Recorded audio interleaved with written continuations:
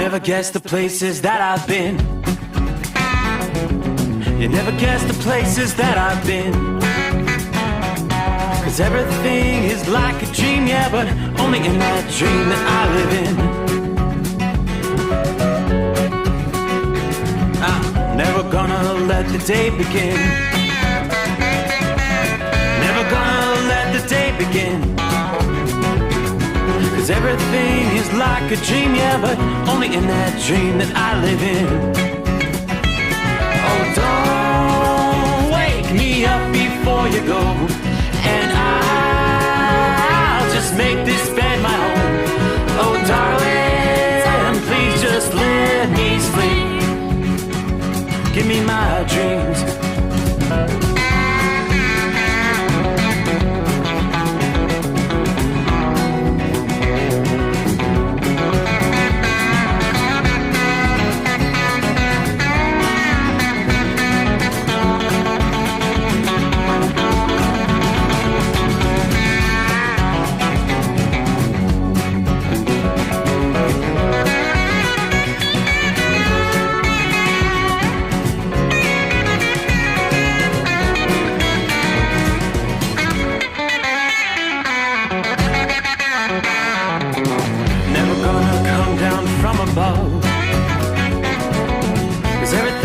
Better from above. Nothing's ever as it seems, yeah, except in that world that I dream of. Never gonna lose the ones I love. Never gonna lose the ones I love. 'Cause everything is like a dream, yeah, but only in that world that I dream of. Oh, don't up before you go, 'cause I can't face this day alone. Oh, darling, please just let me sleep. Give me my dreams. Give me my dreams. Give me my dreams.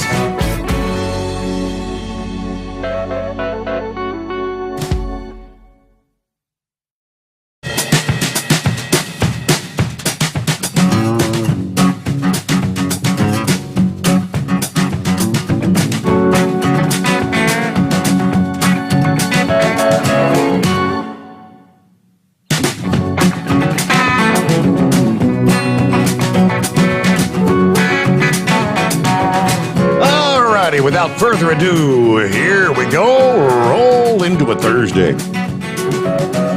Everybody set?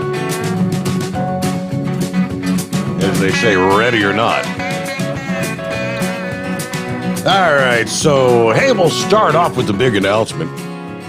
Well, maybe not so big, but more opportunities, more ways to listen. Of course, we've had the Android app has been up and running for several weeks. The iPhone app is now available for your respective smartphone. At the Android, go to the Google Play Store, and it's overnightdriveradio.com. Same for the iPhone, the iPhone App Store, overnightdriveradio.com. You've got the website, overnightdriveradio.com, the Facebook page, the Steve Summers Overnight Drive, and now if you have an Alexa, essentially any Alexa-enabled device, you can ask Alexa. Here's some of the statements. Let me see here. It'll take you, I'm looking, it's like from the Amazon store, the Steve Summers Overnight Drive. It's free to enable. Alexa, open the Steve Summers Overnight Drive. Or Alexa, start the Steve Summers Overnight Drive. Alexa, ask the Steve Summers Overnight Drive, what's playing? Now, that's during the live 5-hour program. Alexa, well, pull up the live program.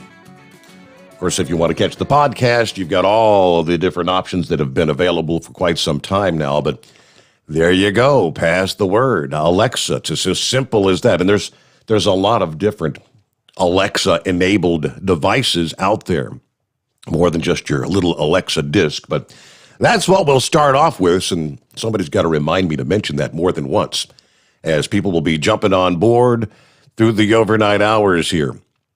Great to have you with us as we get things underway. All right, we've been talking about weather pattern changes forthcoming, and yet some much more action-packed night tonight. At least for the moment, not as bad as it could be. I'm not seeing any widespread severe thunderstorm watches. We could see some of those hoisted, especially in the deep south, through parts of Mississippi, Alabama, southeastern Louisiana. There is a couple of counties under severe thunderstorm warnings, and there's actually one active tornado warning, even though they do not have severe thunderstorm watches in place. This was crossed out of right down at the corner where you got the southwestern corner of Mississippi, adjoining Louisiana there. This particular tornado warning cell moved out of Louisiana on into that southwestern corner of Mississippi and continues, again, to prompt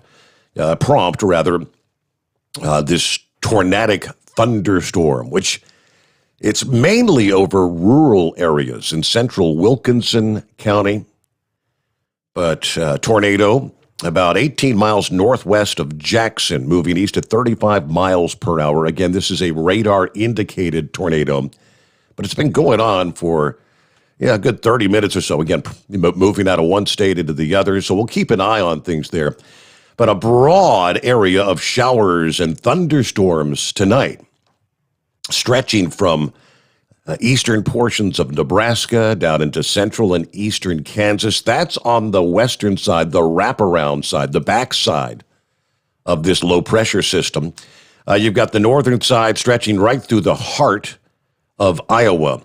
Then heavy rains, embedded thunderstorms stretching down through about the western half of Illinois, the easternmost reaches of Missouri, down into western Tennessee, western Kentucky.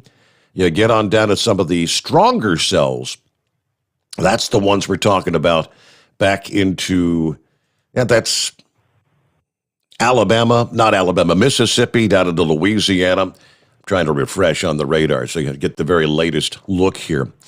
Some of these stronger storms, central portions of Mississippi beginning to move into, northwestern and west central portions of Alabama. And some of those really strong cells down into central and southern portions of Louisiana tonight.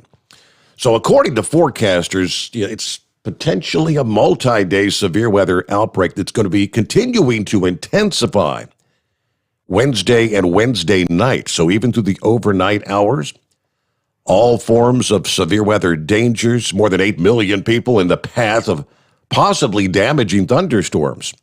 This is the storm that developed in the Rockies and has shifted eastward into the central USA, producing gusty thunderstorms from the Central Plains to the lower Mississippi River Valley through the overnight hours tonight. And again, it is not out of the question that isolated tornadoes may spin up along this system's still strengthening cold front.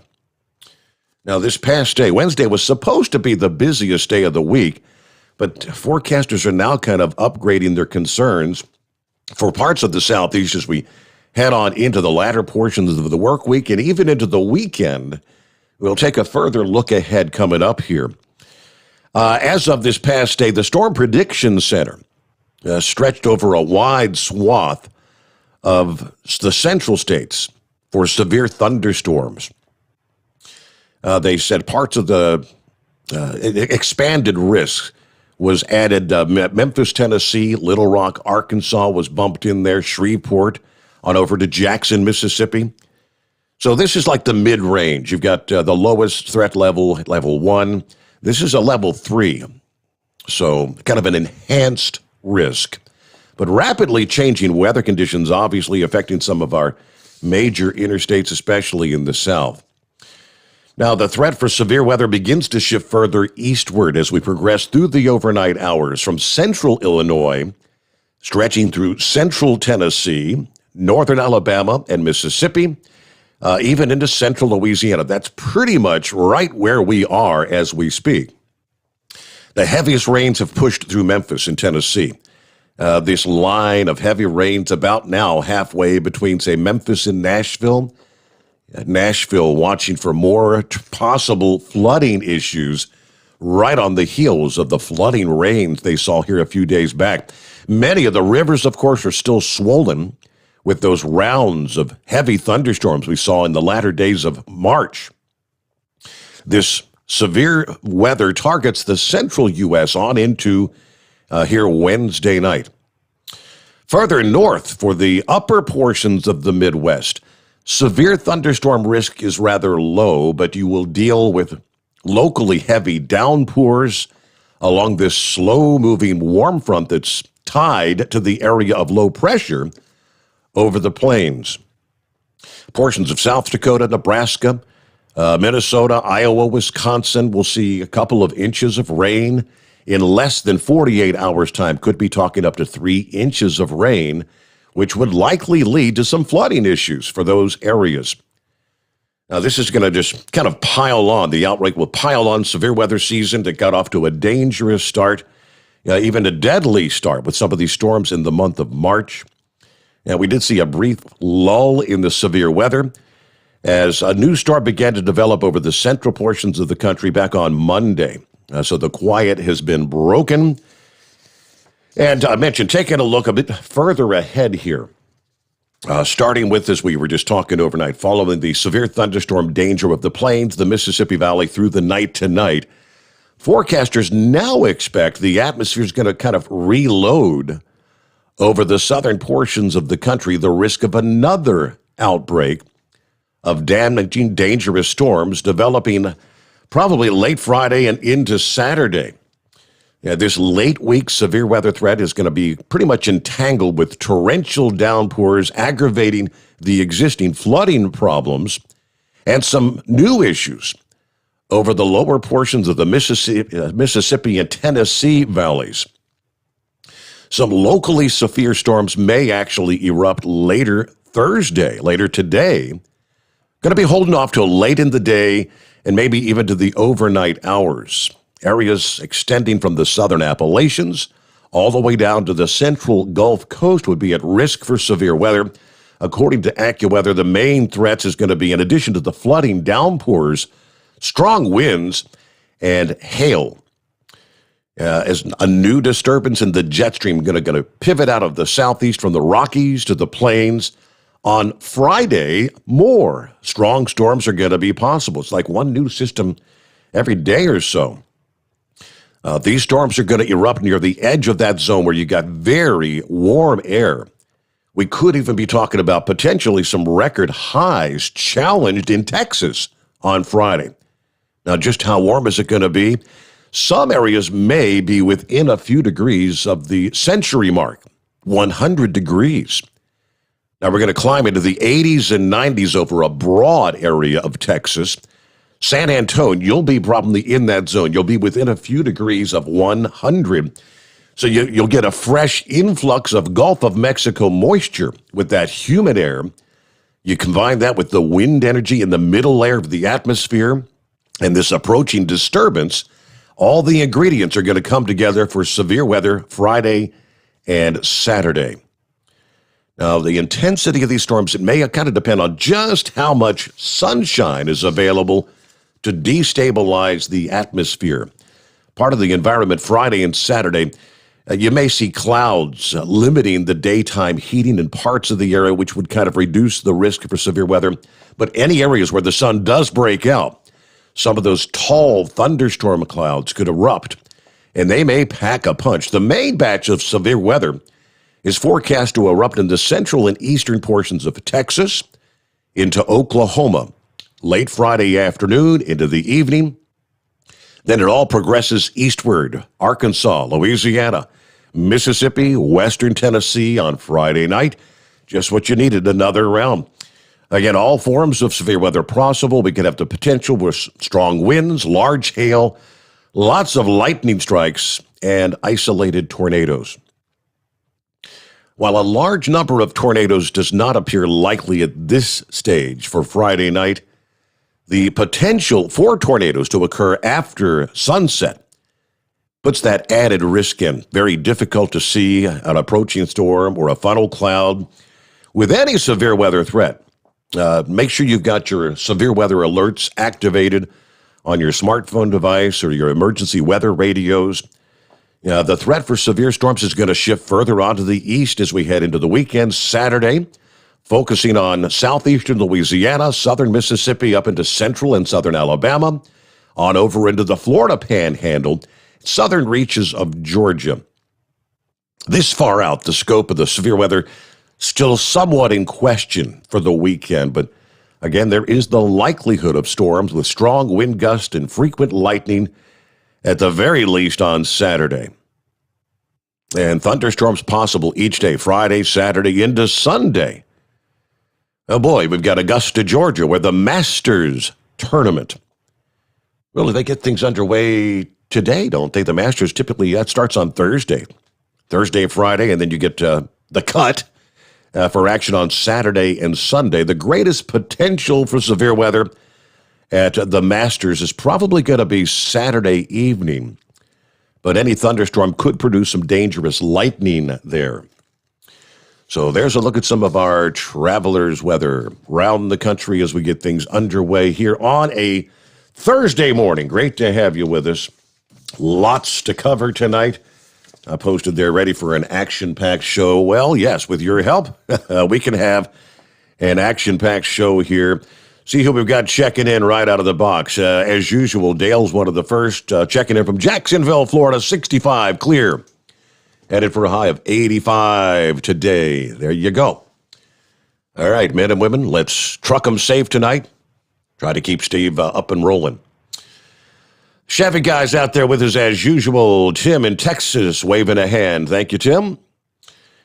Stephen, hello from the big redwood forest in California. Ken checking in. That's our friend Kentucky, Ken. Out there to protect and serve tonight prior to a few vacation days. Something to look forward to. Kentucky Ken. Scrapyard checking in, waving all five from Wind Tunnel, Arkansas. Good morning, Steve, from Springboro, Ohio. While I've seen some weird sightings at Walmart, I declare I've never seen a full moon inside. I enjoy your fabulous post. Okay, that was the photograph I posted.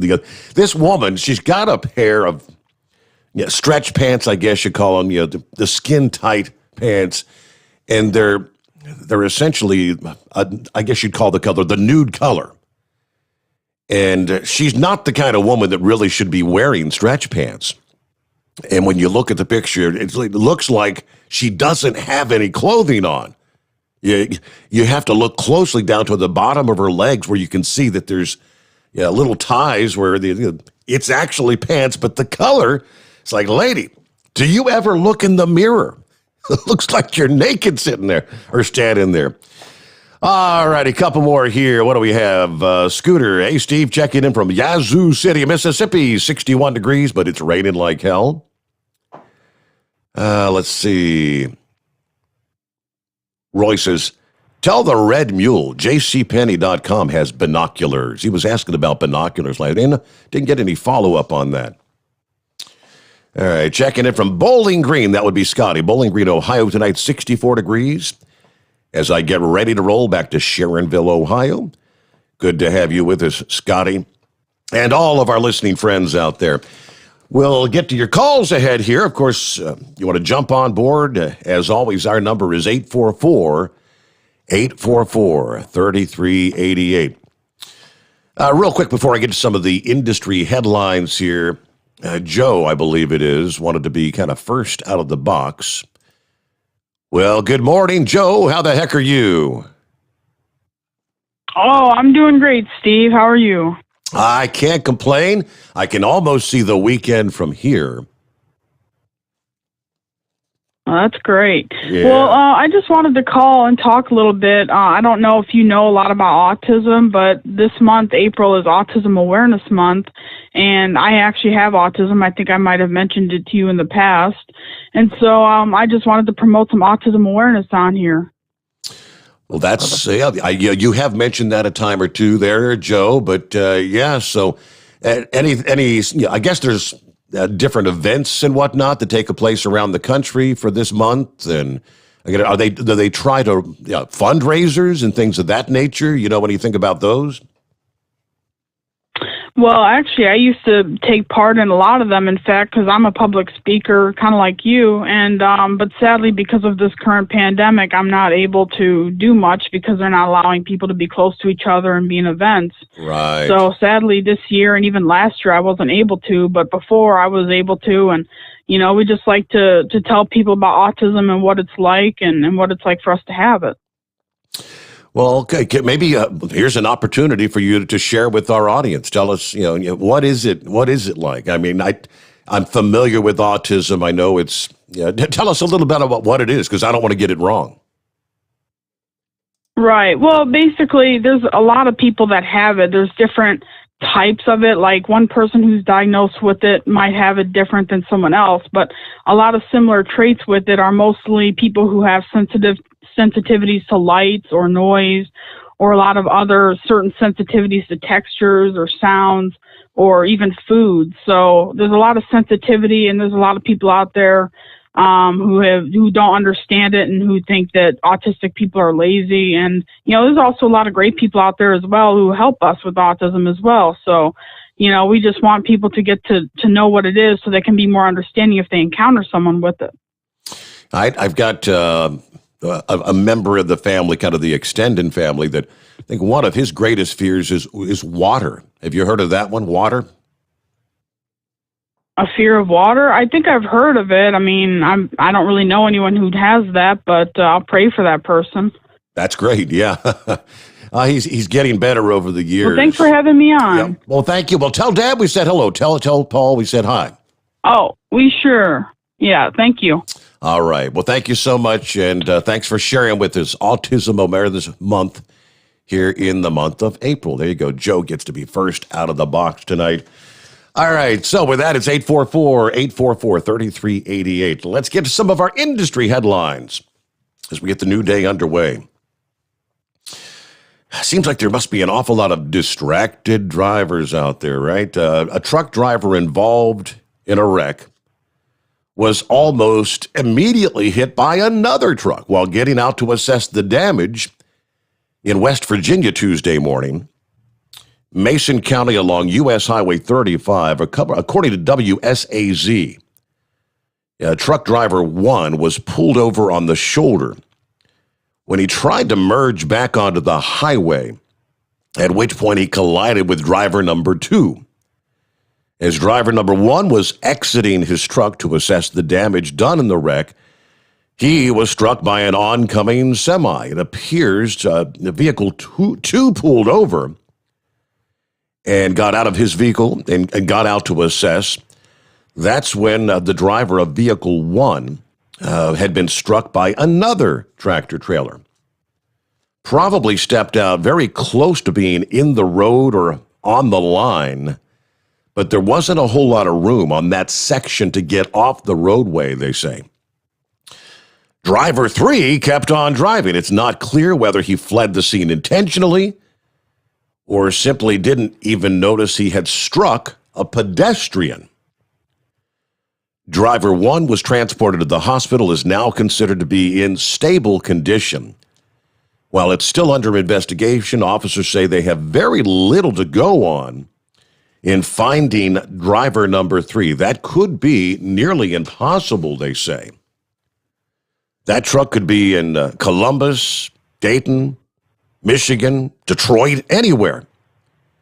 It's going to be very difficult to track down a random tractor trailer that may be on the road headed to and from on I-35, because that's a very large artery for traffic. If the hit-and-run driver is found, they could face a felony hit-and-run charge. Brain Dead is checking in here. He sent me a link to this, and I'm going to share it before I get to him here in just a moment. The FBI, I think this was somewhere down in his neck of the woods, down in the Memphis area. The FBI is asking victims to come forward after 2 truck drivers were arrested in connection with a kidnapping for ransom scheme. This past day, the FBI's Memphis field office announced the 2 over-the-road truck drivers had been arrested, saying that the truck drivers engaged in a plot to kidnap females and demand ransom of the females for their release. 25-year-old North Carolina-based truck driver Brian Summerson, arrested in Daytona Beach, Florida, for battery, cause bodily harm, false imprisonment, and tampering with a witness calling 911. Summerson is an over-the-road driver with a primary route of I-95 from New Jersey all the way down to Miami, as well as Chicago, Illinois, and Kansas City, Missouri. The FBI said when meeting potential victims, he tells them his name is Vaughn, V-O-N, or Vaughn, V-A-U-G-H-N. Victims are believed to have been kidnapped along Summerson's route.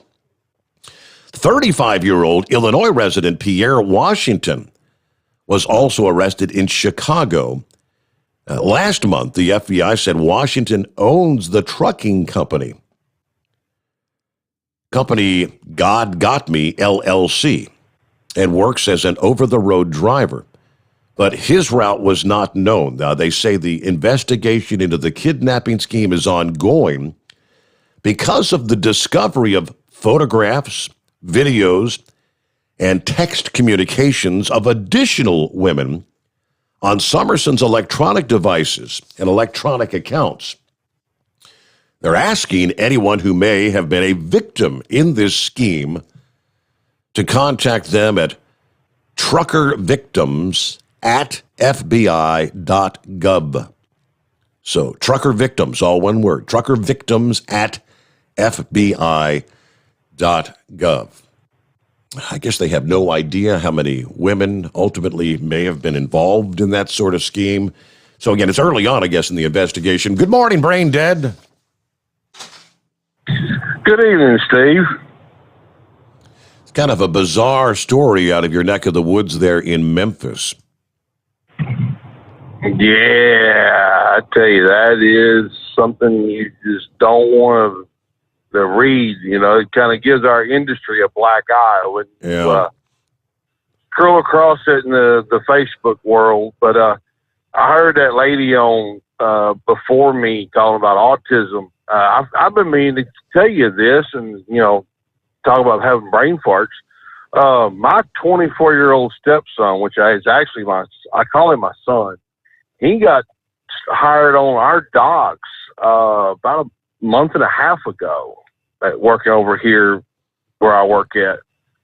And, well, of course, you know who I work for. Yeah. And he made full-time here about 2 weeks ago. He's now officially full-time.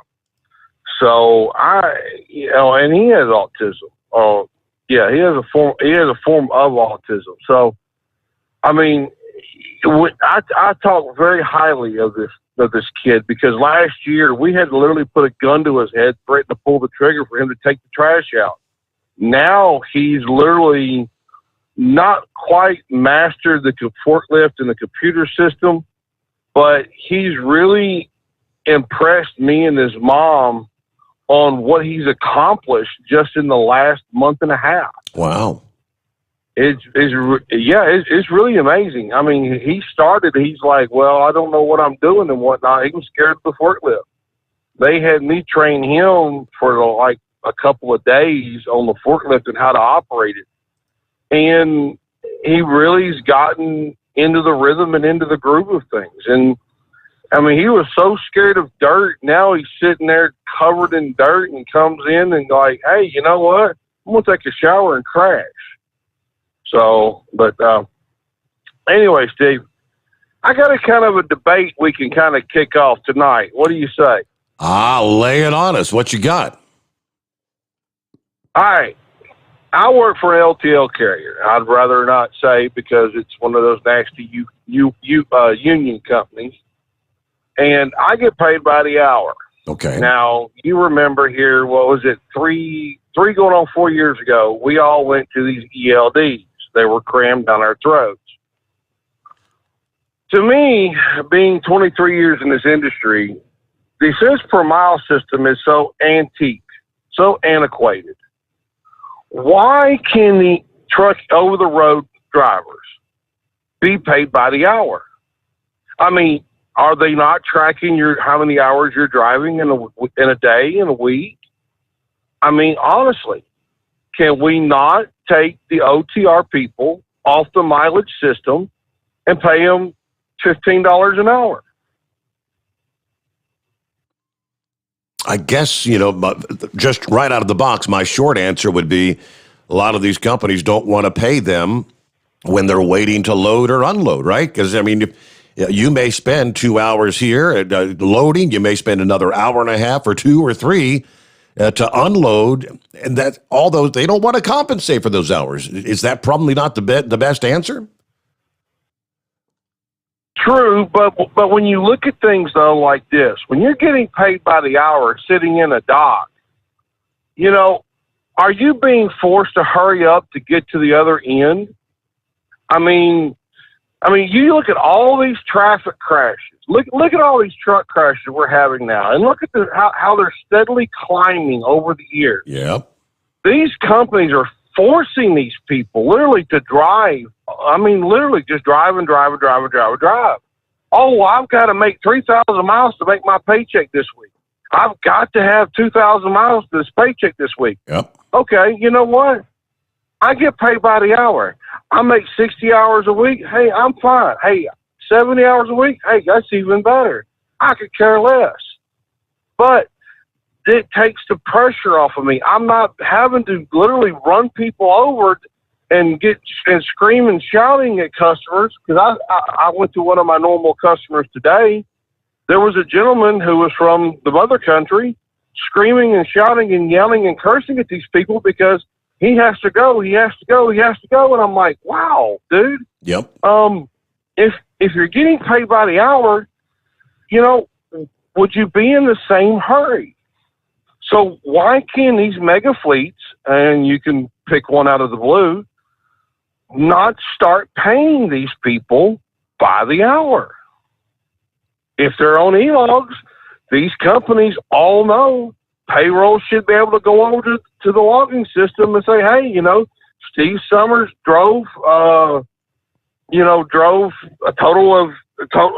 worked a total of 65 hours last week, was paying $15 an hour for 65 hours. I mean, it's pretty much like a slave labor, being on cents per mile. Well, I think you've almost answered your own question, but yeah, with the 14-hour clock ticking and the ELD device, you lost 2 hours at a shipper. You are now pushing yourself.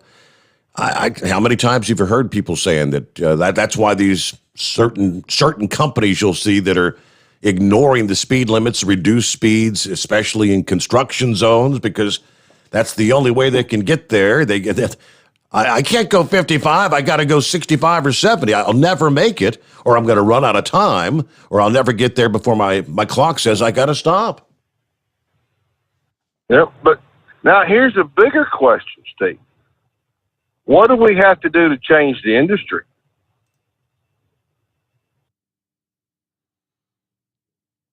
I don't have the answer to that. I think they've been, our friends at OOIDA and whatnot, they've been working on that for years now. I said, what's a good rate? Scott kind of chimed in, if you think 15 is good, brain dead is brain dead if he thinks 15 is good. I work for the profitable Big Green LTL company, and I wouldn't want hourly. I think he's saying he would probably take a massive pay cut.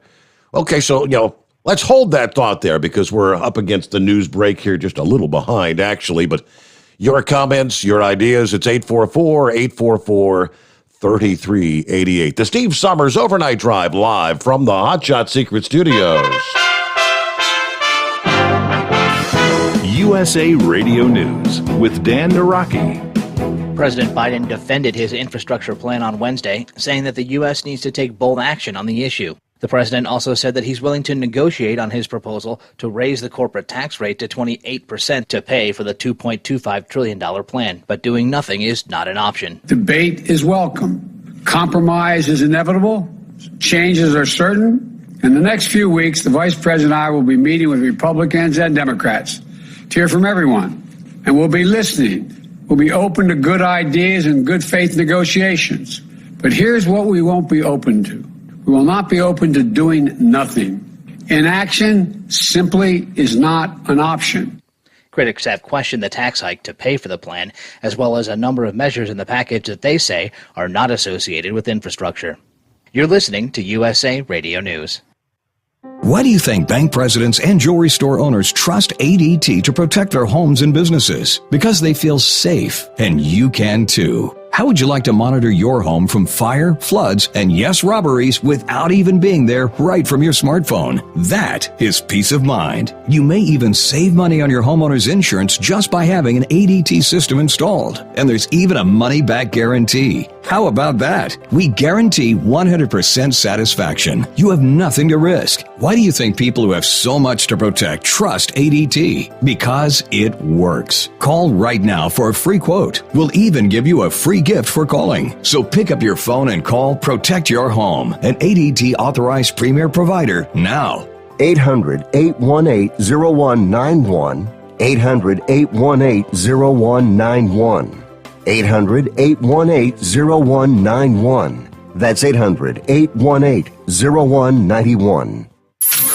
Keep the bugs off your glass and the smokies off your ass. This is the Overnight Drive with Steve Summers. Some say their truck reflects who they are, dependable and reliable. That's why you trust Blue Def. Now the best just got better. Introducing Blue Def Platinum, a revolutionary innovation with advanced system shield technology to significantly reduce harmful deposits. To maintain fuel economy, save money on costly repairs, and sustain the life of your SCR system, there's only one DEF to choose. Blue Def Platinum. The best just got better. Diesel Army is on duty 24 hours a day, 7 days a week. Burning the midnight oil with the best diesel coverage. All the tech, all the torque. Diesel Army, where there's smoke, there's fire. For the latest news and event coverage, as well as feature and tech articles, sign up for the newsletter and don't miss a thing. Visit dieselarmy.com from the Power Auto Media family of digital magazines. Again, it's dieselarmy.com. Do you have a Dodge pickup and hate your automatic transmission? Of course you do. Levon Miller at Firepunk Diesel here, and we specialize in heavy-duty and performance transmissions for your 3/4 or 1-ton Cummins-powered truck. So if you're interested in turning your stock slush box into a towing monster, call us today at 614-733-3744 or visit us online at shop.firepunk.com. Whether you're a diesel pickup performance enthusiast or just looking for a small upgrade, when selecting common rail fuel system components, look no further than Exergy Performance. At Exergy, you'll find injectors, pumps, and more, engineered like no others on the market using state-of-the-art equipment run by people that have been in the business for decades. So if you're in the market for common rail components at any power level, contact Exergy Performance or one of the many dealers listed on our website at exergyperformance.com. Dean Michael, the tax doctor here. Are you tired of those tax problems following you around like a dark cloud, always in the back of your mind, losing sleep at night? Call me now and get your life back. 888-632-4506 or go to mytaxhelpmd.com. Pretending they're not there won't make them go away. The IRS isn't going to forget. They will levy your bank account and garnish your wages. Don't wait for that to happen. I'm not telling you these things to scare you. I'm telling you so you can benefit from my years of experience. Now is the time to act. 888-632-4506. At Hotshot Secret, we share the science behind common diesel problems. For example, stiction. Engine oil can break down under extreme heat, leaving behind varnish, a carbon-based deposit that creates drag on the engine's moving parts. This sticky friction is stiction. Symptoms include a rough idle and the loss of fuel economy and performance. Hotshot Secret Stiction Eliminator is formulated to be left in the engine. It works as you drive. Stiction Eliminator is available at truck stops, Tractor Supply, O'Reilly's Auto Parts, and online at hotshotsecret.com. And now, back to the Steve Summers Overnight Drive.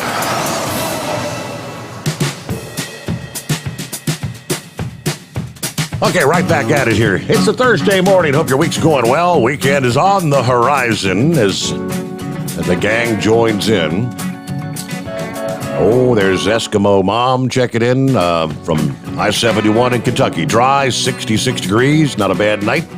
Tony in Salt Lake City, 53 degrees, headed from Minnesota with my produce. Miss Millie checking in from Kentucky. Good morning.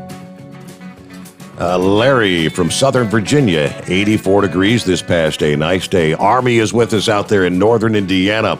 Rodney, hello from South Dakota. Katie, about to go turnpiking. Let's see, fireman waving from Uvalde, Georgia. It's too early to haul logs, so I'm going to roll over for 2 more hours of sleep. Tony checking in from Hamilton. Timothy, good morning, 62 in Harrisburg, PA. Scuba Steve checking in from Montgomery, Alabama. Looking forward to a great show. All right, Car 15, I guess, responding to Joe's call. Good for Joe. And keep sharing your story. That's great. Now, let me get back to Brain Dead. And, okay, so I guess the question was, what's a good rate? Yeah, the one guy said $15 an hour. He'd take a massive pay cut. What's a good rate? Well, I threw $15 an hour out there just as like, what to say? Just sort of like S and gig, Right. Giggles, It's just kebab and good. Yeah, just to throw a number out. Okay. Yeah. Just throwing a number out there. I mean, it could be anything. Whatever the company wants to choose. It could be $20 an hour or $30 an hour, whatever they want to throw out there. Okay, it's up to the company, but it's just because when you look at the cents per mile, I haven't added it up in years because somebody told me years ago that it was below minimum wage. So why are we doing the job for below minimum wage? Why are we not making at least minimum wage? That's the thing that's always kind of rattled me. But and also too, when you look at things, Steve, at the 30,000 foot view, I haven't seen latest numbers, but the turnover rate in the truckload sector, what is that? What, over 100%? Yes. Isn't it like 125%? So, and the LTL sector is what, like about less than 10%? Way low, yes. So wouldn't you figure what the LTL sector is doing right and the truck and doing right and what they're doing and what truckload is doing wrong and trying to fix the problem?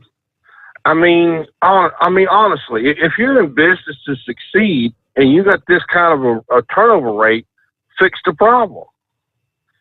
I mean, honestly, pay them by the hour. Is my opinion. I don't know what anybody else says or thinks. Well, those companies with the big turnover rates, I think, some refer to them as bottom feeder companies, but I think their approach is it's the cost of doing business that they don't really, I guess, care about the turnover rate because they'll just keep pumping in as long as you've got a newbie ready to come in off the street for them to train and get you locked in as what Yoda used to call an indentured servant for the next year and a half or 2 or 110,000 miles, whatever the criteria is going to be. They'll take that because they're paying you pennies on the dollar. And it's, like I said, that they'd rather have the turnover because they're getting the cheap labor out of it. I think that's the answer. Well, let me see. What do you say there, Knucklebuster? Oh, morning, Mr. Steve Summers. That's about the most hilarious suggestion I've ever heard in my life. Really? I'm home every other day, off every weekend. I get paid 50 cents a mile. By just driving the speed limit, I average 65 to 68 miles an hour for every hour that I'm driving. So that's $32.50 an hour for the time that I'm driving. I'm sleeping. That's sleeping. They shouldn't pay me for sleeping. That's just part of life. Everybody sleeps. Everybody's got to sleep there. Well, what's going to happen when they put the speed limiters on us? I was reading today, there's a Democrat and a Republican both up there in the Senate has done proposed a bill to cut these trucks back to 65 mile an hour. So therefore, that's going to take a cut in my pay. I mean, $15 an hour, you can't be union and work $15 an hour. Them union guys work for about $20 to $25 an hour, maybe even more, see? So, I mean, that's stupid to tell everybody else you need to take a cut in pay. And as far as that speed limiter thing, if these owner-operators would drive the speed limit out here, that speed limiter idea would go away. And that's the only reason they're bringing it up, because the owner-operators won't drive the speed limit. And that's all my baloney for right now. I'll get off my high horse there for a while. Okay, now I'll call you later on. He did say that, well, he just threw a figure of 15 out. Well, what about 20 or 25? I think he's alluding to the fact that for all those hours that you spend, if you lose 2 hours loading and 3 hours unloading, and you add that up over a week's time, you may be giving away 20, 25 hours of your time. What if you were getting 20 or 25 an hour for those? Would that make it worth it or no? I get $25 for detention time an hour, $25 an hour for detention time already. I get paid for fueling. I get paid for working on this truck. It's their truck. If I have to make a repair on it by myself, they pay me $25 an hour for it. See? Gotcha. This company does great. Okay, so not every company does. That's the key right there. Yeah. So if you're being compensated fairly, then yes, there's. When they first came out with the 14-hour clock, I remembered the discussion that all these companies that were making drivers set for 2 hours or maybe 3 hours before they started paying detention time. Yeah, they said that was all going to go away. There's no way drivers are going to do that when they've got a clock that's ticking on them like that, because there's no way they can make up for those hours like they used to, kind of fudge in logbooks. It sounded like it was headed the right direction, but apparently a lot of companies are still, if I understand correctly, giving you nothing for the first maybe hour and a half, 2 hours, whatever it might be. And yes, he mentioned the speed limiters. Let me jump into that before we get more of your calls, because that was one of the headlines. The National Transportation Safety Board, what they call their list of safety recommendations. It's in their top 10 list. It includes requiring speed limiters on commercial vehicles and taking steps to prevent individuals from driving drunk or distracted. Well, that's perfectly fine. This is what they call the 2021-22 Most Wanted List of Transportation Safety Improvements. It was introduced during a board meeting on Tuesday of this week. The board unveiled 10 areas of improvement, starting with require and verify the effectiveness of safety management systems in all revenue passenger carrying aviation operations, prevent alcohol and other drug-impaired driving, require collision avoidance and connected vehicle technology on all vehicles, eliminate distracted driving. I think it would take an act of God to do that. You can try as you might, but rest of the list here, implement a comprehensive strategy to eliminate speeding-related crashes. Maybe that's where speed limiters come into play. Install crash-resistant recorders and establish flight data monitoring programs. Improve pipeline leak detection and mitigation. Improve rail worker safety. Improve passenger and fishing vehicle safety. So the National Highway Traffic Safety Administration, or the National Transportation Safety Board, that covers all facets of transportation, but you got your couple in there. A comprehensive strategy to eliminate speeding-related crashes. That's what they're talking about right there. The Owner-Operator Independent Drivers Association is opposed to any speed limiter mandate, contending that the devices will actually serve as a detriment to safety. Just last month, they sent a letter to Pete Buttigieg, our new transportation secretary, telling him to reject failed speed limiter proposals. And it's been resurrected by the ATA in combination with Road Safe America. We can go all the way back to 2016 when they had their notice of proposed rulemaking. It would not only fail to improve safety, but it would likely lead to more crashes. But it would provide large carriers a greater competitive advantage over small businesses. According to Todd Spencer at the time, we are adamantly opposed to any proposals that would create a separate nationwide speed limit for commercial motor vehicles. They've been fighting that for years and years. Research shows speed limiters increase congestion.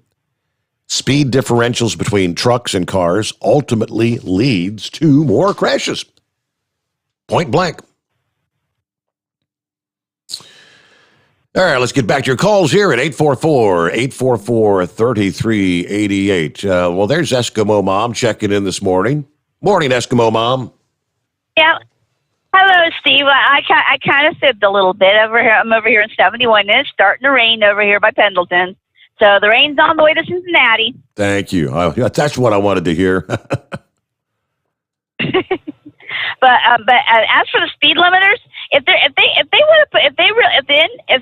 really want to fix safety, put speed limiters on these cars too, because most of us have the collision mitigation systems and the smart crews. We've got this little thing called radar, and there's a lot of us. We have seen cars go 100 miles an hour, 85, 90, even through Cincinnati. We've seen folks go that fast, and they can't stop on a dime at those speeds. But what I want to get back to you is on brain dead. Is that my run right now pays me $321. $321 for the whole kit and caboodle. And if I would go paid by the mile, I would have to be at least $30 an hour, if not more, to be able to make up for it. And it's not going to address the people out there that it might take 9 hours to make that run, but they'll milk it for everything they've got, and it'll be at least 11 to 12, 13, and they still get paid the same. They still get paid for all that extra time. Okay. All right. Well, Eskimo Mom, good to have you with us. Thanks as always for being a participant in the program. Looking at 10 before the hour. It is 844-844-3388. And, there's old Horse Feathers. Morning, Horse Feathers. Yeah, morning, Your Honor. So anyways, hey, picture this scenario here. You're in the overnight drive bunkers restroom there, and there's a row of about 25, 30 urinals, and we're standing side by side, and there's, 10, 12 other guys in there, doing the same thing. And I lean over to you and say, hey, Steve, this thing just keeps getting bigger and bigger all the time. You know that? Your show is just getting bigger and bigger all the time. But anyways, I just ought to try to bring back a Maverick memory there for you. That's a memory. Yes. That's... For those, you can't have an inside joke. For those who aren't familiar with what he's talking about, well, I don't know how many years we're going back, but Maverick and myself, we had gone into the restroom there. We were at the Mid-America Truck Show in Louisville. And again, the restroom, you got the stalls all, and people in there using the John, and Maverick's just talking, and he just comes out and he says, boy, this thing just keeps getting bigger and bigger every year. And he was talking about the truck show, but I kind of snickered.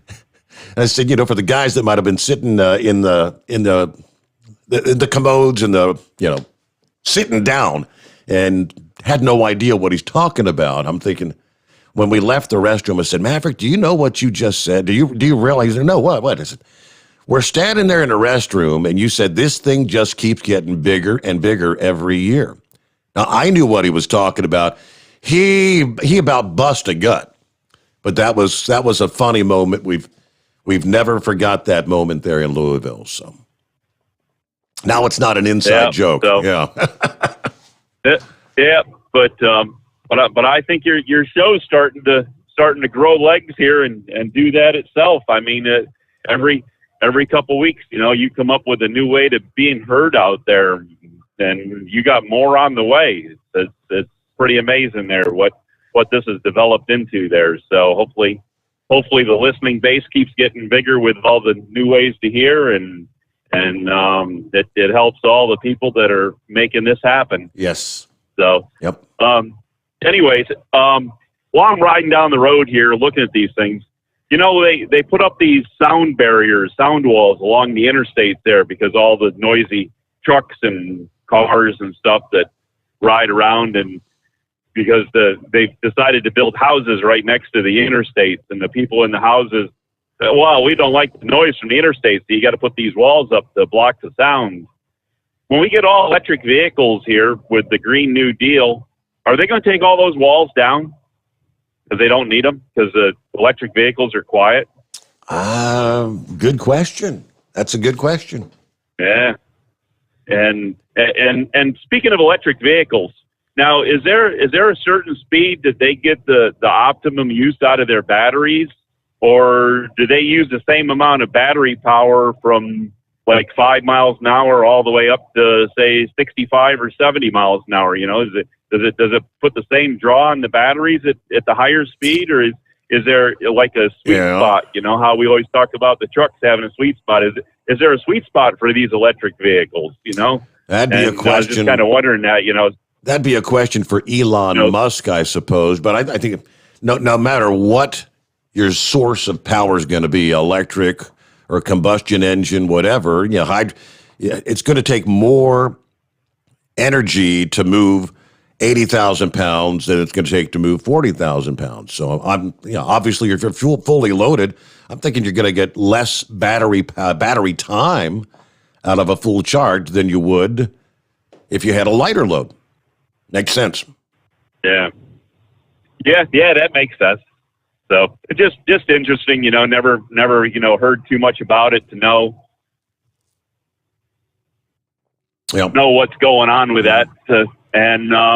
Anyways, the go on this hourly pay thing here, or the pay by driver, how to pay drivers. Now the next thing is the classification truck drivers are in. They aren't required to pay truck drivers overtime. So if you say you're going to pay your truck driver $15 an hour or $20 an hour, that's going to be that pay for the whole 70 hours, unless somebody, puts in a contract that, you're going to get paid overtime at 40 hours or 50 hours or 60 hours or however anybody wants to do it. So unless truck drivers are reclassified, which is always the problem with having the other drivers be able to come in on the visas. Remember, right. If truck drivers were, Todd Spencer always said, if truck drivers were reclassified, to be, the other classification, I can't remember right off the top of my head. That would be the skilled. It's a skilled laborer. Truck drivers are not considered a skilled labor. And you're right. Todd Spencer has said, be careful what you wish for, because if you do get classified as a skilled labor, you'd be entitled to the overtime thing. But then it throws in the potential for bringing in, I guess, masses of foreign drivers or whatever. That's right. But it seems like there's already masses of foreign drivers. And how are they getting all these, H-2B or H-1B, whatever they're coming in on, to drive trucks from other countries? I don't understand it. Is he trying to say it would be double or triple that if you were reclassified? That I don't know.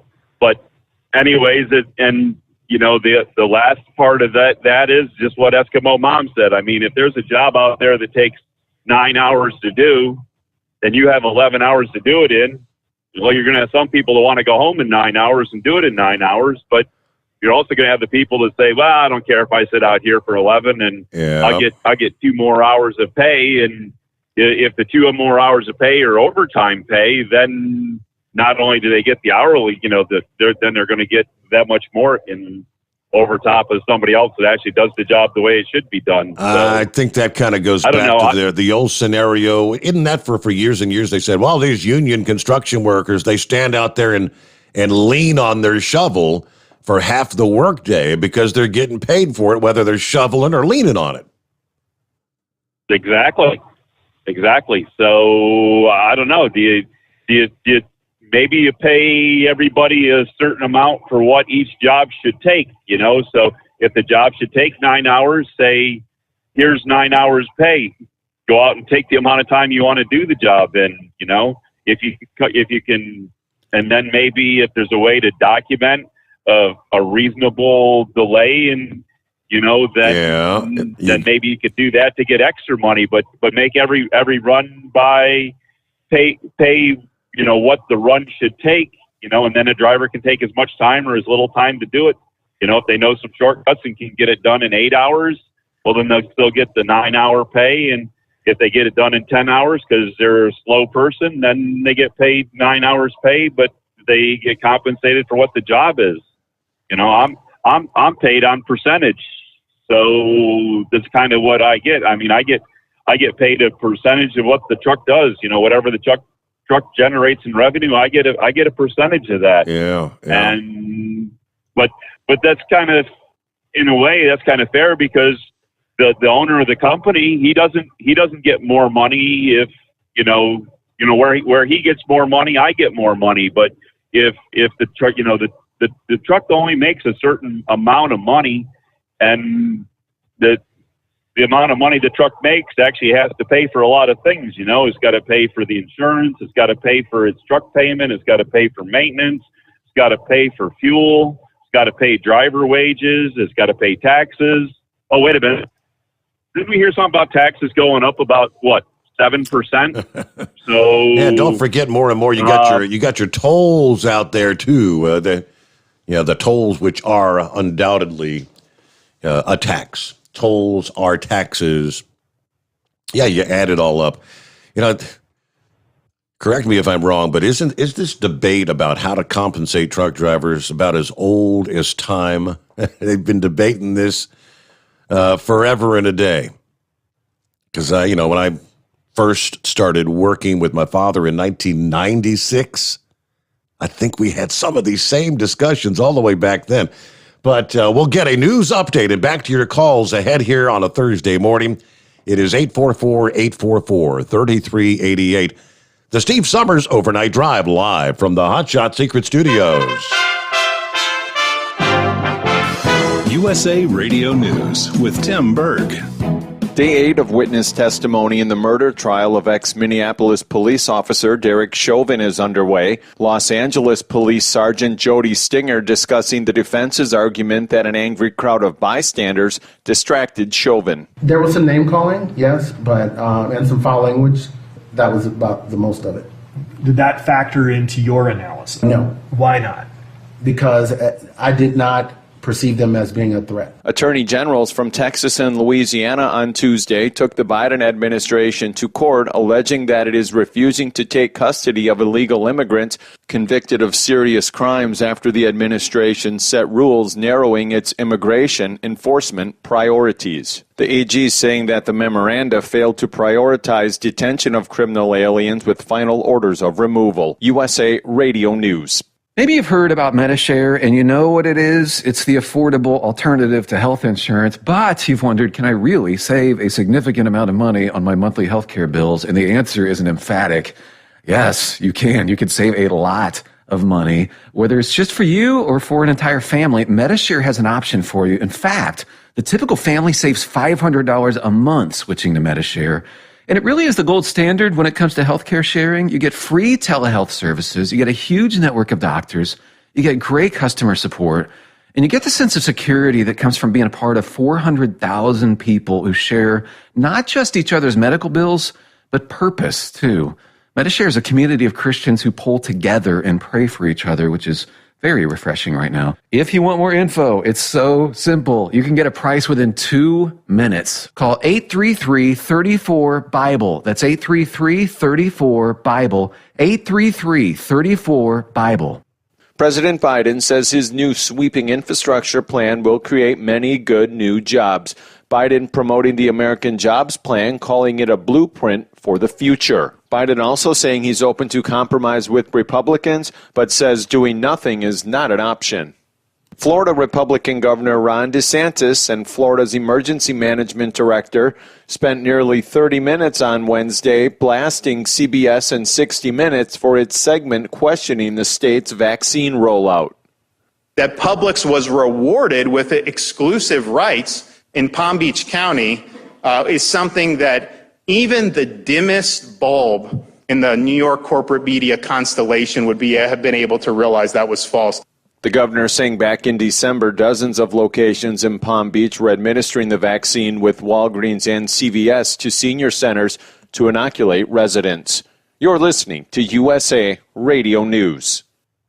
Hi, this is Dr. Joel Wallach, and I want to tell you that arthritis is not a genetic thing. It's not a disease of aging. Neither is osteoporosis. Get a hold of my book. It's all in your head. It goes into the 25 different diseases you get when you have osteoporosis of the skull. These are all reversible. You take the Healthy Bone and Joint Pack, the MSM, vitamin D3, stay away from all the bad foods, including gluten, and guess what? You'll regrow all your bones, including your skull and your legs and your hips and everything else. Contact us at usaradiohealth.com. That's usaradiohealth.com.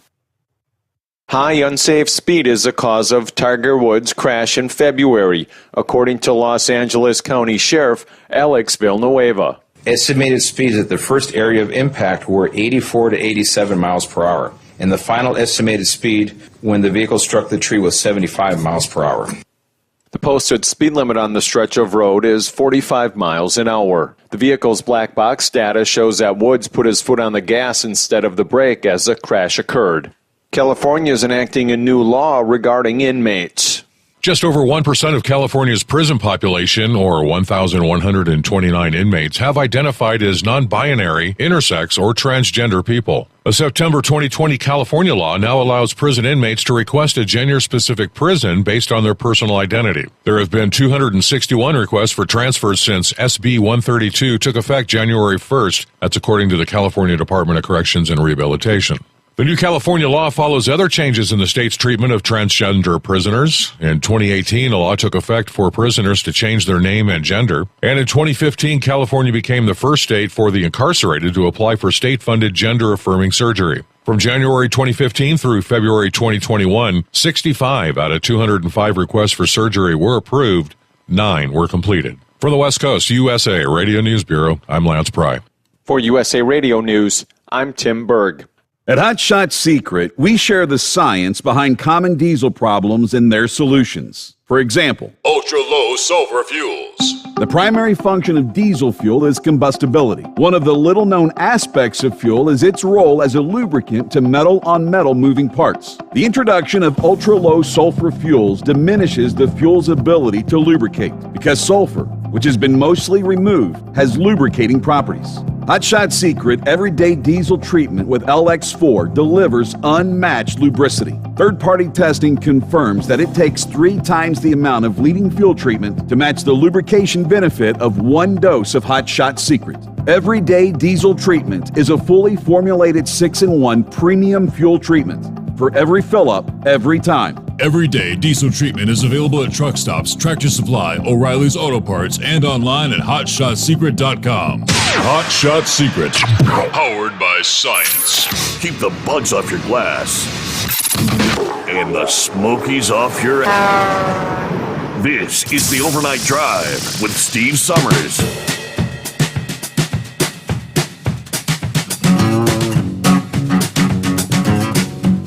We'll jump back into it for hour number 2 on a Thursday morning. Hey, don't forget, tomorrow night, Friday morning, if all goes as planned, as scheduled, Chris Gabrelchik will be joining us live.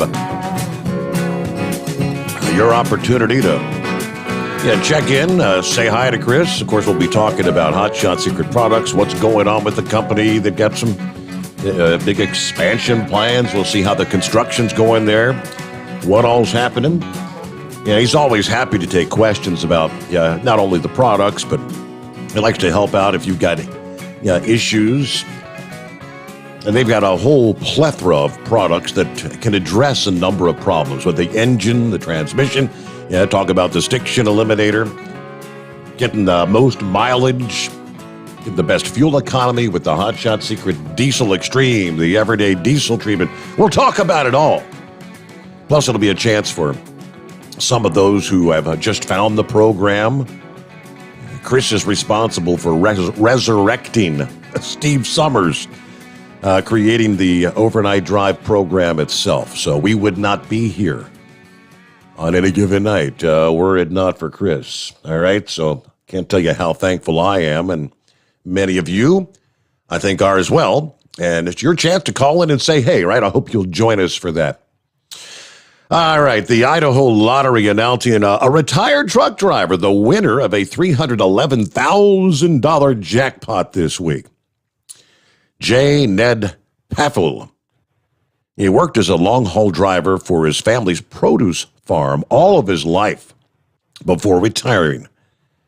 He's a regular lottery player, secured the winning ticket for the Idaho cash drawing, March the 21st. Clerks at the Albertsons checked his tickets and realized, hey, he's the winner. The clerk told him, hey, this prize is way too big to pay in Lewiston. You're going to have to go to Boise to claim your ticket. He said, what do you mean? I said, how big? She said, really big. He said, that's a lot. I don't know what I'd do if I won $5, let alone this, he said. When they confirmed his winning numbers, $311,000, he did claim his prize on the Idaho cash game at the lottery office in Boise here a few days ago. Says he plans on using the winnings to make retired life a little easier, obviously. Going to fix up the house, and he's going to purchase an old-fashioned lever-action rifle. Well, congratulations to that particular retired truck driver. But all right, let's get back to your calls here at 844-844-3388. Hello to the Carolina Ghost Rider. It's been a while. How you been? Oh, been just riding around listening.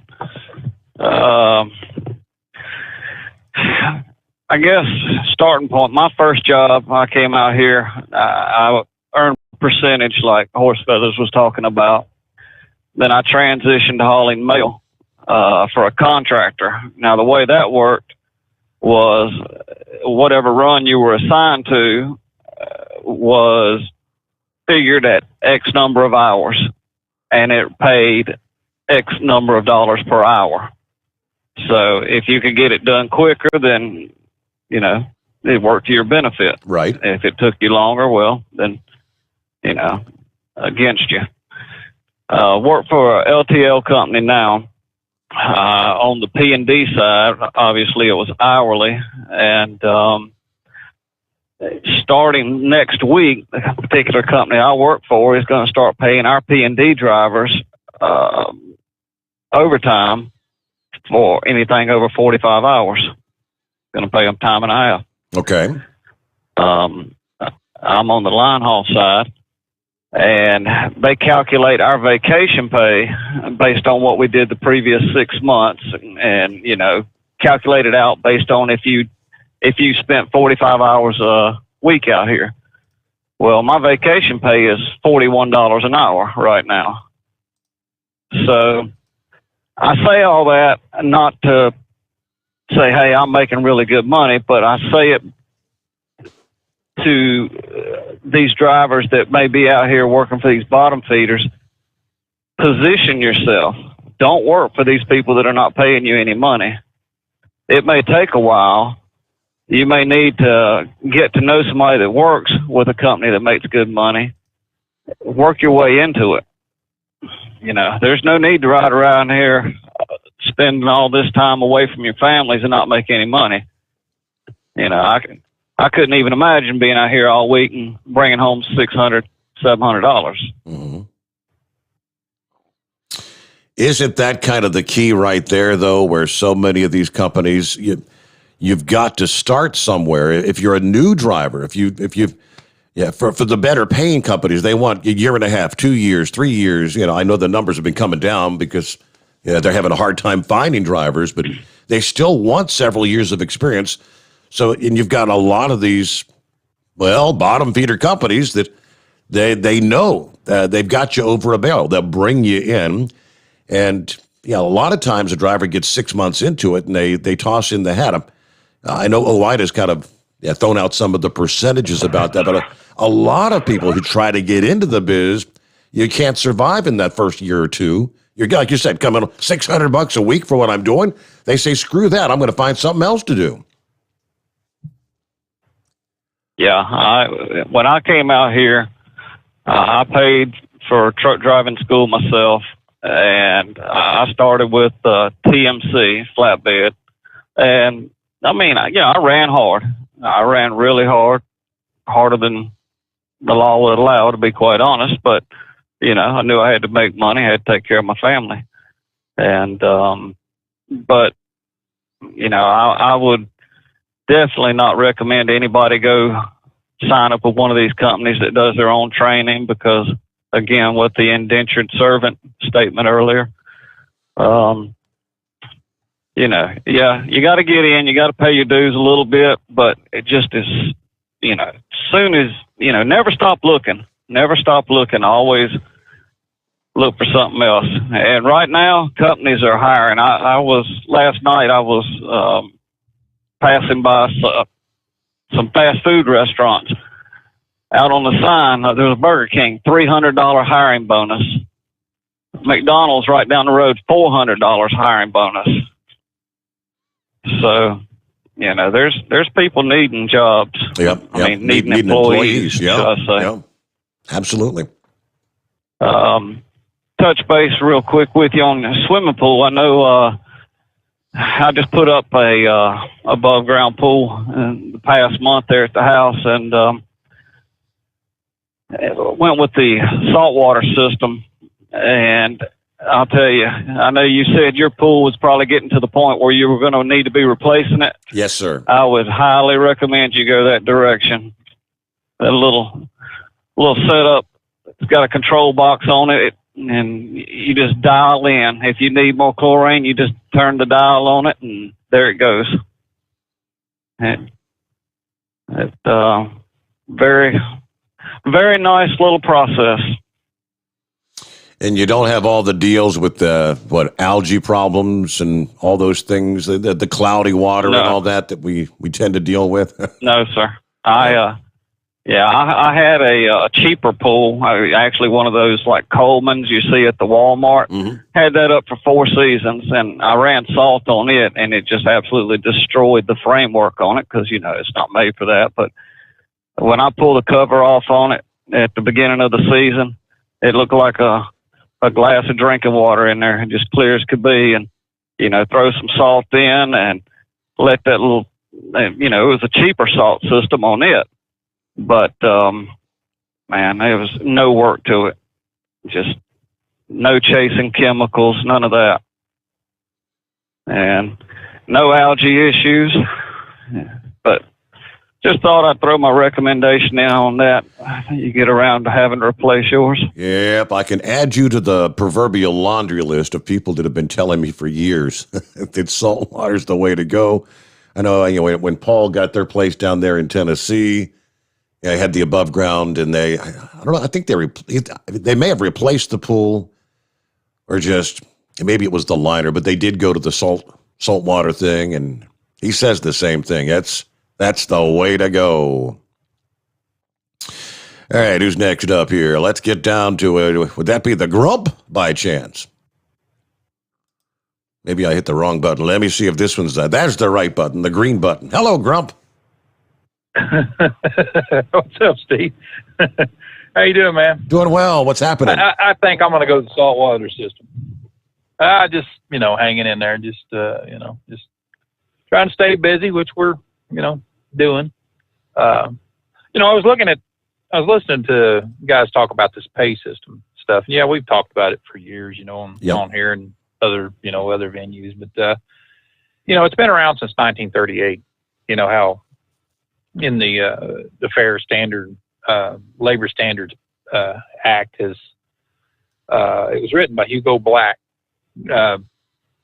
back before the New Deal, and it's ironic he became a Supreme Court justice and has defended it. I mean, he didn't exempt himself when lawsuits come up about the the overtime pay and stuff like that back in them days. But anyway, he wrote it. It exempted a lot of people out of interstate commerce. A lot of different and they set a salary rate on it. It really had nothing to do with whether or not you were skilled labor or anything like that. It was the fact that it was a fluctuating, I guess you want to call it a fluctuating pay system because of the rates and the jobs and stuff like that. And a lot of companies, were they were claiming as self-contractors, and so that's how that come about when they exempted so many people out of the transportation industry for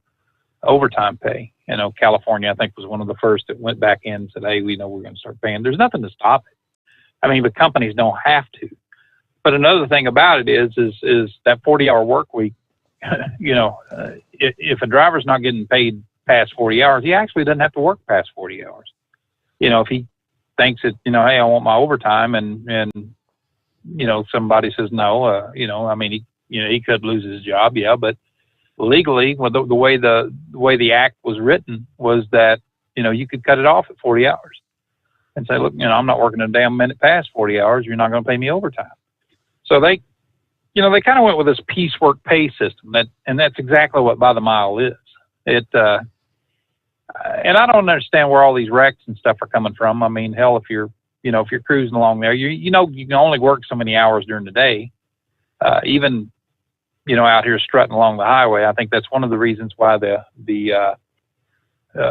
problems that we've had with the electronic logs right now is just a simple fact that people are trying to cram as many, there is no fudging of that. Correct. So it has caused, it has been pretty problematic. And it really wouldn't surprise me, Steve, to see a lot more companies wanting to go to the hourly rate. I personally, I get paid percentage on what I do, and I make a damn good living. I mean, it's really, we rake in a pretty good amount of money every week, and I'm able to throw a couple $1,000 a week in the bank, as a matter of fact, just to in savings and stuff. That's how good it is right now. But a lot of people don't have it like that. I mean, they comment on these bottom feeder companies. I mean, they've ruined a lot of the trucking industry with their low pay, and there's still companies out there that are paying people 18, 20 cents a damn mile. We paid for your school, we did this, we did that, so right. we're gonna get it back on the mileage pay. Well, hell, if you look at, I can look at one truck, what my truck grosses a year. It's well over $300,000.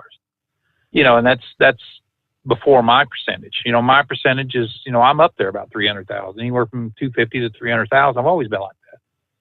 So for them to sit there and say that we're only going to pay you 18 cents a mile, and get this bad taste in these drivers' mouths already, because they're making no money. They're out here working their butts off. It's that same group of idiots. We've talked about that too. For every 7 days you give me out here on the road, I'll give you 1 day off with your family. Kiss my ass. I'll take off as much as I want. I've been off, God, hell, out of up to right now, I think I've been off about 37, 38 days this year already. And, but I'm old and cranky and grouchy, and they like seeing me, kind of take a break. But it's just this thing, man. I mean, the trucking industry has been like this for so many years, and it's not getting any better. I mean, that's why the longevity on drivers is about 5 years. I mean, that's about all most of them can stand it. When you look at the life expectancy of truck drivers, 61 years old. Hell, I'm popping that right now. But it's been this creation over time here of these crazy laws and the crazy labor rules that has been wrapped around, truck driving. It's they still want to pay you by this piecework mile, but they want to limit it to miles that you can drive. It's not just with e-logs, but they want speed limiters. They want this, they want that. And when they stick them on a truck, the turnover rate's gonna go crazy, because people that are out here working as contractors right now, that are that's getting sucked into these lease purchase programs. That was born out of the Deregulation Act. We've talked about that. Prior to deregulation, there was around 58 to 60,000 trucking companies. That's all there were. Mm-hmm. I mean, they owned the rights to the lanes, and after deregulation, within 10 years, there was 560,000 trucking companies. So they kind of wiped out the emphasis on the companies, and they put it on the driver at that point in time. And before deregulation, this industry was 63% unionized. So the wages were up there. And contrary to what people believe, if anybody ever reads the Deregulation Acts of the Motor Carrier Act of 1980 and prior to that, when they first tried, if people would drivers would sit down and read that, they would understand that was a Democrat bill. The Democrats are the one that Ted Kennedy in particular, he wrote that bill. And in his writings, he wrote that the unions were too big, too powerful, they needed to break them up. And that was the basis behind one of the bases behind, plus opening up the economy a little bit better and opening up these freight lanes where they could get more trucks out here. And, it's just been a giveaway for so many years, as far as, time. And we've looked at that, I don't sit around much, we're so busy right now, here with the company that I'm leased the same one, Gouger's leased to. He griped at me for years till I come over here.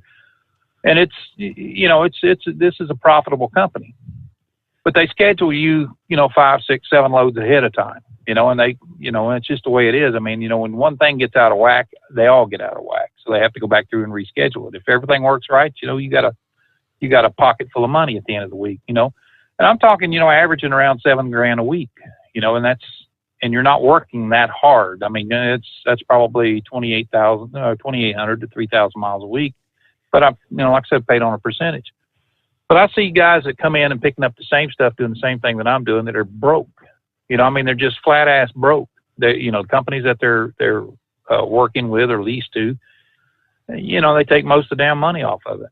And how do you correct that?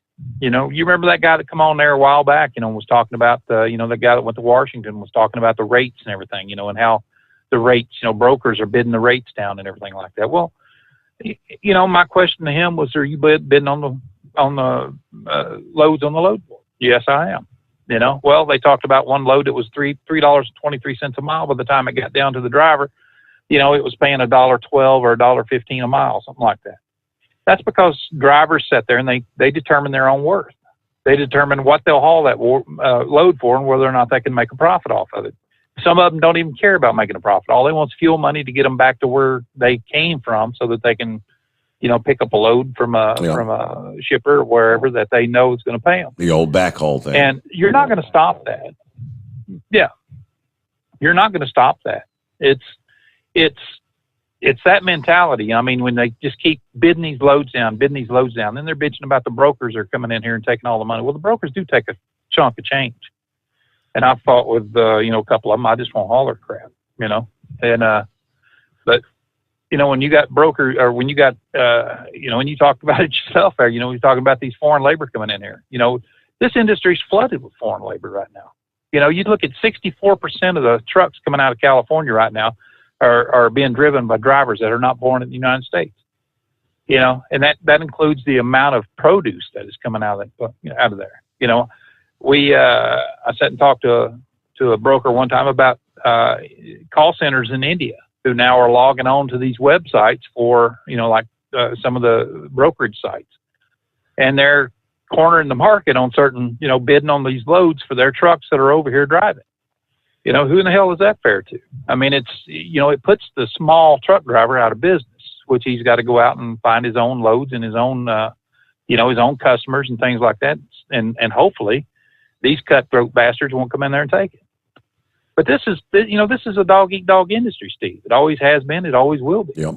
It's where does it stop? I don't know. I have no idea. It's just one of these things. You either make it in this industry or you don't. And you got the same thing. Not only people bidding on the boards, individual drivers or owner operators. You kind of see the same thing with LTL companies. If one LTL company sees another that's kind of on the ropes or whatever, they'll start bidding down to make it so that they force the other guy out of. They kind of cut their own throats by bidding down on the rates. Well, they absolutely do. And it's like I said, it's a dog eat dog business. It's no longer, about whether or not they want that freight. They just don't want the other customers to have it, in success. Look at these big companies, man. Who would think some of these companies would have 15, 20, 25,000 trucks, and still when you look at the ATA and all the, people think that the ATA is all that in a bag of chips. They're the largest trade organization in the world. And that's all they are, is a trade organization. They represent people. They go in there and they talk about, things that's going to make their business grow. And that's why they're for speed limiters and stuff like that. They want to take the variables out, guys like me that can get out there and run the damn speed limit if I elect to, and some of these companies are looking at, let's say the meat loads, meat load comes out on a drop dead time. It's got, you got 500 miles to get there and they want you there in 9 hours. Well, hell, they're not going to give it to somebody who can run 63 mile an hour. They're going to give it to me that can run 70, 75 mile an hour. And they're going to pay me well to do it. Do I like that kind of load? No, I don't usually take them. Hell, I'm slowing down at my old age, man. I could care less about that kind of stuff. I mean, even though the money's good, but this is things that companies or that organizations like the ATA look at and they say, the only way that we can make this fair is to make it fair for everybody. Let's try to cut the legs off of this 75 mile an hour truck and make him equal to the 63 mile an hour truck. They pissed and moaned about the half hour break. Why'd they do that? Because the companies told them to. The companies told them, hey, we need that half hour for production. So they went in there and, hey, we can't have this half hour break. It's got to be above and beyond the 14-hour clock. It can't take away from that 14-hour clock, which it does. So it's still man, I tell you, I've been in this business, 28 years, almost 29 years now. And I've seen, so many different changes out here. I think the biggest change that I've seen is that American company, that small mom and pop company that used to stand for something was pushed aside basically. And now you've got this foreign labor coming in here. And that's something else that the ATA loves. Hell, get on YouTube and look at the Bollywood commercials of driving a truck in the United States. I mean, they're well done. I mean, they glamorize everything about trucking. They show some guy in a turban driving down the damn interstate with a big goofy ass grin on his face, and he's making more money than he has in 10 years over there. Yep. And this is what we're up against. As long as we have that kind of stuff and, coming here and we have congressional members that are stepping up and they're saying, well, hell, I don't see nothing wrong with that. That's because you're rich, you dumbass. And they own businesses that needs, the product needs to go in the truck. So therefore, what incentive do they have to make it easier on me or easier on Gouger or easier on anybody? They don't. They want to play to these big companies, these big ATA companies that can write these campaign donation checks and kick the rest of us under the bus here. And this is what we're up against, and this is what we're going to continue to be up against until all these truck drivers out here that calls themselves owner-operators, that calls themselves these independents, that calls themselves an American patriot, and I'm out here doing my job because this is what I want to be. I'm tired of looking at these drivers out here that they're driving this truck because they're just waiting on something better to come along. Well, I wish the hell you'd go back to being a whopper flopper or whatever the hell it is, because you're ruining this industry. This is my chosen field. This and the military is the two things that I've done in my life outside being a police officer for a while. But this is what I really love doing. I'm sick of people running it down, and big companies and congressional members, they see it different than I do. They see dollar sign opportunities that means that they can push the American worker aside and do just like they want to do. You know, they can jack taxes up. They can do whatever they want to do because they know these big companies are going to have enough trucks on the road and going to write them checks, them campaign donation checks, to keep them supported. Yeah. I don't know if you were with us last evening, but I had one guy that sent me the link to a television commercial that he was watching. He didn't say what channel it was he was watching. And advertising trucking jobs, and the ad was in Spanish. It ran 5 or 6 times in an hour. Make $100,000 a year. Advertising in Espanol. You just kind of wonder with the influx that are coming into the country who do not speak English, but are they literally targeting those sort of people to get out here and drive a truck?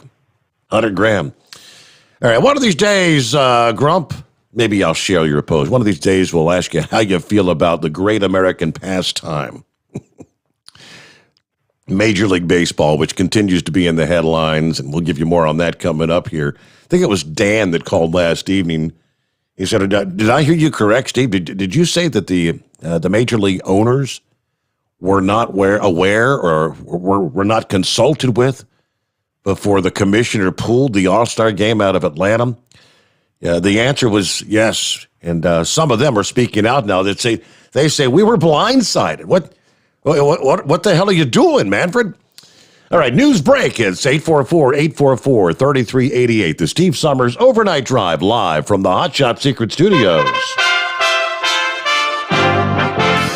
USA Radio News with Dan Naraki. The UK variant of the coronavirus is now the dominant strain in the United States, according to the CDC. Dr. Rochelle Walensky said Wednesday that the B117 variant is now the most common being seen in new cases of COVID, with more than 16,000 confirmed cases. The more transmissible variant is also being blamed in part for an increase of cases over the last several weeks. But nearly half the new cases are coming from certain hotspots. Florida, Michigan, New Jersey, New York, and Pennsylvania are accounting for about 40% of new cases over the last 7 days, according to data from Johns Hopkins University. And Washington Governor Jay Inslee has signed a bill into law that will restore voting rights to felons once they're released from prison. The law will restore voting rights to about 20,000 people in the state when it goes into effect next year. Those who are still on parole are also eligible to begin voting again. You're listening to USA Radio News. Dish TV is better than cable TV. Why? Because you can save 45% on packages compared to your high-priced cable bill. Wow. Take those giant scissors out and cut the cable and save with Dish TV. Plus, you get a free DVR upgrade to record your favorite shows and free installation. And with Dish Anywhere, you can watch TV for free on your mobile device. Act fast. You can save hundreds of dollars. Does your cable company do that for you?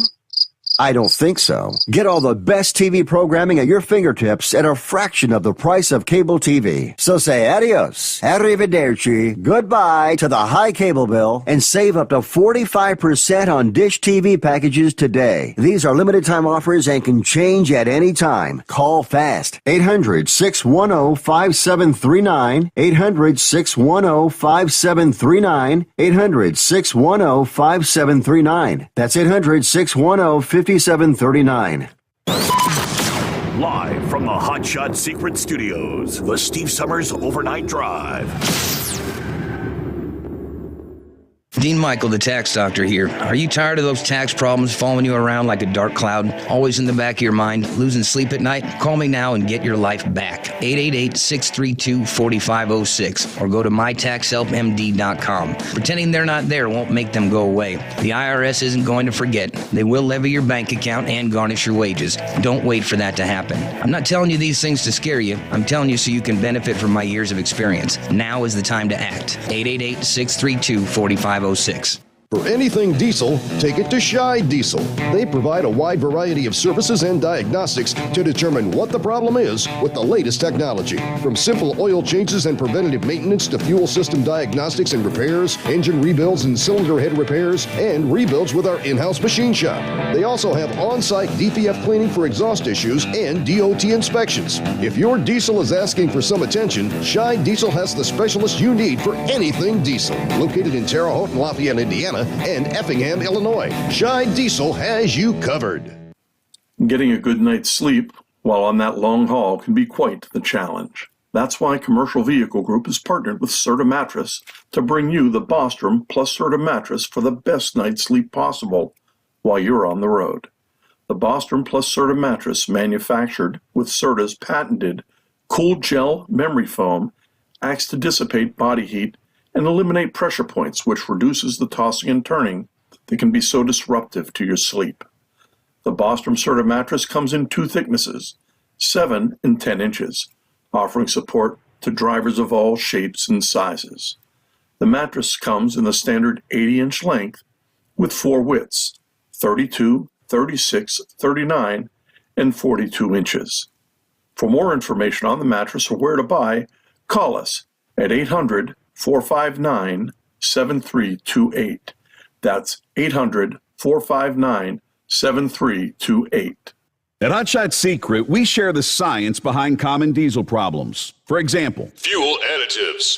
most fuel additives either impact performance or provide protection. Hotshot Secret Everyday Diesel Treatment provides both performance enhancement and fuel system protection. Everyday Diesel Treatment delivers a 6-in-1 premium fuel treatment for every fill-up, every time. Everyday diesel treatment is available at truck stops, Tractor Supply, O'Reilly's Auto Parts, and online at hotshotsecret.com.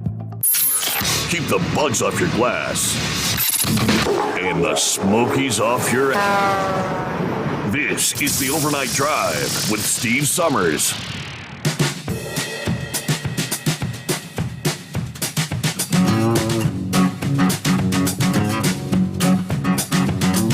Okay, we'll jump right back into it here on a Thursday morning. Good to have you with us. Don't forget, today's your last day to get registered. Have you registered? We'll be announcing our weekly prize giveaway coming up tomorrow morning, typically just after the 1 o'clock news.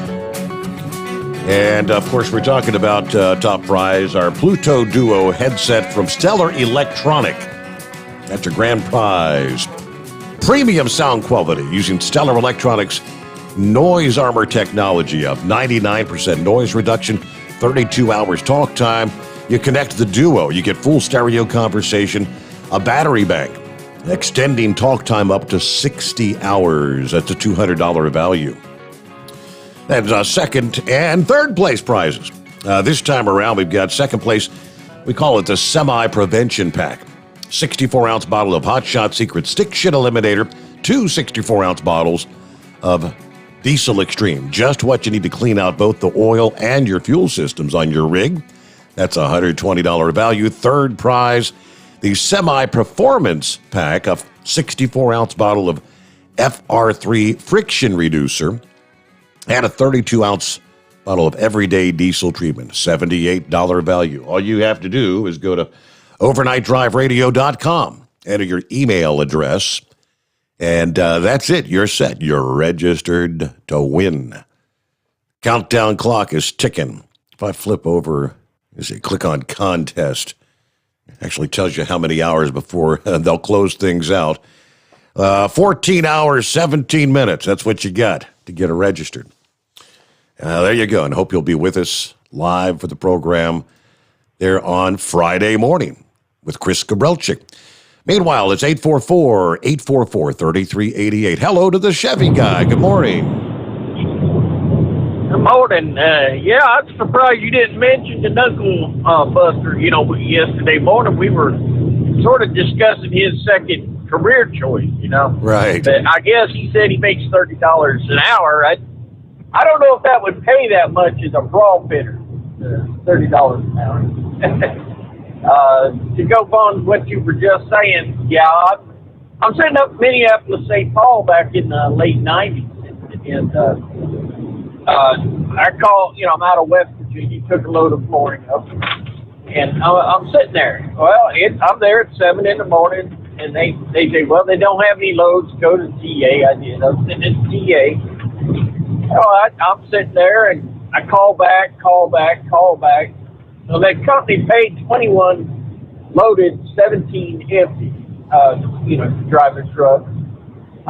Finally, around 2 o'clock in the afternoon, well, there's nothing going, but I think we've got a possibility He said, just hang out and call us in the morning. Well, okay. I've already slept, on and off, couldn't sleep. And I laid down a little bit, got up. It's 10 o'clock at night. I go sit over, have a late dinner and go over and sit there in the broker's aisle and where the TVs are, and up pops this load to Elmira, New York. And I'm thinking, wow, Elmira, that's only 2 or 3 miles from where I load to go pick up lumber to go to North Carolina. And so I walk into the broker's office, tell them they give me the number to call. I call my boss, wake him up, and at 10 o'clock, and he set up the load for me. Thing is, the load just popped up on the screen. I was there and watched it pop up on the screen. Now, I'll tell you what, I went ahead and it was only a couple miles away. I was up under there, and they put this great big single panel, and it was like concrete with insulation. It goes up on the side of a building, like on a erector set. They just, bolt them things up alongside the building. Well, they go ahead and put this thing on the truck, and they paint number one on there, and down the road I go. Now I'm leaving out. I'm driving. It's blizzard all the way. I'm just running my, all my logbook. Everything's fine. Going through Cleveland. Now there was 25 panels loaded that morning. And I tell you what, these owner-operators were trashing me. They were blowing past me. Each of them had a number. And, yeah, they were telling me, he's the reason why we ain't getting paid decent for this load. See, they have to wait to the very last minute for the broker to raise the price. So, yeah, I did screw the owner-operators. But the only thing I was trying to do is get back to Elmira so I could get a load to go home. Get through the house for the weekend. So I'm not going to apologize for that. But doggone, I mean, they cussed me. They blew. They had the big motors and stuff. I've got this little CH Mac. And, well, we get up there. I had a full night's sleep. We get up there. I'm out on the road. I'm like I said, 25 loads are sitting around there waiting for them to unload. And a contractor come up. He stopped it by my truck. I'm in the back, the very back of the line. And he says, follow me. And I kid you not, the cussing that was going on when I come back, I passed all those loads because I had number one on. And they were cussing me, and the guy on the contractor said, boys, he's got number one on there for a reason. That panel is designed to go on that part of the building. So we can't unload you, because when we unload you, we unload it and we bolt it up. So yeah, I guess I was cutthroat. You want to talk about bottom feeder companies? My sister, my brother-in-law, late in life, decided to try trucking, and doggone, the bottom feeder companies are an open door for younger drivers, but I want to tell you the little mishaps they had. I mean, my sister missed an exit, did a flip, went under a bridge, run the trailer up on the wire on a power pole, and blew out the box. They had to get a crane and lift the trailer up, move it out so she could go. She wasn't charged with anything, but the bottom feeder company had to pay for that. Just their little mishaps, both of them did, due to inexperience. And but now he's, my sister retired, and my brother-in-law, he's hoping along. If he keeps his nose clean in the next couple of years, he'll have the experience where he can negotiate a better job. And they got to get started somewhere. For this little outfit that I'm at, it's 50 trucks. You got to have 5 years experience, and you got to get that somewhere. So yeah. But ending all that, I wanted to touch on the fact earlier we were talking about autism. I got a grandson that's autistic, And I kid you not, my son married and when he was 5 years old. So we spent time together, and about 8 years old, they come over the house. It's Saturday morning, I take him, I said, come on, because he was up watching cartoons. And we go to Hardee's to buy breakfast. I'm standing there. Now, I wear bib overalls, Western boots, Western hat, and a plaid shirt. He's standing between us. There's this young black man. He's holding his pants up with one hand, and his underwear is showing all the way in the back, bright red underwear. Got chains, tattoos, just beboppers. I don't know well. But he just standing there and looking square down. Hi, my name's Tyler. And he didn't say anything. And Tyler goes, I said, hi, my name's Tyler. This is my grandpa. Hi, I'm Tyler. And he that guy said, well, hi, and he introduced himself. And he said, this is my grandpa. And it was so cool because he just turned. I just put out my hand and shake his hand. And I still, to this day, he's 19 years old now. And they come by for my late, birthday celebration. I'm taking him to Walmart. He's 19 years old, and all he wants, he's an obsession with horses. So I'm buying him toys because I ain't seen him in a year, and that he wanting toys. But all the way back to the toy aisle, everybody, hi, my name's Tyler. This is my grandpa. Wow. And I'm going to tell you what. Listen, I don't want to know anybody that doesn't want to know him. Because if he looks at somebody and he doesn't talk to them, he feels something bad about them, I don't want anything to do with that person. There's something in that young man that reads people. And I seen him melt people, and it didn't matter what color, what race, or anything. He could work a room like a seasoned politician. Wow. And I'm telling you, I don't know the young man, if he does something, he'll tell on himself. Did something that my son was upset about. And my son's like, who did this? And he goes, Tyler did it, Dad. Tyler's sorry about it. I mean, what can you do, So I'm just so proud of that young man. And we're never going to lose him. He's going to be with the family. He's not going to be on his own. But I'm telling you, listen to me. I see a little bit of myself, obsessions. When he gets nervous, he chatters. He don't want everybody to notice him in a crowd. And he gets chattery. That's the same thing his grandpa does. So I may have a little bit of autism in me too, buddy. And his obsession with horses ain't no different than my obsession with a 57 Chevrolet. There you go. Other than that, hey, it's whatever day. Autism to me is year round, and it's just brought out the best in a lot of people around us. And other than that, I'm going to sit back, copy the mail, and see if Knucklebuster would be willing to drop down to $15 an hour to be a pro fitter. Yeah, boy. All right, next time we check over, well, I'll ask him about that.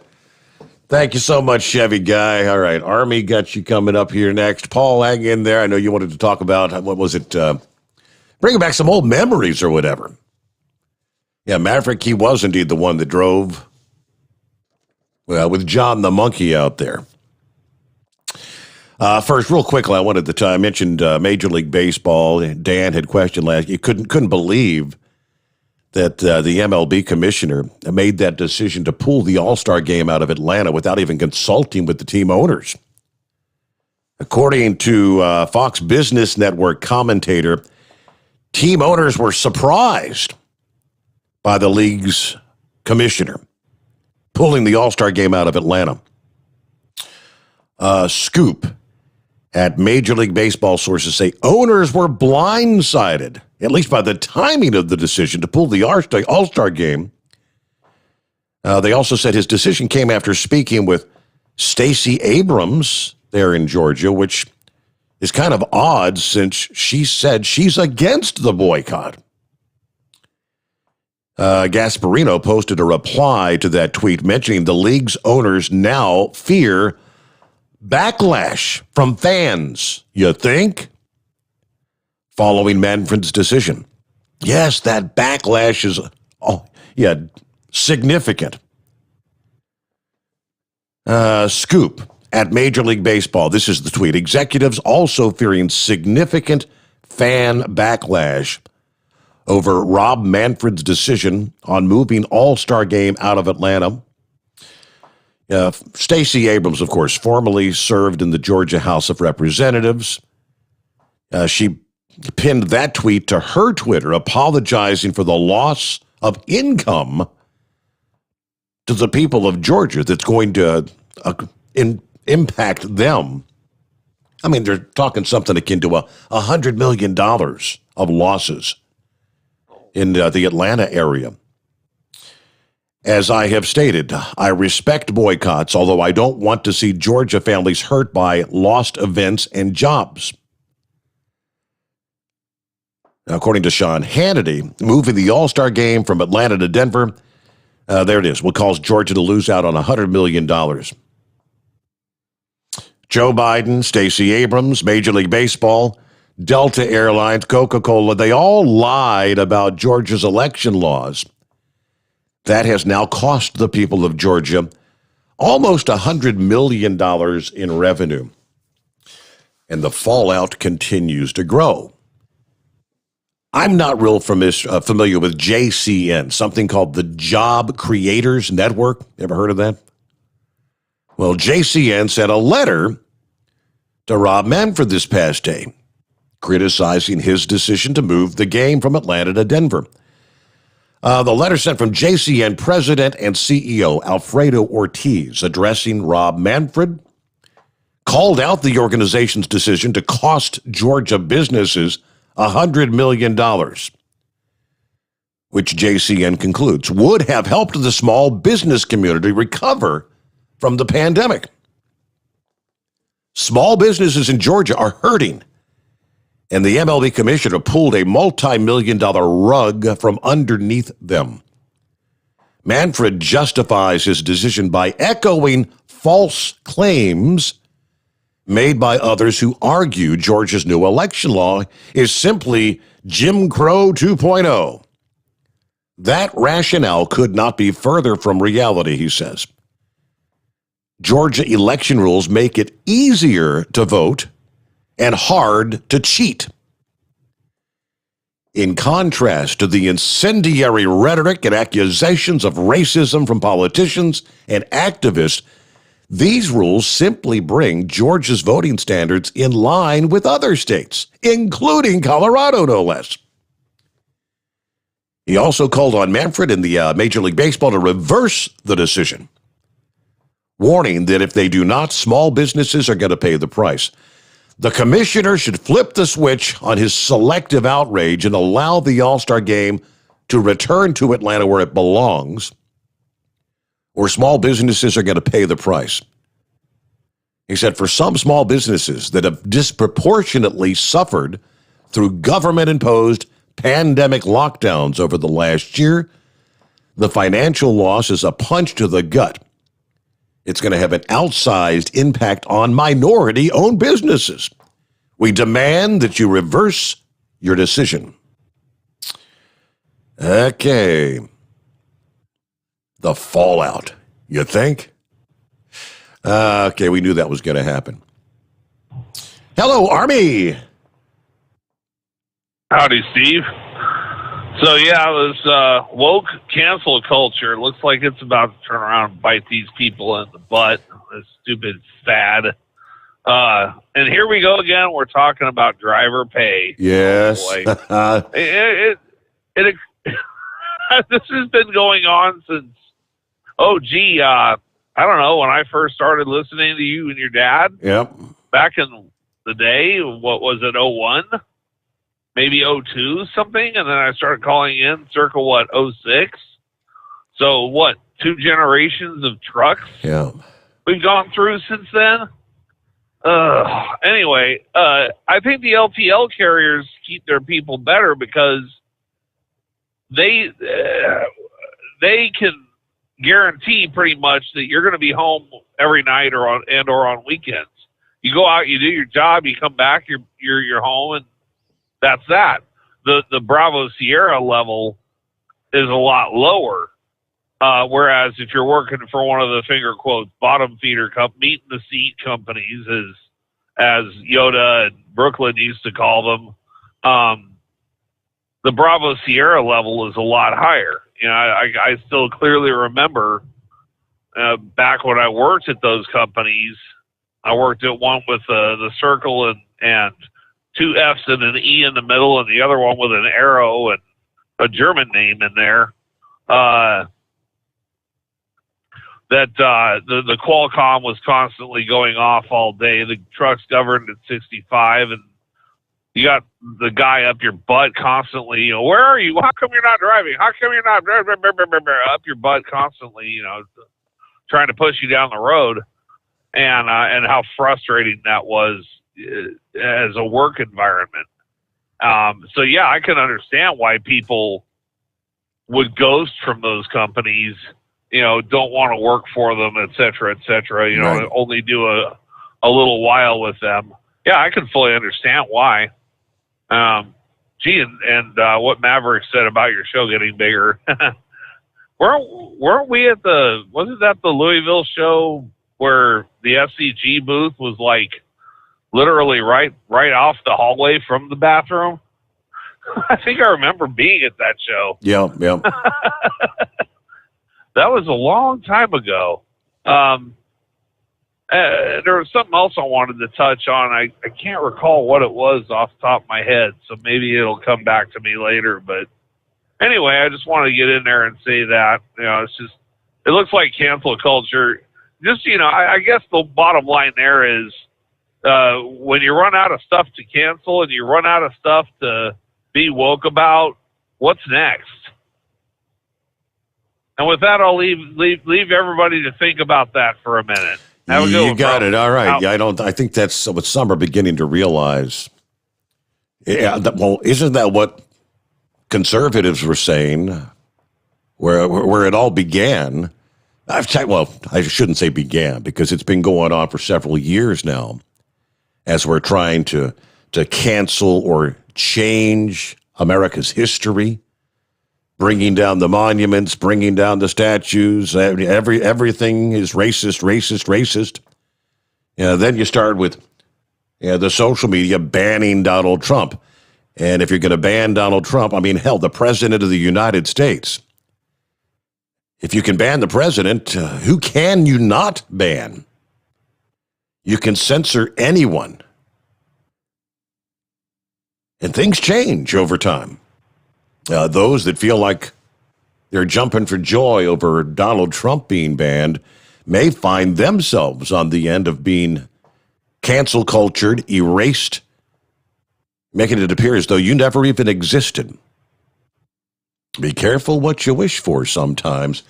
All right, news update. We'll get right back to the calls after this. And, of course, lines available at 844-844-3388. The Steve Summers Overnight Drive, live from the Hotshot Secret Studios. USA Radio News with Dan Naraki. President Biden is expected to announce executive orders on Thursday on gun control, as well as make his selection to lead the ATF. Those orders are expected to focus on so-called ghost guns, those assembled from home-milled parts, and the publishing of red flag legislation for states to adopt. And the UK variant of the coronavirus is now the dominant strain in the United States, according to the CDC. Dr. Rochelle Walensky said Wednesday that the B117 variant is now the most common being seen in new cases of COVID, with more than 16,000 confirmed cases. The more transmissible variant is also being blamed in part for an increase of cases over the last several weeks. But nearly half of those new cases are coming from certain hotspots. Florida, Michigan, New Jersey, New York, and Pennsylvania are accounting for about 40% of new cases over the last 7 days, according to data from Johns Hopkins University. You're listening to USA Radio News. Friends, Mike Lindell is a great supporter of conservative radio, but most of all, he's a man who has invented a great USA product that will help you get a great night's sleep. For over 3 years, I've told you how the MyPillow Premium Pillow has changed my life. I get the best sleep of my life. But more importantly, the pillows don't go flat. You can wash them and dry them as many times as you want. They maintain their shape, and they are made in the USA. Here's the best deal you'll ever get on a MyPillow premium pillow. $29.98 for a standard or queen size pillow. King size, only $5 more. You're saving $40. Go to MyPillow.com, click on the radio listener square, use my promo code USA, or call 1-800-951-8175. You can save up to 60% on any MyPillow product when you use my promo code USA, or call 1-800-951-8175 and ask for the MyPillow Premium Pillow Special. The primary causal factor for this traffic collision was driving at a speed unsafe for the road conditions and the inability to negotiate the curve of the roadway. That's Los Angeles County Sheriff Alex Villanueva giving an update on the cause of Tiger Woods' crash earlier this year. Villanueva continues. Estimated speeds at the first area of impact were 84 to 87 miles per hour, and the final estimated speed when the vehicle struck the tree was 75 miles per hour. There were no citations issued, and there are no signs of impairment. I know there are some saying that somehow he received a special or a preferential treatment any of some kind. That is absolutely false.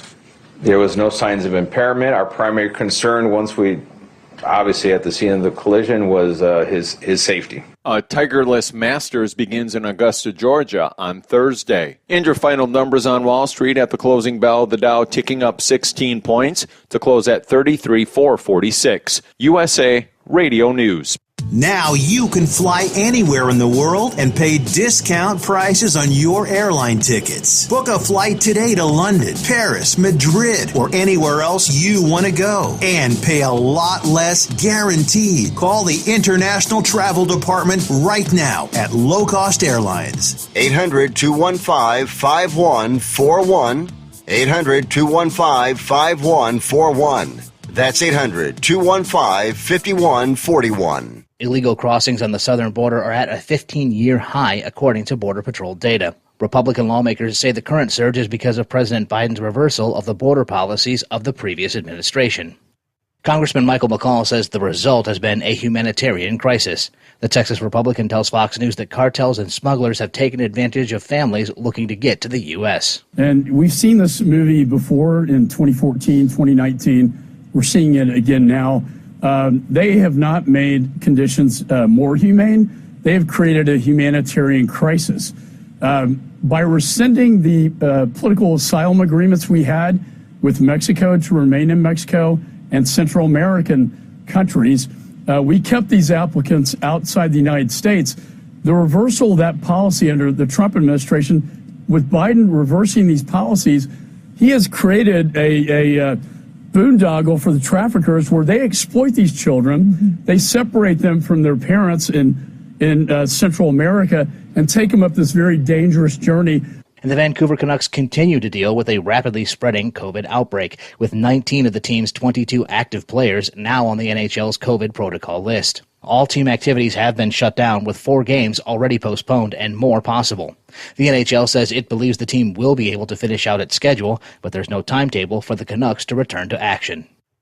For USA Radio News, I'm Dan Naraki. At Hot Shot Secret, we share the science behind common diesel problems and their solutions. For example, ultra-low sulfur fuels. The primary function of diesel fuel is combustibility. One of the little-known aspects of fuel is its role as a lubricant to metal-on-metal moving parts. The introduction of ultra-low sulfur fuels diminishes the fuel's ability to lubricate because sulfur, which has been mostly removed, has lubricating properties. Hot Shot Secret Everyday Diesel Treatment with LX4 delivers unmatched lubricity. Third-party testing confirms that it takes 3 times the amount of leading fuel treatment to match the lubrication benefit of 1 dose of Hot Shot Secret. Everyday Diesel Treatment is a fully formulated 6-in-1 premium fuel treatment for every fill-up, every time. Everyday Diesel Treatment is available at truck stops, Tractor Supply, O'Reilly's Auto Parts, and online at HotShotSecret.com. Hot Shot Secret, powered by science. And now, back to the Steve Summers Overnight Drive.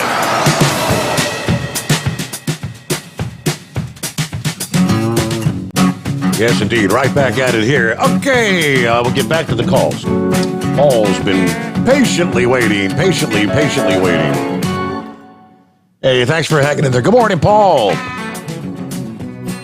Good morning, Steve. Thanks again for taking my call.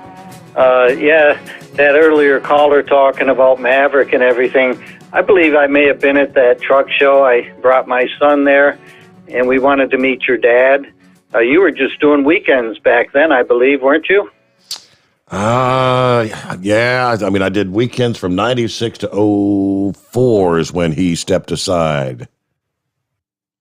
Yeah, my son was very young at the time, but traveling up from Nashville up back here to Michigan, we made that trek many times, and it was just great memories. And Maverick, he had that darn monkey, John the Monkey, and he'd get on there, and he was so reverent about it, and such the imagination that radio has that ability to, you don't see it, but you can picture it, and the imagination was just a good part of radio back then. And even some of your callers tonight, the one that was talking about his grandson has autism, and it's just things that, it gives people an awareness about certain things like that. And but yeah, John the Monkey, he was such a character. We enjoyed listening to him on the radio. I mean, the whole time we would leave out, say maybe about 10 o'clock from Nashville, because I like driving at night. It was safer and less traffic, especially going through your hometown of Cincinnati. And just, listening the whole time. And the first time I remember even hearing about fog freeze or freeze frog, whatever that was. Yeah, right, freezing fog. That was crazy. By the time I got up to Michigan, I didn't realize all the ice that was on the front of my car, and of course I had to drive extra slow. I don't even believe I called in that night to you because I had to just keep both hands on the wheel. Yep. There was a couple other things I wanted to talk to you about with this whole woke idea. For one thing, it's in the past tense, and this is the problem. People can't go forward nowadays, even live in the present, of course, because with the pandemic and everything. But, if we keep going back and telling us how bad we were and not get over it, and yes, we'll do the good things that we have to do to get through it, but, past tense, we can't do that. We can learn from our mistakes. We don't have to forget history, although a big part of the cancel culture and all that, they're trying to wipe out our history. You mentioned even like with the monuments, tearing them down, and it just does not make any sense. Did you ever think we'd see this in our lifetime, Paul? I mean, we've seen a lot of things change, but just when you thought you've seen it all, and they come up with something else that they want to cancel or change. Yeah, it's just not right. I mean, as far as it happening so quick, exponentially, just like you mentioned, and I've thought this too, I'm sure a lot of people have, if you can censor and block out the President of the United States, what they're really trying to get to, Steve, and I'll say this as the prophet used to, the next step is trying to cancel out God. You had a caller, I listened a few nights, didn't call in, but they talk about, I'm going to draw the line when they come and get my gun. I can understand that, but you got to realize they're coming after God. They've been doing it in the schools, in our courthouses, taking down the commandments. They're trying to get us so that we have no faith in anything but what they want to tell us. So to answer your question, Steve, didn't really expect it in our lifetime, but that's why I think we all pray at night. Is John Rich, Big and Rich? They got that great song. I don't know if you're able to play music anymore, but that song, That's Why I Pray, that's a great song, Steve. Well, one of those items, I shared the 8 keys to converting the country to communism.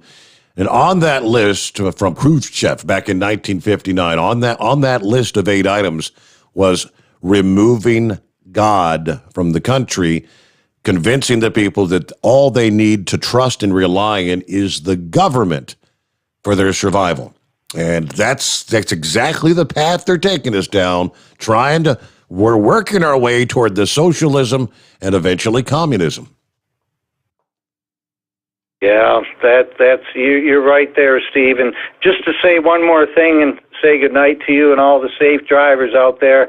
That guy Chris you're going to have in tomorrow. Yes. God bless him and thank him for bringing you back to us. You have a great night, Steve. Good to hear from you, Paul. You do the same.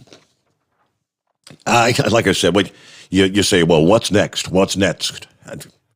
What are we going to cancel next?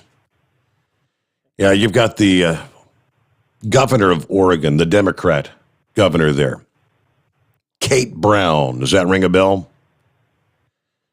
Her latest statements, it's almost unimaginable. Oregon Governor Kate Brown plans to use local law enforcement to conduct political repressions against Republican voters. Say what? Quote, the actions of the Trump administration were abysmal and absolutely abhorrent in this state. And we worked with our local enforcement to eradicate these forces from our state, she says.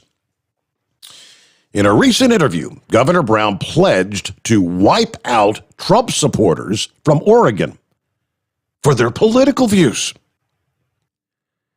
She actually then appeared to defend the Antifa militant Michael Reinhold, who stalked, attacked, and killed a Trump supporter in Portland. Reinhold later was actually killed in a shootout with federal agents, you may recall. She goes on, quote, we want to make sure that Oregonians can continue to peacefully protest to uphold those voices that ask for change. We will continue to support those efforts to eradicate racism from our institutions, from our structures, from our systems. Of course, if you pay attention to Oregon, the critics point out those structures that she's describing as racist have been run by the governor and her Democratic peers for decades now. In the meantime, yes, her state of Oregon and the city of Portland continues to reel under the pressure of political violence. And actually, it's the far left terror. But we're going to, quote, wipe out Trump supporters from Oregon for their political views. If that is not a communistic view, someone explain to me what is. Your government is going to tell you what you can believe and ostracize you if you refuse to believe. That's what it sounds like to me. All righty, let me see here. I mentioned Grump in his latest tirade. In regards to Major League Baseball, now, of course, we were talking trucking earlier, and he always says, just my opinion. But with Major League Baseball being a big headline, the once great American pastime has now joined the ranks of the woke enablers and shows politics over the fans. I remember a time in this country when sports was an escape from the stress of work, everyday issues, and a reason for a beer chugging burger and a hot dog get together. Today, all sports are centered around what teams comply with the venom spewed from the cancel crowd, the whinings of the woke, and bending the knee for political correctness. What a world we live in when you choose your favorite sports figure, not for their athletic abilities, but for their political affiliation and the causes that they champion. Or you pick your favorite team on what inclusive name they use, or whether the team resides in a red or a blue state.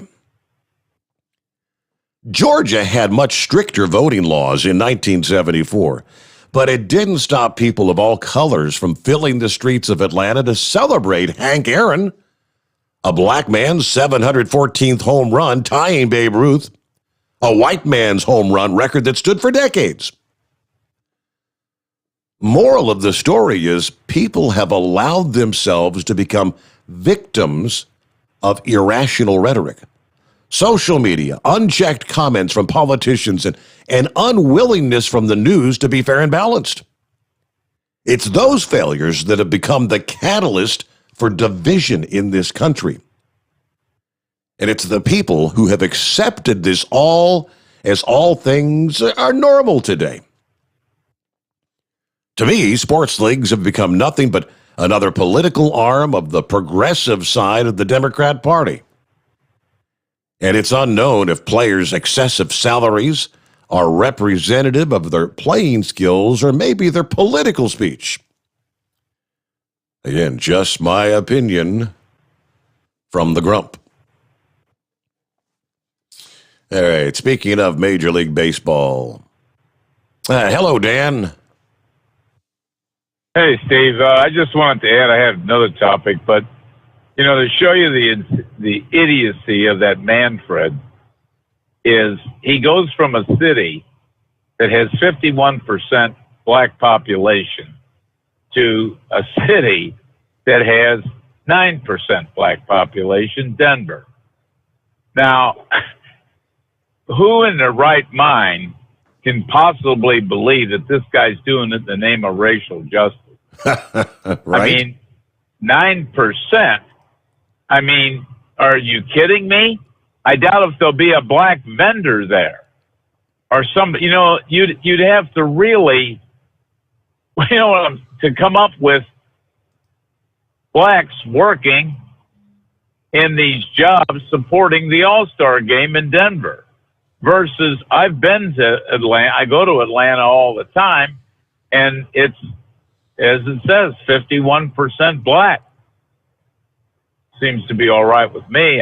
You know what I'm saying? We don't care. I mean, there's a huge, one thing I have noticed about Atlanta as a compliment, there's a large minority entrepreneurship there with individual restaurants and transportation companies, things like that. So where's the spine of the owners when it comes to, this guy is he's a one-man wrecking crew to their league, because I think the backlash is not just going to be for the All-Star game. If they underestimate that, that's another thing, but it's going to be throughout the season. People aren't going to they're mad about this because as Grump said, baseball was something that you can unite people on. As people go and cheer regardless of who of who you are or what your political affiliation is. And a lot of sports, it was part of civic pride. So, like I say, this guy Manfred, he's got to be what his problem is he's wrecking the league for him. The other question I had for you was, what do you think the future of AM radio is now that Rush is dead? Because I don't know, you know what I'm saying? They're kind of struggling now. Yeah. What do you think? Are you allowed to say, I didn't know since you came from an AM station that all those stations are owned. iHeart's the biggest syndicator, correct? Am I right? I believe they are the largest. You got iHeart, and you got Cumulus, and there's several others. But as far as prior to Rush Limbaugh, AM radio was a dying breed. The last rental car we had, I don't even think they had the AM on it. It had FM and all your Bluetooth stuff and all that. I'm not even sure. Are new cars still having the AM radio on them or not? I wondered about it. But there's from, let's say, I think you're in your early 50s maybe, but say from your age younger, there's not a lot of AM radio stations. I've talked to people, like my grandson who's in the Navy. I'll say, yeah, Rush was on or we were talking about your show one night when he was doing Night Watch. I said, he's 700 AM. What's that? And I said, well, the radio station up there. Sure. I mean, they don't even relate to AM radio. And it seems like in St. Louis, which you've got KMOX, I mean, they're now talking about who do they put in that 11 to 3 spot, and that they're not getting young listeners. And, they're a news format. They're trying to back off. Surprise, surprise, like in the situation where you were at, they want to get apolitical. They don't want to get into this where they could be in the woke category. Yeah. But I was just wondering, what is the future now of it? Because I thought for sure they would have named a permanent host by now for Rush. That somebody who's going to take over. The widow or his family owns the show, correct? I thought it was a couple of weeks ago. I thought Dan Bongino was announced to be the guy that was going to replace him. Oh, is that the case? Really? That's what I had heard. I'll double check, but yeah, Dan Bongino. You're familiar with him, right? Oh yeah, he's on Fox News. Well, I didn't know. I thought it might be that Mark Stein, who's out of New Hampshire.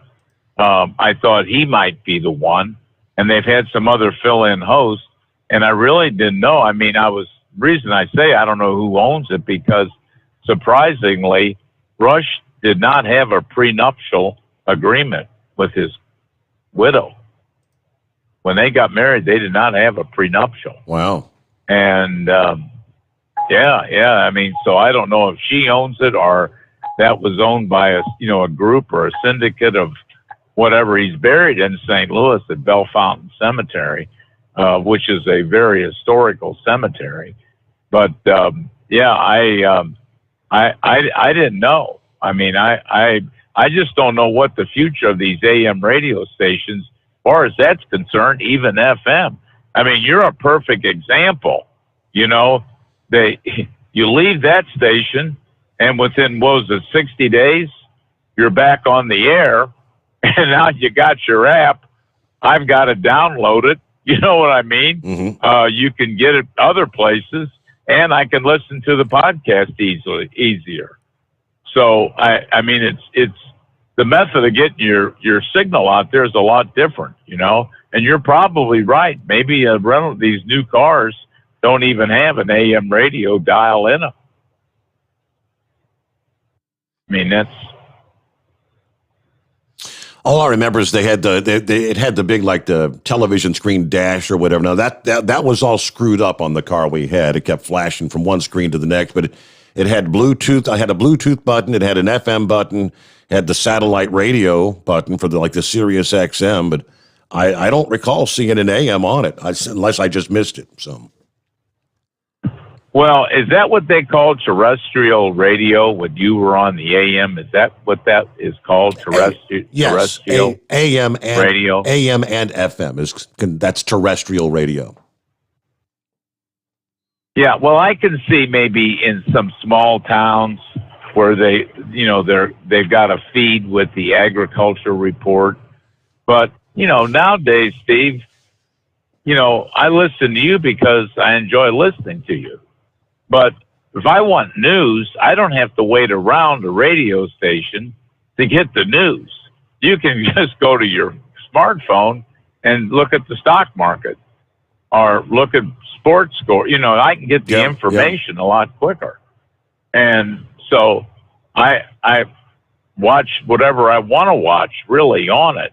So I just didn't know what your thoughts were, if you thought maybe AM radio is down for the count. They've been saying it for a number of years. I mean, it may always be there in some form or fashion, but because you go back in time when cable television came into existence. Remember, they said broadcast television will be a thing of the past. It's going to be history. It's still around. I mean, obviously, you've got so many different options to tune into. Look at ABC or CBS. NBC. Used to be World News Tonight. You had your three choices, Yeah, back in Walter Cronkite's day. Yeah, now you've got the cable news channels, your CNNs, your MSNBCs, your Fox, and all the other options. It's all very much more fractured. But when it comes to this newer generation, this younger generation, these people that are growing up with a smartphone in their hand from the time they're 5 years old, that's what their choice is going to be. I mean, the millennials, I think that there's an overwhelming majority of them right now that say they get the most of their news from Facebook, if you can believe it or not. Oh, no. Well, here's a perfectly good example. One of my kids, when you mentioned Facebook, I'm trying to help him find a home. And he found the house. I said, "Where'd you find that?" He goes, "Oh, the guy put the ad on Facebook about 10 o'clock last night." So he called the guy, and the guy goes, "Yeah, I'm taking," you know what I mean? So, I mean, I never would have thought to go to Facebook. I think they have a market. Do they have like a marketplace on Facebook? Yes, they do. Where you can post things you want to sell? Correct. Yeah. Yep. And, I mean, I don't go to Facebook to buy something. The only reason I even went to Facebook, I'm not on Facebook, is because you were, I think, was it Facebook and YouTube? Yep, correct. When you first got back on the air. Yep. And now that you got your own app, well, I don't need to go to Facebook or YouTube. I used to have to sign in and all that other stuff. And now you just, I mean, I don't know. You got the app for the iPhone. And you say you have one for Android also? Yeah, Android was up first. Yeah, that's been up for 3-4 weeks. Well, good. Well, I'm glad to hear it. But I just wanted to get you. I wondered because, like, again, you've heard of Camo X in St. Louis, 1120. Sure. That was on those 50,000 watt stations. Well, I mean, whenever I read about it, and it's like in the online version of the newspaper, it's major changes occurring there. Major changes. And, you know, they're flipping people around. They don't want it to be political. You know what I'm saying? They don't know. I don't know if they're going to carry Rush or not. I didn't know. I appreciate you checking on that Dan Bongino. Yeah, and I've got that here. It's going to be right now. It's pretty much saying that there are select markets that have already confirmed that he's going to be the host. Let's see. His show, blah, blah, blah, listened to by 20 million listeners. Blah. It looks like New York, Los Angeles, Chicago, Dallas, San Francisco, Washington, D.C., those, and going back to the middle of March, they all confirmed Bongino's going to be on their affiliates. I think some of the other markets, they can choose between airing Bongino or they can run some of the old tapes like they've been doing of Rush Limbaugh. But, I mean, the older tapes, you can only run that for so long. People want to hear new content, you know. Well, yeah. And what they do is, I don't know if you're sleeping, but what they do is they work, you know, they'll bring up a topic and then it's fresh enough to bring Rush, you know, a tape of Rush into it. They have hosts, other hosts, and then those hosts will get on and they will run a tape of Rush about what they're talking about now. But you're saying Bongino is not necessarily taking over the Rush radio station. Apparently is not. That what you're not saying? The Rush show. He was on 650 affiliates, and I guess all those affiliates can choose to run Bongino, or they can continue to run the old tapes. But will Bongino be on, like, will it still be called the Rush Limbaugh Show with host Dan Bongino? Or is it going to be the Dan Bongino? Now that I'm not sure. I don't know. Yeah, I mean, I honestly, Steve, I thought when you left the other station, I thought you owned that show. I mean, the name, you know what I'm saying, and everything else. And I kept looking for that. And finally, then under Steve Summers, it popped up. But, you know, where you were at. But I didn't know who actually owned that. And I'm the one that came up with it. I sat down with my boss and all those years back, and I had several different ideas, and that was one of them that I presented, and yeah, he kind of liked that. So I came up with it. Of course, they had the same problem with, and this is why they immediately took that name and they copyrighted it. Because when my father came up with the whole Truck and Bozo thing, he copyrighted that. And when he departed, they could not continue to use that, they wanted me to continue being the Truck and Bozo radio network. They had to, I think he had to do a cease and desist because for several months we were still, it's the Truck and Bozo radio network with Steve Summers. Oh, yeah. Yeah. Yeah, and I guess if you had known then what you know now, what's the way those people are, you would have, copyrighted that yourself before you even present it. Like trucking. Well, exactly. Is Truck and Bozo, whoever your dad left that copyright to, could they have collected royalties on it and allowed them to use it? Or did they not even want to pay for that? I don't know how that all shook out. Of course, when he left, his original, my old place, he went on to use that name on satellite radio. And, for all those years, 96, from 2004, I guess, until his passing, which I can't believe it's already been like 8 or 9 years ago. But yeah, it's been a while ago. So yeah, I didn't know, and like I say, when you left, I thought, well, he owns that name of that show, and you're right, they own it. And I guess it's laying out there dormant right now, and I guess they could restart it or do whatever they want. Yeah. But well, I appreciate it, and I enjoy the show, and but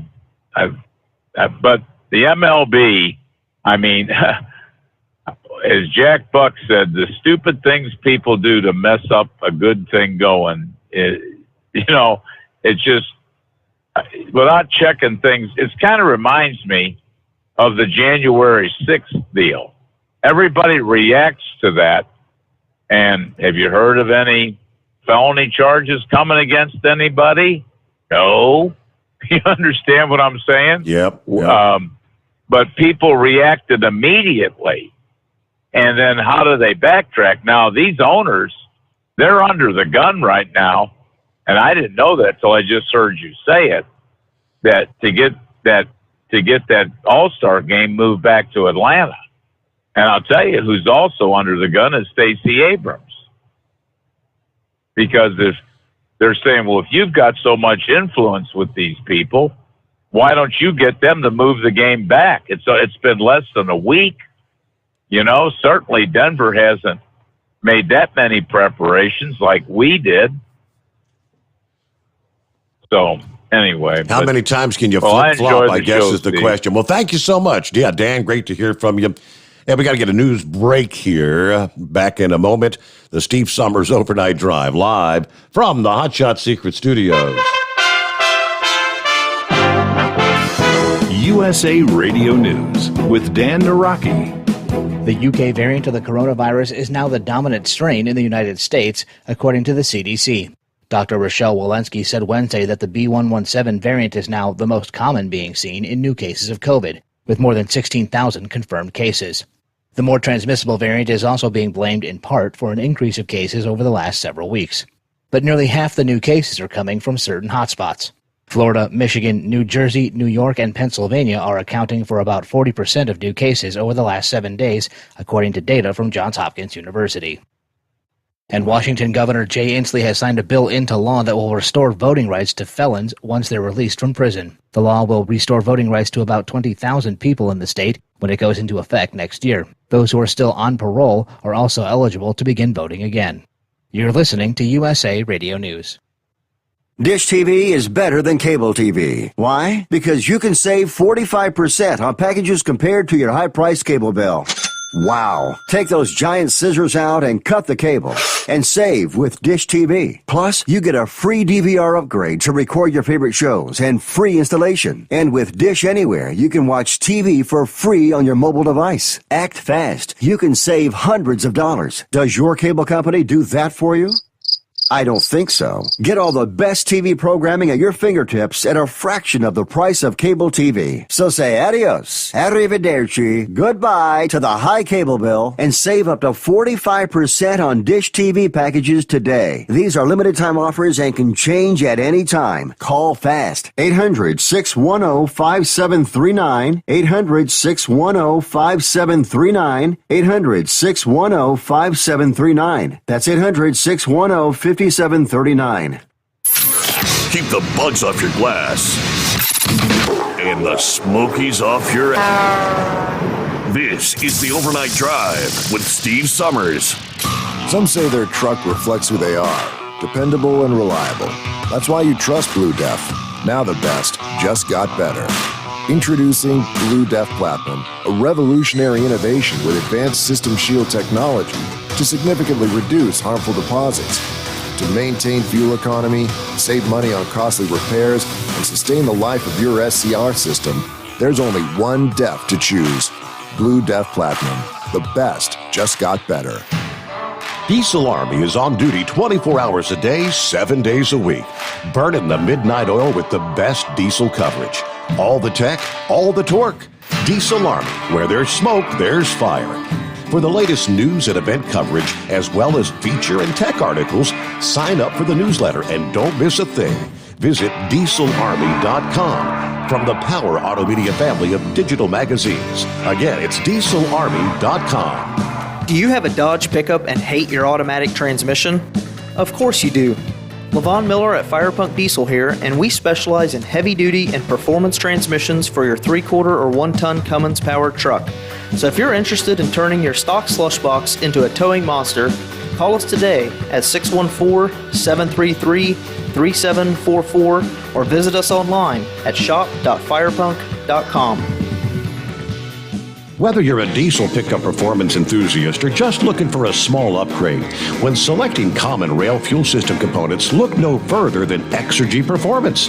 At Exergy, you'll find injectors, pumps, and more, engineered like no others on the market using state-of-the-art equipment run by people that have been in the business for decades.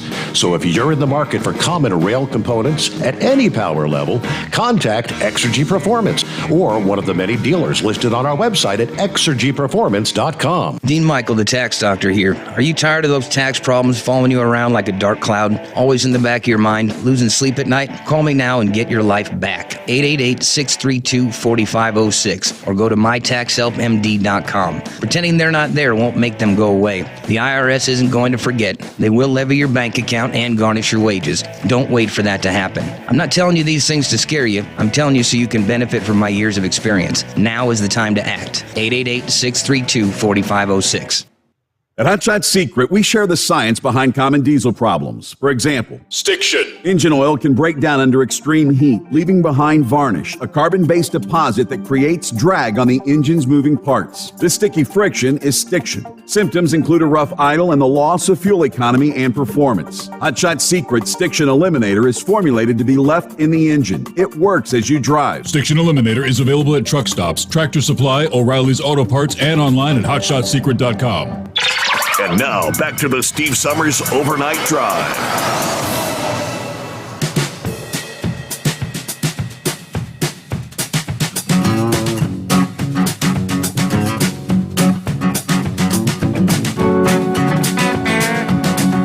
Just kind of flipped over there, looking at some of the comments from our listening friends out there via Facebook and YouTube.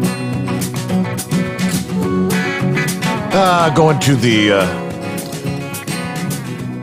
Andrew says, this raises the question, why did the Biden administration have to twist the facts to defend his $2.25 trillion infrastructure plan?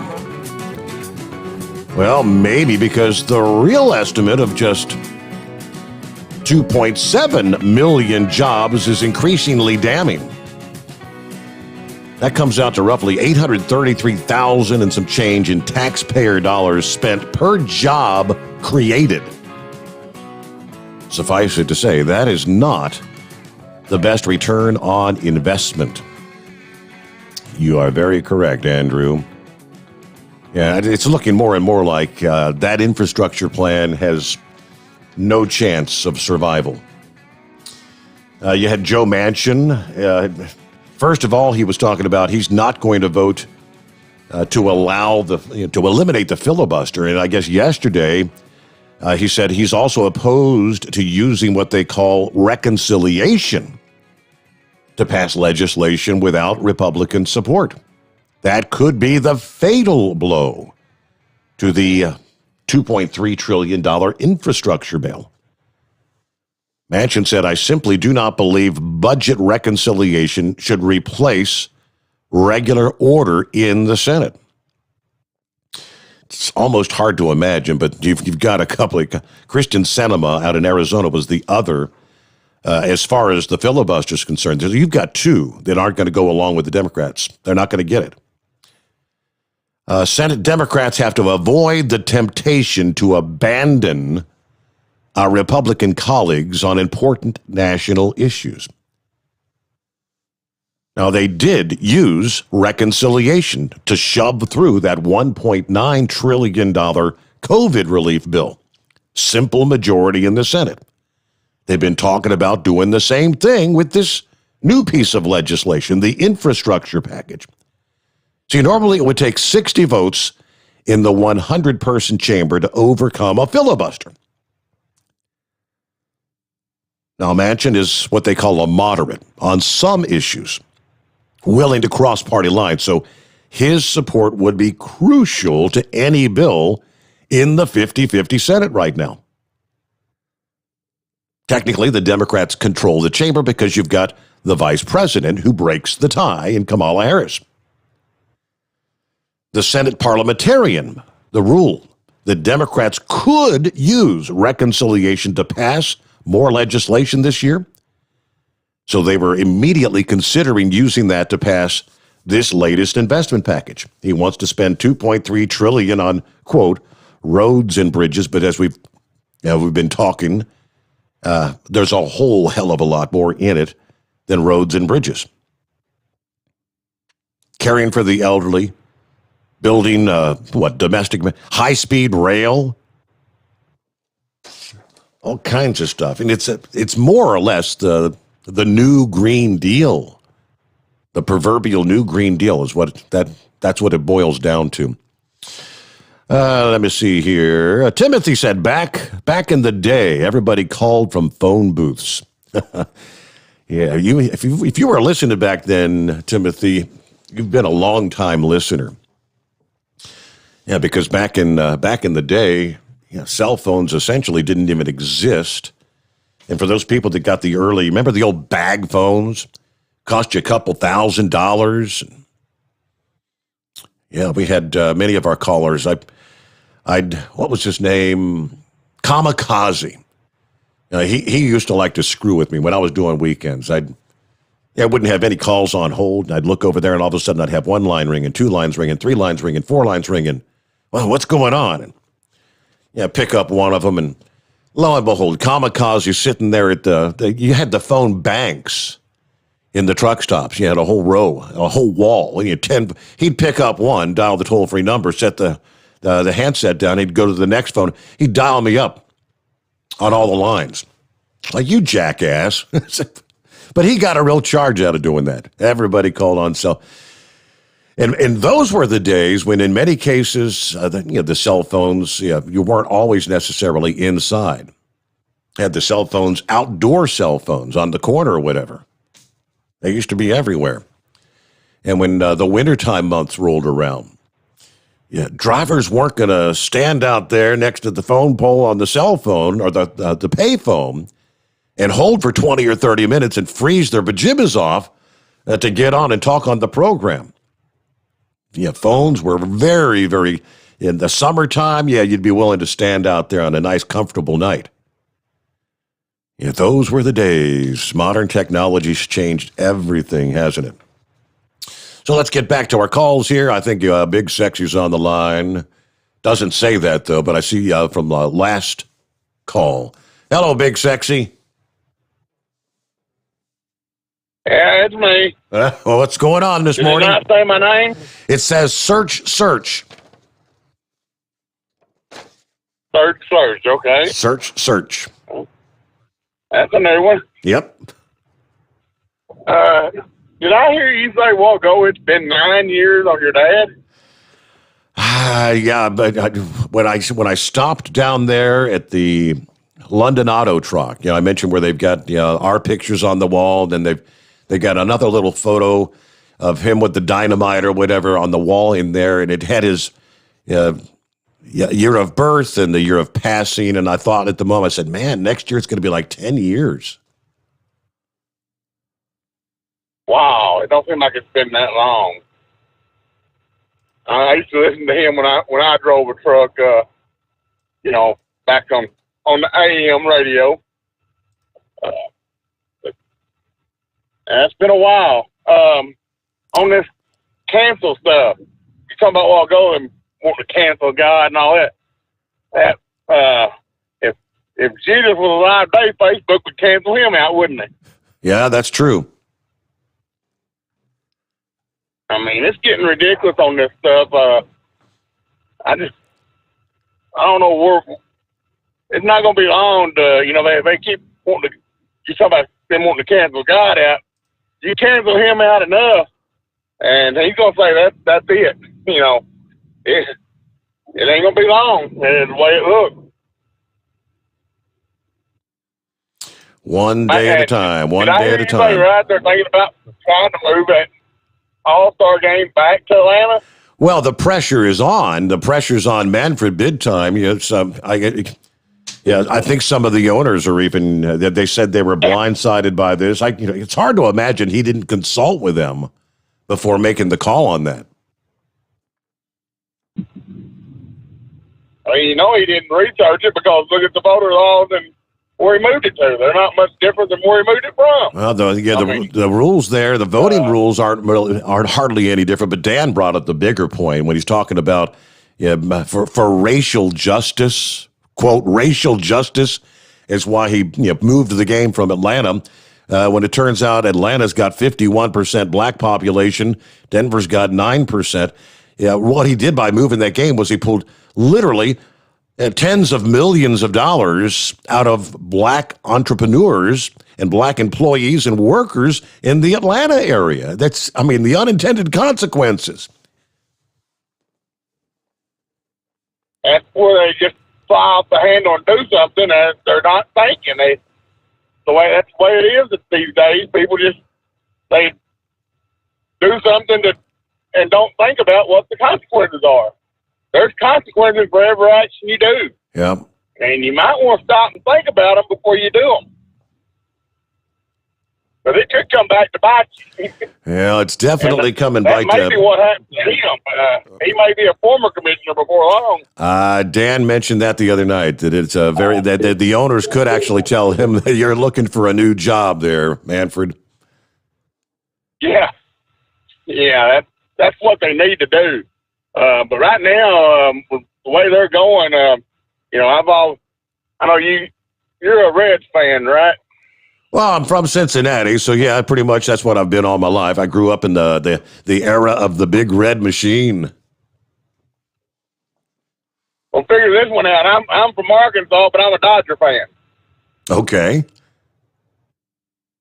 That's because my dad was always a Dodger fan, so I just always listened to the game with him on the radio, and when you could hear them, you didn't get to hear all their games, you know. So, but now his dad was a big time Cardinal fan. And he'd sit and listen to, here you can get him on the radio, and he'd sit and listen to every one of them games out of St. Louis on the radio. Every night. I mean, he was constantly, he didn't miss them. But right now, I'm fed up with it. I'm not even gonna watch any this year. If they're gonna be doing stuff like this. And I don't know, you're talking about AM radio, whether it's going to be around or not. I don't know how much longer these newspapers are going to be around. Oh yeah, they're dropping dropping like flies. Yeah, well, we knew the age of actual print newspapers would be coming to an end. Most have already gone to the digital format, And if you notice more and more, if you try to click on a Wall Street Journal or a Washington Post or whatever, they'll give you 1 or 2, 3 articles a month, and then they want you to pay a couple bucks a month to subscribe to read the news. Well, this paper that I deliver for, it's a regional paper here for Northeast Arkansas, you know. And, I used to deliver for them back in the 80s, and the circulation was like 50,000. The other night, one of the press guys told me the whole run was only 9,700. Wow, yeah. See, that's... So, I mean, I don't see us being, you know, delivering another... I don't see us going another 2 years before they pull this and make it all online and do away with the home delivery. The thing is keeping them going is a lot of this area has a lot of the elderly in it. Those people like to get their paper and read it with their morning coffee. They want the printed edition. They don't want to be doing it online. But as those people die off, the circulation drops. And when it gets to a certain point, they ain't going to be able to keep doing it. I mean, you know, you got to go with them.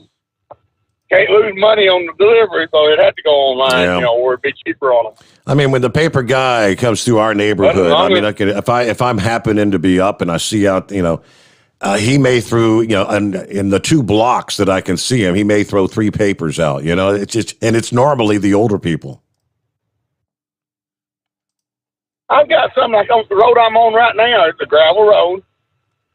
I drive over 2.5 miles to deliver 2 papers. Wow.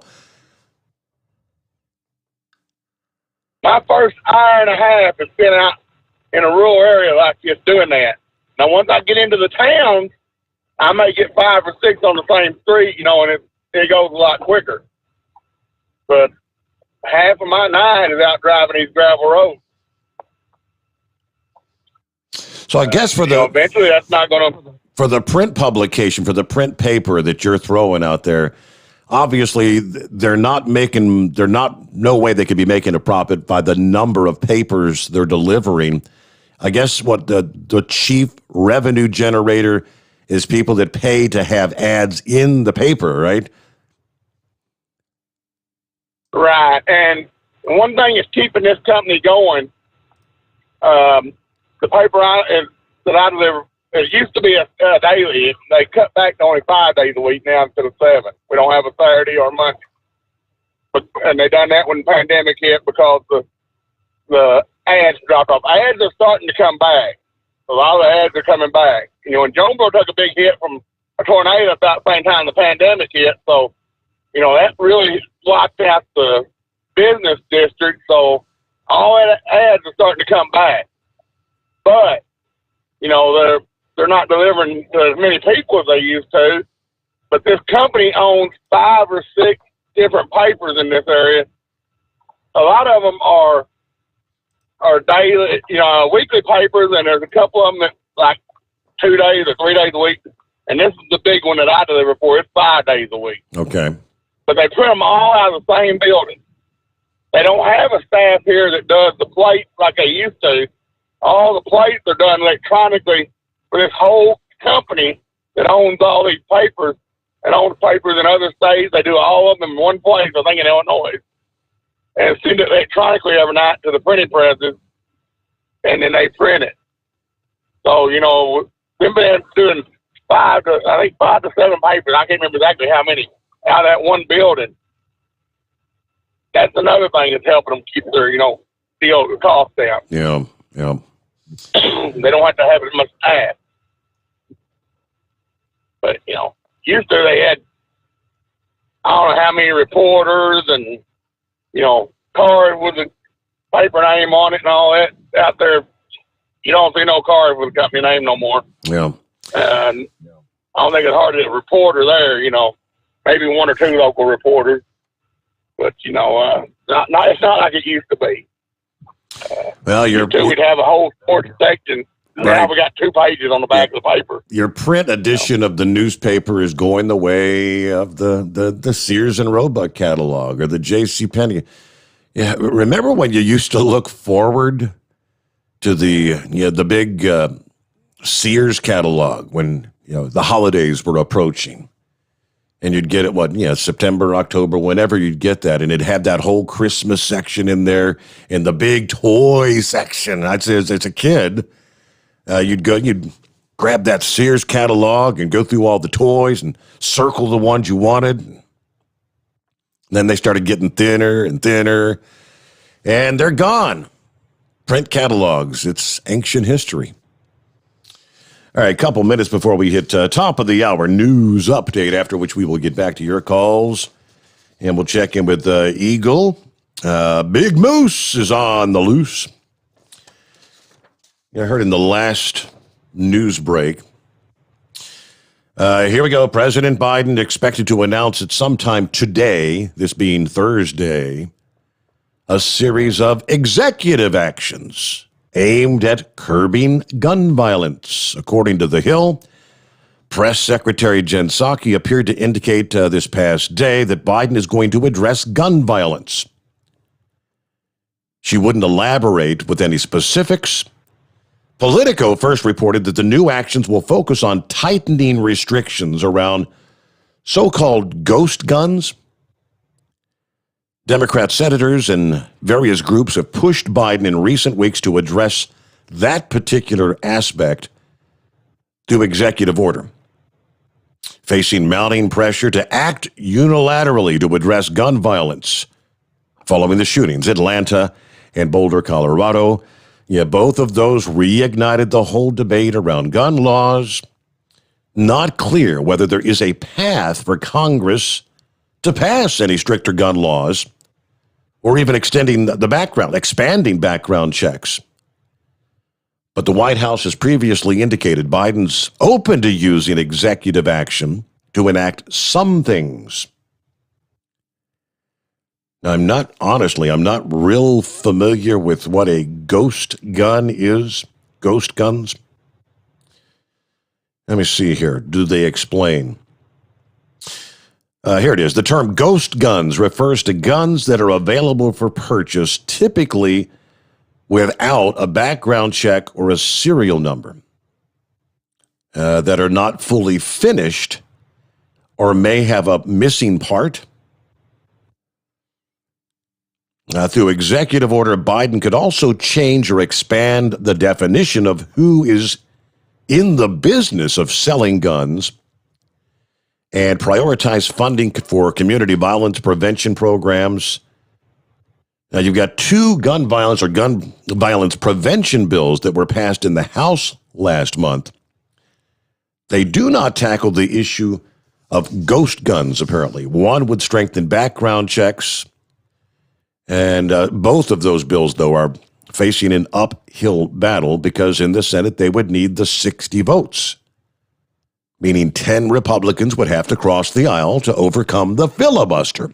It's another one of those deals where they want to eliminate Democrats. That would be want to eliminate the filibuster. But without Manchin, without Sinema, they can't do it. All right, news update here on a Thursday morning. Stick around. We've got 2 hours yet to roll on the Steve Summers Overnight Drive live from the Hot Shot Secret Studios.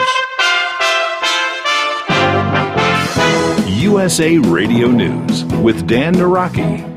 Texas Governor Greg Abbott is calling on the Biden administration to shut down a facility holding migrant children in San Antonio after state authorities received a number of complaints about conditions inside. The allegations include sexual assault, underfeeding the children housed at the facility at Freeman Coliseum, and those who have tested positive for COVID not being separated from others. Governor Abbott says the children in the facility need to be moved to better equipped federally run facilities. The administration failed to plan for the influx of children that they invited to come.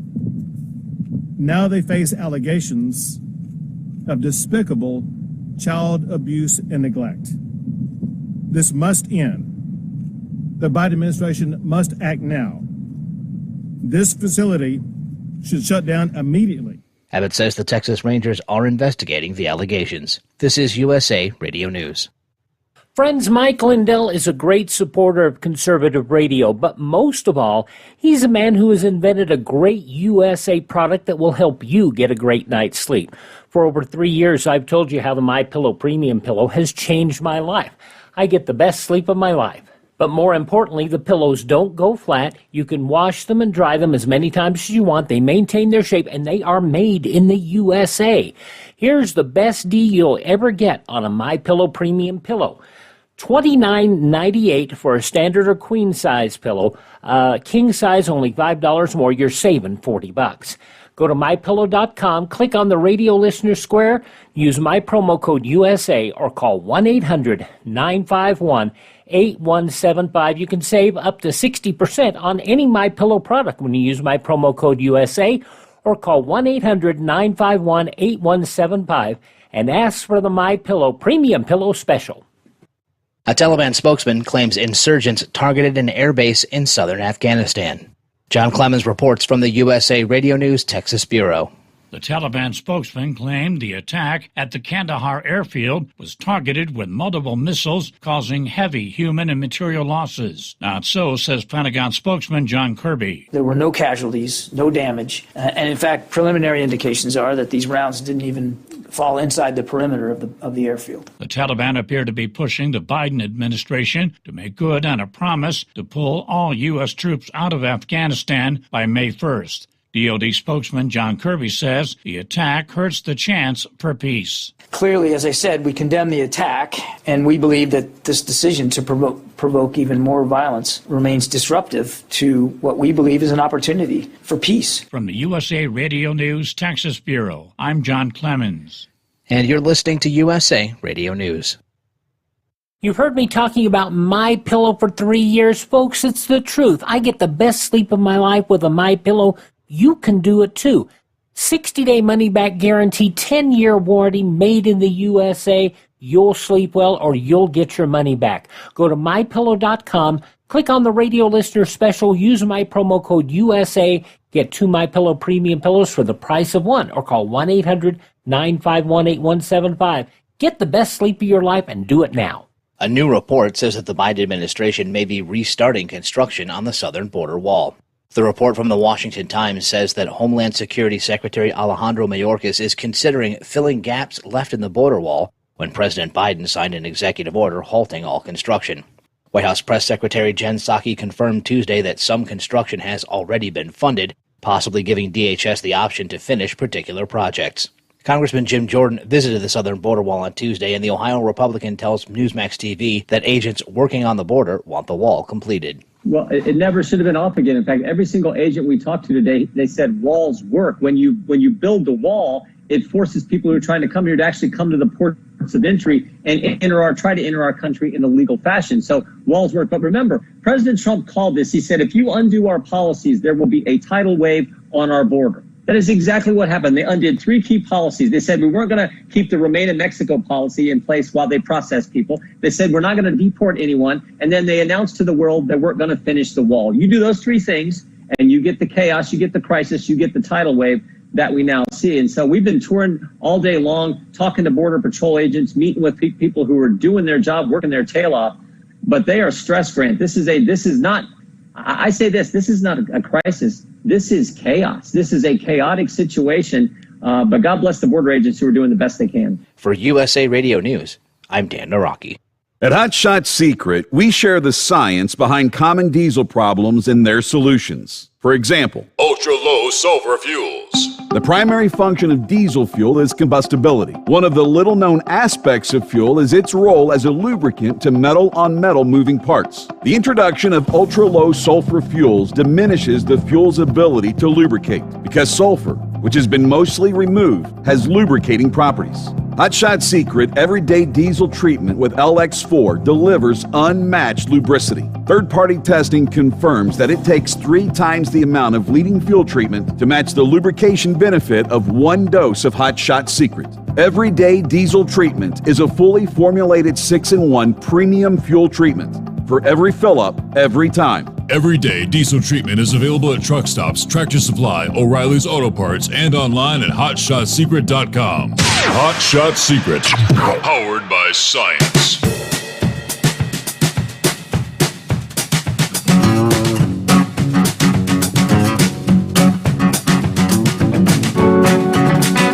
It helps to turn the microphone on, doesn't it? See if my memory is correct.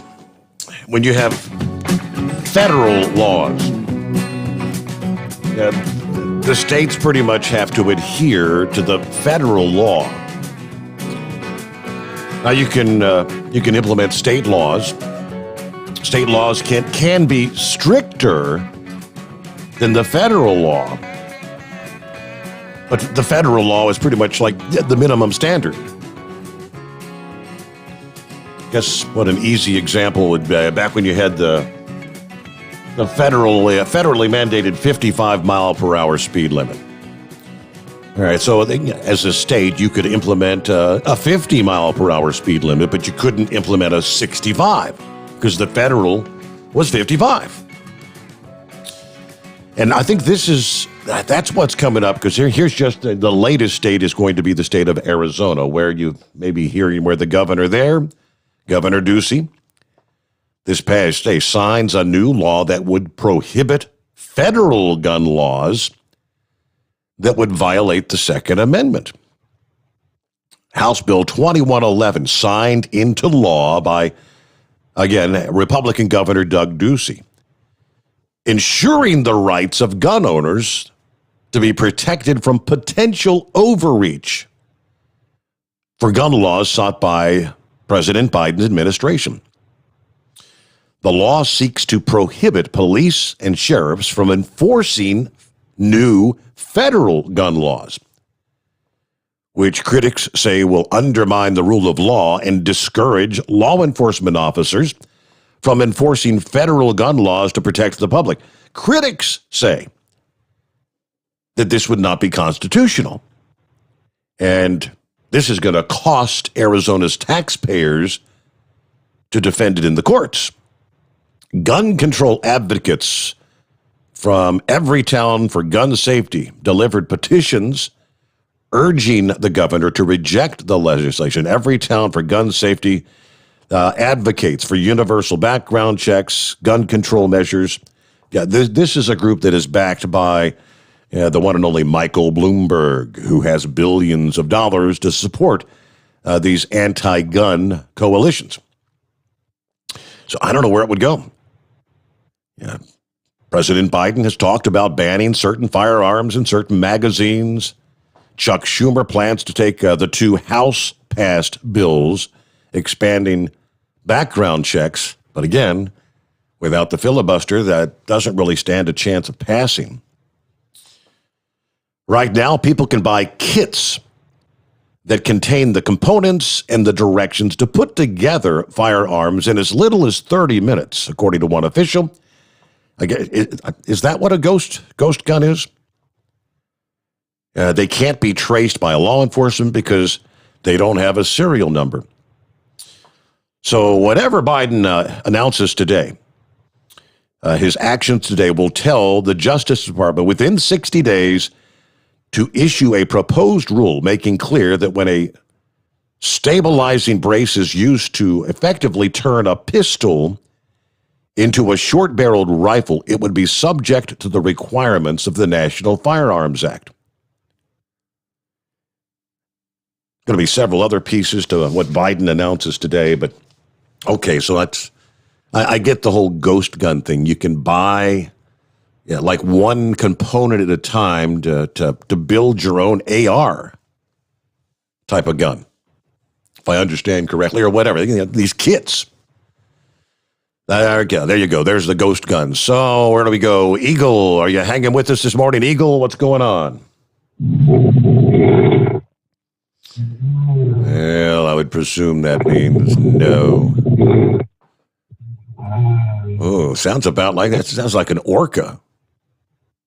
Do orcas snore? Hello, Big Moose. Hey, bud, what's going on? Not a whole lot. Playing radio? Trying to, some facsimile thereof. I heard that. All this gun crap, it's just something. They're just trying to get a bigger grip on it. They're going after they're trying to get all of them, but they're just grabbing at whatever's hanging right now. You know what I mean? Yeah. This whole attaching a shoulder stock thing That's not new. Lord have mercy. Colt's been making them for 150 years. Been making a shoulder stock attachment for a, single action pistol for 150 years. So I don't know. It's just a bunch of garbage. But anyway, the reason I called yesterday, me and the boy Wonder was digging through some crap in the garage, and I uncovered some of the old archives. I thought you might get a kick out of some of that crap I come out of. Really? What'd you come across? I found I come out with probably 6 or 8 of them old commemorative trucks that your dad had put out. Had 2 or 3 T-shirts. Found a couple of butt savers. Got all kind of stuff going through there. And then I found something that I totally forgot about till yesterday. It was a cassette tape.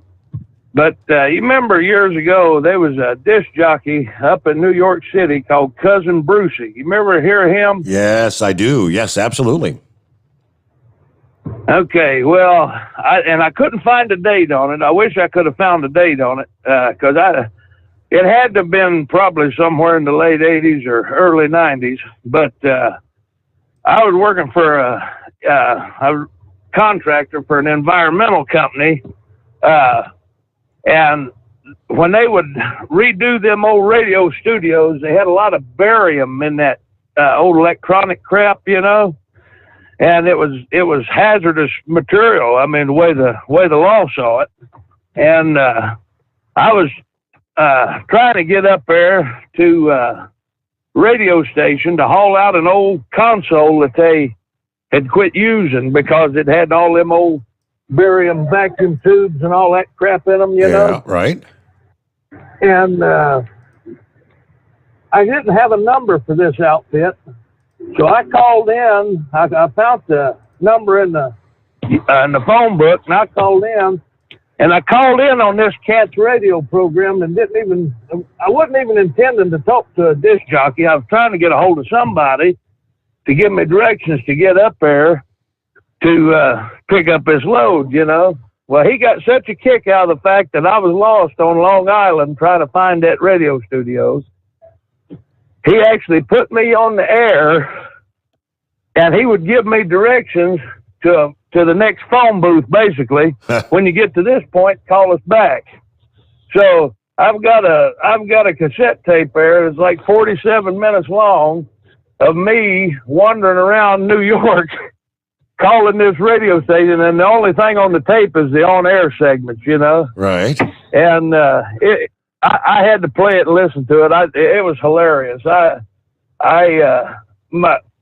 Simon, my number 2 son, he's like, "What is this?" And I had to explain the whole situation to him, And but yeah, I finally made it up there. It was about 10 o'clock at night, and I ended up, of course, that at the time, and it still is really. They want to limit that truck traffic out there on Long Island, And I remember I had cab drivers waving at me. I had cops waving at me because they was all listening to it happening, in real time.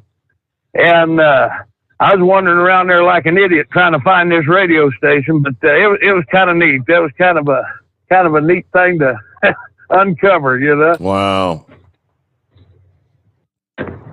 Yeah, I'll have to make a copy of it and send it to you. I did see you sent me a picture of the one truck, which said 1984 to 2004. I kind of remember that one. Yeah, I got a couple of them, and he must have sent me something because there was a big old plastic envelope in there with his from Florida, and I don't know what it was in it. I kept the envelope for some reason, but he had sent me something, and I'd kept it. But yeah, I need to get rid of some of this crap, so I'll hook you up with some antique memorabilia if you're inclined. Oh, there you go. Sure. We'll decorate the new bunker. Hey, I tell you what, I got a brand new butt saver still in the package, buddy. I remember them advertising those things. Were they worth a flip? Or did they actually do them any good, or was it just a gimmick? They worked pretty good for about one ride. Okay, and then all right. After you sat on them for about 4 hours, they went flat as a fritter, and then it didn't do no good at all. basically all it was an inner tube stuffed full of old newspaper, I think. Wow. But yeah, these, I got to thinking, I probably need to unload some of this. I've got boxes full of that stuff. I got a bunch of old Burbank tapes in there. Every time he'd come out with a new tape, I'd end up with it, and I got all them old cassette tapes in there, and I got, like I said, I got T-shirts and bumper stickers, and I even got one of the Truckin' Bozo dolls. You remember them? That I don't think I remember those. No. Like I don't know if you call it a doll or an action figure. It's about 6 or 7 inches long. The Truckin' Bozo doll. But yeah, there's one of them in there. Had a bunch of that stuff. But yeah, that old boy was on there earlier talking about all them truck drivers underbidding each other and everything. And what have I said? I've said it for 30 years. The truck driver mentality is hooray for us and to hell with everybody else. And if you put 2 truck drivers in a room full of lot lizards, they'll screw each other first. That's just the nature of the beast. And sitting here talking about whether you can get truck drivers to get together and actually do something, you might as well be sitting around talking about whether to plant corn or soybeans, because it ain't never going to happen. Yeah. You got the most influential workforce in the world, and all they'd have to do is get together and say, this is what we want, and they'd get it. All righty. Thank you very much for checking in there, Big Moose. Some of that stuff should probably go in the Smithsonian Institute, should it not? Historical archives. Wow. All right, what do we see here? Lines available at 844-3388. Let me jump over. Lo and behold, some people in California are going to actually get to go back to work for the first time in over a year. And that'd be those working at Disneyland Resort. April 30th is the reopening date. And I guess they officially announced plans how they're going to welcome guests for the first time in over a year. New rules in regards to ticket reservations, enhanced health and safety measures. Yeah, before the COVID, back in the day, all those many decades ago, guests only needed a valid admission ticket to visit the park. Now, guests 3 years and older visiting either Disneyland or Disney California Adventure will need both a theme park reservation and a valid admission ticket for the exact date that they'd like to go. Before making a reservation, guests have to have a theme park ticket. Those with existing theme park tickets can start making reservations when the system launches here in a few days, April the 12th. If you don't have a theme park ticket, you have to wait till April 15th when the sales resume. Several offerings will be unavailable. Things like the Fast Pass, the Max Pass, Magic Morning, and Extra Magic Hour. Those are all suspended till further notice. The old character meet and greets and other gathering attractions like parades, those won't be happening. They'll be operating at limited capacity. Only California residents will be allowed entry, and proof of residency will be required. Say what? Proof of residency? You mean something like an identification? I have to prove that I'm a resident of California? That's racist. What if I don't have an ID? Yes, I'm being facetious. To further promote social distancing, the park is limiting group sizes to no bigger than 3 households. Physical barriers will be in place at certain locations. They're training staff to interact with guests safely without contact. All guests must wear facial coverings. Temperature screenings will be required for entry into certain areas. So pretty much, page right out of what's been going on in Florida for how many months now? Hell, when did they reopen things in Florida, Philip? You've been open for 6-8 months, maybe more? We opened up in July, Steve, of last year. Wow. And everything they're doing there is the same thing we do here. We have a reservation system. You have to have the My Disney Experience app to get that reservation. You have to have a ticket that you buy. You buy with us. You buy the ticket and then you set up the reservation. They'll do the same thing. Pretty much, it's all identical to what we're doing over here, pretty much. And it's the same thing that we did at the beginning in July. We started. It was only Florida residents only. When their state government lets them open up more, they'll open up more capacity, and then they'll start letting in folks from other places. Right. Pretty much identical to what we got going on, Steve. I mean, it's, you can only, if you're going to eat, you got to be stationary. You can't be moving while you're eating. You can't walk along while you're eating your popcorn with your mask off. We just got to where you could take your mask off and take a picture. As far as the characters go, you have to, the character meet and greet now is the characters behind you and they're standing behind like a plexiglass wall. That's what it is now until they get things going. There's no more touching Mickey Mouse or Minnie Mouse or any of that stuff or hugging them or anything hugs, like that. Yeah. But there's part of the ride in the front of the ride, they have a room that actually stretches and gets bigger, and it gives you an optical illusion, and it's like that part of the ride will be taken out to where, because people go in this room and they all you're all stuck inside a small space.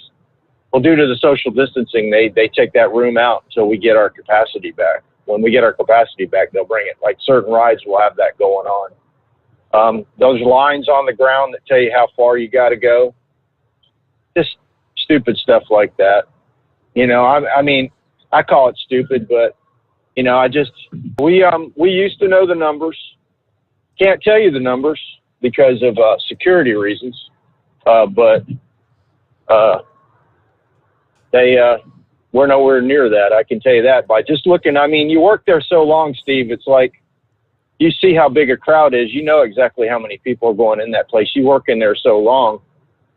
And I know, we kind of know what's going on. The cast members have been there for a long time. I've been there almost 11 years. So, you get guys in there that's been there 35, 40 years. They can tell you down to the exact person how many people are in that park. But, yeah, it's one of those things.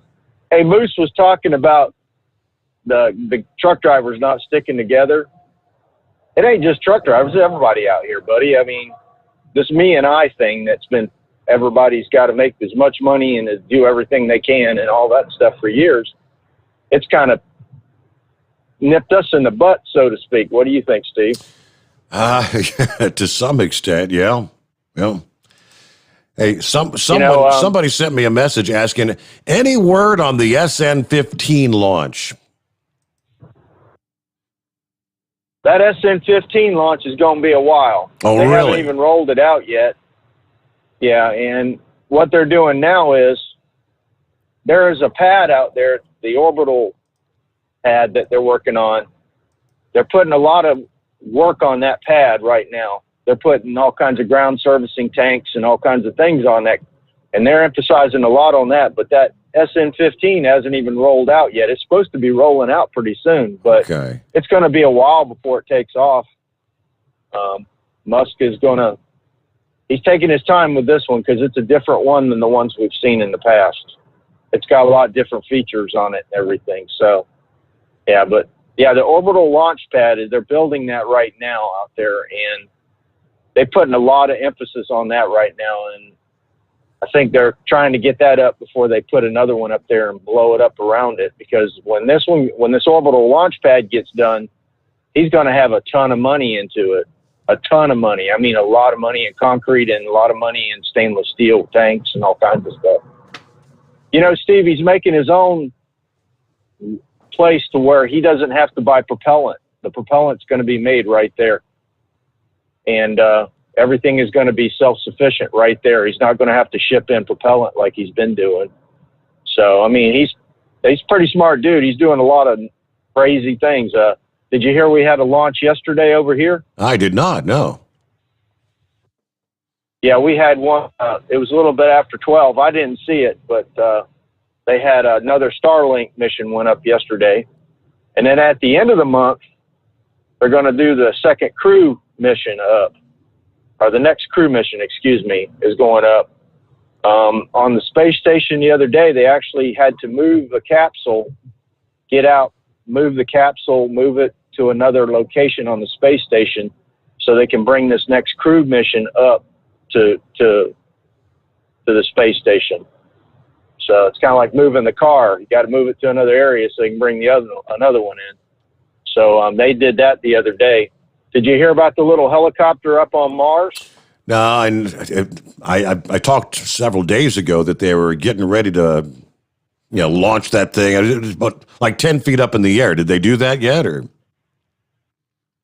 That's supposed to be toward this weekend, but it's sitting on the ground. They've got pictures of it sitting on the ground away from the rover. So they're getting ready to start.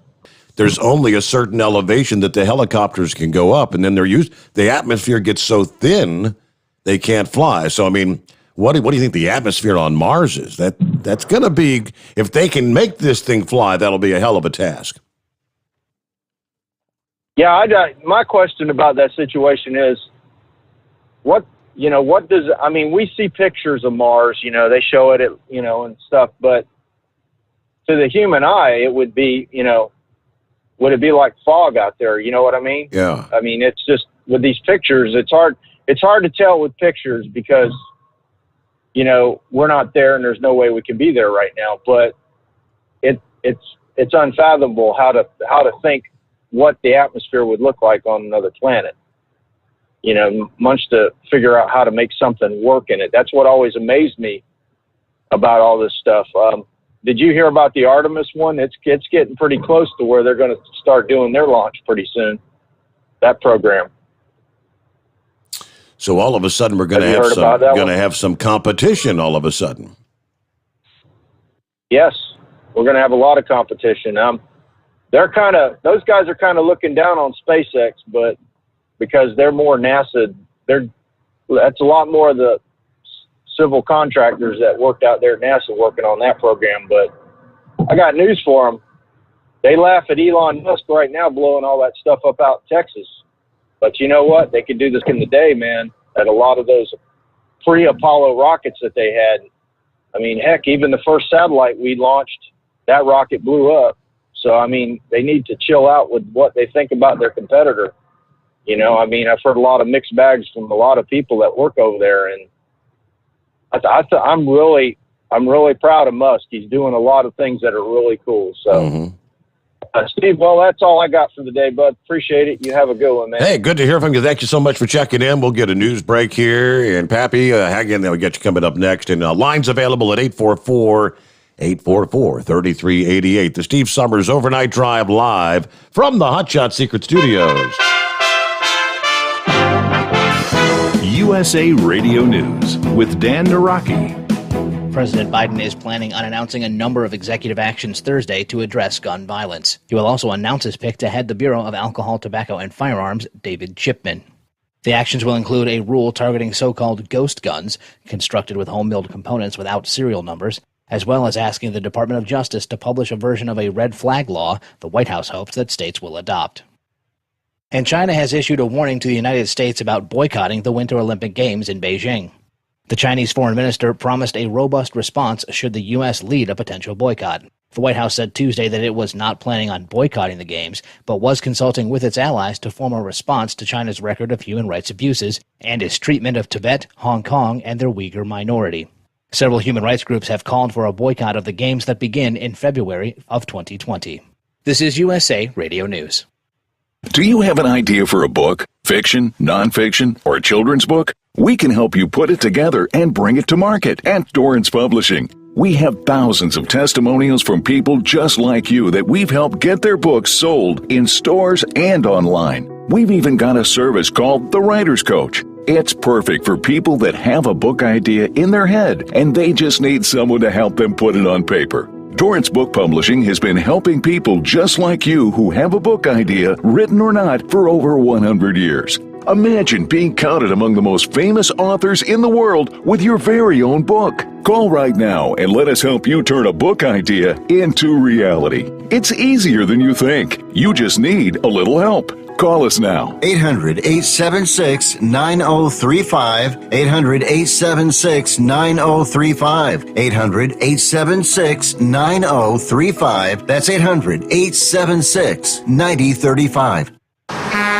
You're listening to the Overnight Drive with Steve Summers. At Hot Shot Secret, we share the science behind common diesel problems and their solutions. For example, Hot Shot Secret Diesel Extreme. Today's ultra-low sulfur fuels leave injector deposits causing frequent DPF regens and low throttle response. Diesel Extreme is a once every 6-month treatment that will clean your entire fuel system, including the tank, lines, pump, and the injectors. Hot Shot Secret Diesel Extreme is available nationwide at truck stops, fine farm and auto stores, and online at hotshotsecret.com. Some say their truck reflects who they are, dependable and reliable. That's why you trust Blue Def. Now the best just got better. Introducing Blue Def Platinum, a revolutionary innovation with advanced system shield technology to significantly reduce harmful deposits. To maintain fuel economy, save money on costly repairs, and sustain the life of your SCR system, there's only one DEF to choose. Blue Def Platinum. The best just got better. PureFlow AirDog, your leader in fuel air separation system technology. Our systems filter out water, particulates down to 2 micron, and remove all of the air out of your diesel fuel. This allows for nothing but pure, clean diesel fuel to reach the expensive injection system equipped in your vehicle. Not only do our fuel systems protect, they also come in a variety of flow rates to meet your performance needs. Our systems are compact and use OEM-style fittings for an easy installation. Learn more about our product at www.pureflowairdog.com and be sure to follow us on Facebook and Instagram. Protect your investment with PureFlow AirDog. Diesel Army is on duty 24 hours a day, 7 days a week. Burning the midnight oil with the best diesel coverage. All the tech, all the torque. Diesel Army, where there's smoke, there's fire. For the latest news and event coverage, as well as feature and tech articles, sign up for the newsletter and don't miss a thing. Visit dieselarmy.com from the Power Auto Media family of digital magazines. Again, it's dieselarmy.com. Dean Michael, the tax doctor here. I have one question for you. Do you want to stop worrying about the IRS? If the answer is yes, then look no further. I've been around for years, I've helped countless people across the country, and my success rate speaks for itself. So now you know where to find good, honest help with your tax problems. What are you waiting for? If you owe more than $10,000 to the IRS or haven't filed in years, call me now at 888-557-4020 or go to mytaxhelpmd.com for a free consultation and get your life back. For anything diesel, take it to Shy Diesel. They provide a wide variety of services and diagnostics to determine what the problem is with the latest technology. From simple oil changes and preventative maintenance to fuel system diagnostics and repairs, engine rebuilds and cylinder head repairs, and rebuilds with our in-house machine shop. They also have on-site DPF cleaning for exhaust issues and DOT inspections. If your diesel is asking for some attention, Shy Diesel has the specialist you need for anything diesel. Located in Terre Haute and Lafayette, Indiana, and Effingham, Illinois, Shy Diesel has you covered. Drivers, you demand that your equipment's reliable and dependable, and that also applies to your headset for communication. Well, our friends at Stellar Electronic have you covered. The Pluto Duo headset bundle is the best communication headset you can find in the industry. No matter the challenging environment you're driving in, the Pluto headset will make you sound crystal clear all the time thanks to their 99% noise cancellation. And the Duo's not only a stereo converter for the headset, but also a power bank so you can charge as you go. Learn more at StellarElectronic.com or visit them on Facebook.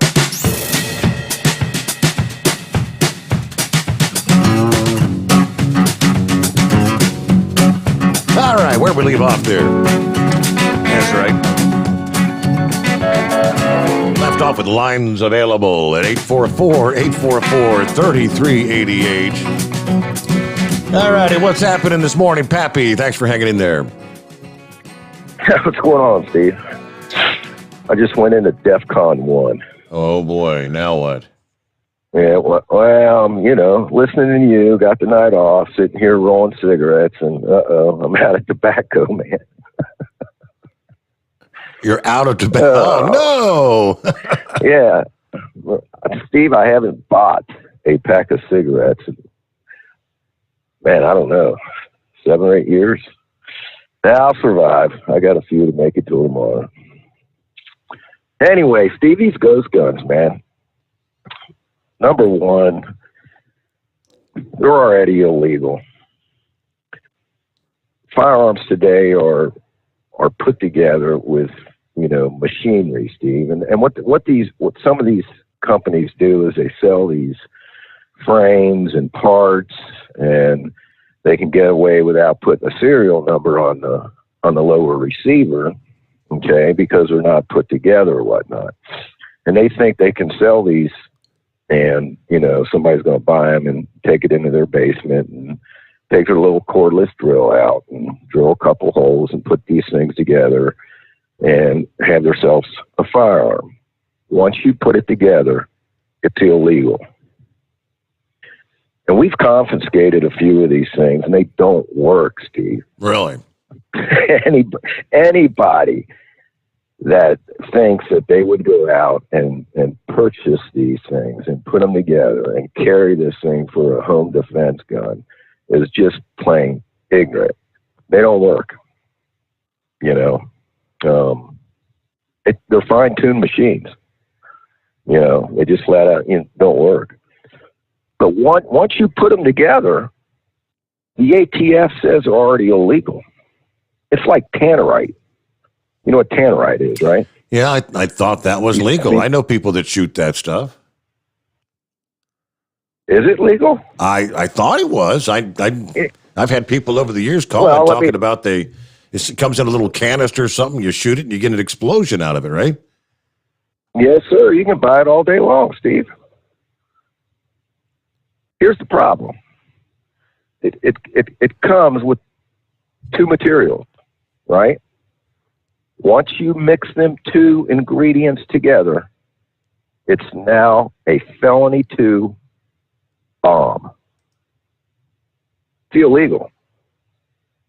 You're allowed to purchase the tannerite, but once you mix that aluminum powder in with the chlorate, it's illegal. You now manufactured a homemade explosive. People don't know that. It's a fact. It's a felony 2 if somebody really wants to get charged with it. I just did a quick search. And this tannerite is described in their webpage as legal in all 50 states. No license of any sort is required. It is exempt from the Code of Federal Regulation storage requirements as long as the person who possesses the tannerite does not mix and store the ingredients. Bingo. I had no Steve, idea. I took a 1 week course, man, for homemade explosives, and there's stuff you can buy. You can get some potassium chlorate and mix it with Vaseline. You can buy Vaseline right anywhere, Kroger's, Walgreens. You mix them two together, you got yourself an explosive.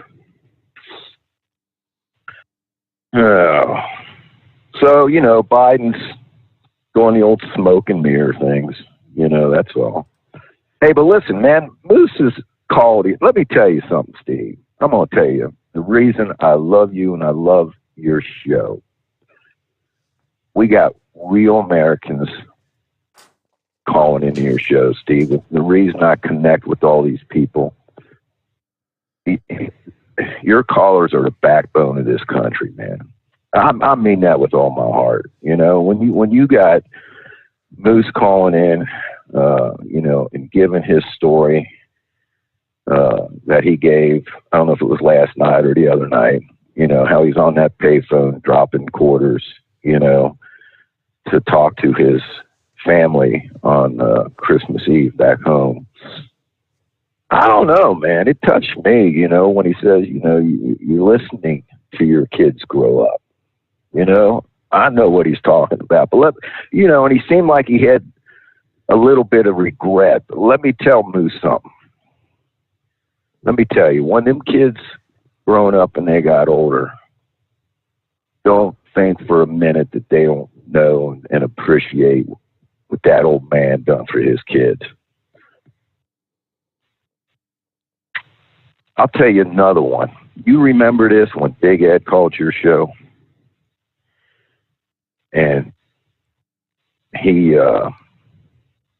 explained, and I'm joking, I'm just talking about this, Steve, I swear to God. When he called in the show and he was talking about his wife. Yes. When his wife passed. Yep. Steve, is that not some, I mean, that's the real McCoy, man. These are real people, real Americans. I mean, when you got people calling into your show and having a conversation with you and us about their lives like that. I don't know, man. I'm touched, I don't know. I guess maybe in my old age, I'm getting emotional, I'll tell you what needs to happen someday soon, Steve. You remember a couple of years ago, I told you, wouldn't that be cool if you could get these old guys together? I'll tell you what would be dynamite, man. If we could have like a bonfire, right? Get old Monkey Gouger, Horse Feathers, Moose, Big Ed, Chevy Guy, the Eagle, get all these guys together and just have a big old campfire and crack some cold ones. Would that be the coolest thing in the world? That would be awesome. Sit there and just listen. Yeah. Just sit there and listen to Knuckle Buster, man. Come on. Wow. That's about all I got, Steve. All right. Well, thanks for checking in, Pappy. Have a great morning. You're going to have to ration your smokes till the smoke shop opens. Yes, sir. That's when you go digging through your ashtrays. Say, hey, if I got enough to roll another one here. What are you going to do? Yeah, right. I know the feeling. All right. Well, hey, thank you so much, Pappy. Yeah, real people. That's the program it's built around what over the years so many have kind of become a family. And what it was just talking about with building a bonfire or whatever, everybody getting to sit around to some extent. That's kind of what used to happen at the Mid-America Truck Show there in Louisville, where many of the drivers, would all get together there, sit around, like you said, tell BS stories. Yeah, but we haven't had one of those in a long time now, have we? And again, also, of course, when we've done our cruises over the years, I can't tell you how many drivers, various listeners to the program, they get to meet someone else and, oh, I've heard you on the radio. I've heard you on the show over the years. Yeah. Well, that's you, huh? And, in the week's time that you get to spend together on the ship, you really get to know people, and they exchange phone numbers. Yeah, they exchange social media or whatever. And, they've become really good friends over the years. A lot of relationships. Pretty cool. But I digress. We've got lines available. You want to jump on board? It's 844-844-3388. And I'm going to have to do a phone reset here in fairly short order. So I'll tell you what. Let me take care of. It looks like Maurice Brothers is on the line, otherwise known as Horse Feathers. I get you, and then I'll do my phone reset. Thanks for taking me back, Your Honor. Yes, sir. Just listening to Pappy talking there. What he's describing is we have to have us an old-fashioned watermelon roast. Yeah, that's... You put the watermelon on the campfire, you let it sit there and simmer and boil, and it blows up, and all the pieces go scattered all over the place and into the woods, and then you go in the woods and you try to get yourself a piece, right? Mm-hmm. So That was the idea. That was, those were fictitious. Those were all theater of the mind. But horse feathers, I can't tell you how many people thought they were real. Well, the question is what you're getting a piece of when you're in the woods with somebody else, right? Well, that was the idea behind the whole thing. Everybody runs out in the woods to get a piece. That's right. That's right. So, anyways, yeah. So I don't know. I kind of hadn't thought about that until Pappy was talking about that. But yeah, to get together on the ship, that was good there back in 19. Wife and I are glad we did it. She wasn't sure she wanted to do it. She's like, well, why would I want to go on a boat with a bunch of truck drivers? Right. There ought to be more there to do than just truck drivers. But one of our suitcases there was about half filled up with magazines there. I don't know if you realize that or not, but she about half filled up one of our suitcases with magazines and books and stuff and brought with her. And she says, as long as we got that balcony cabin, you can go out and do what you want. And I'll be sitting on that balcony. I'm going to get my reading caught up. She never opened up one of them books or magazines the whole time we were on that ship. Go 8 days we were out there. How about that? Yep. So that just goes to tell you what what's it like being out on the boat. But well, if I had to venture a guess, I'd say she probably didn't wear half of the shoes or flip flops or sandals or clothes that she brought either. I remember especially the first time we went on a cruise, my wife literally had an entire suitcase full of shoes, a different pair of sandals to match each outfit, and she didn't wear half the damn things the entire cruise.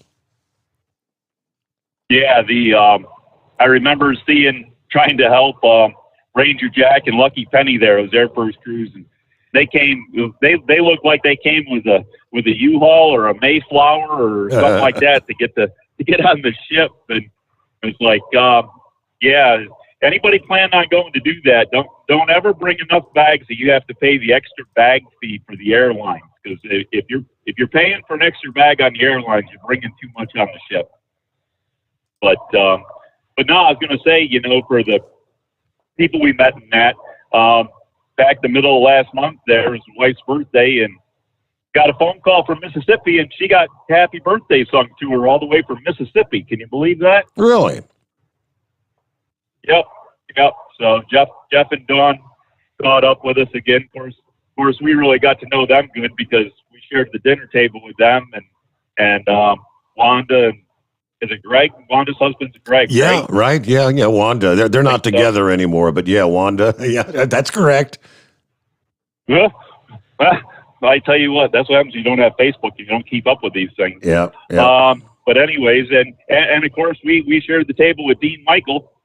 I think he was at dinner one time there when he wasn't in the casino, but we did get to share a dinner with him, so that was good.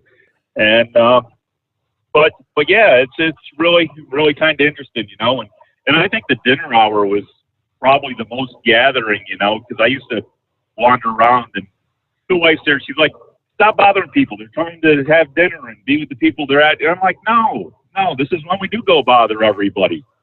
I go, go over there and steal some food off of somebody else's plate. Good table to table. I don't know.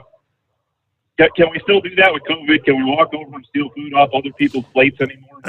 Boy, no, you're looking to get man overboard, ejected.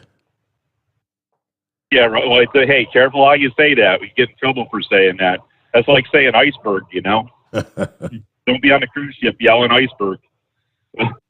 Anyways, but all good times there. So, but yeah, we need to have us a watermelon roast. Maybe we get that doodah motor freight to haul in some load of watermelons or something, right?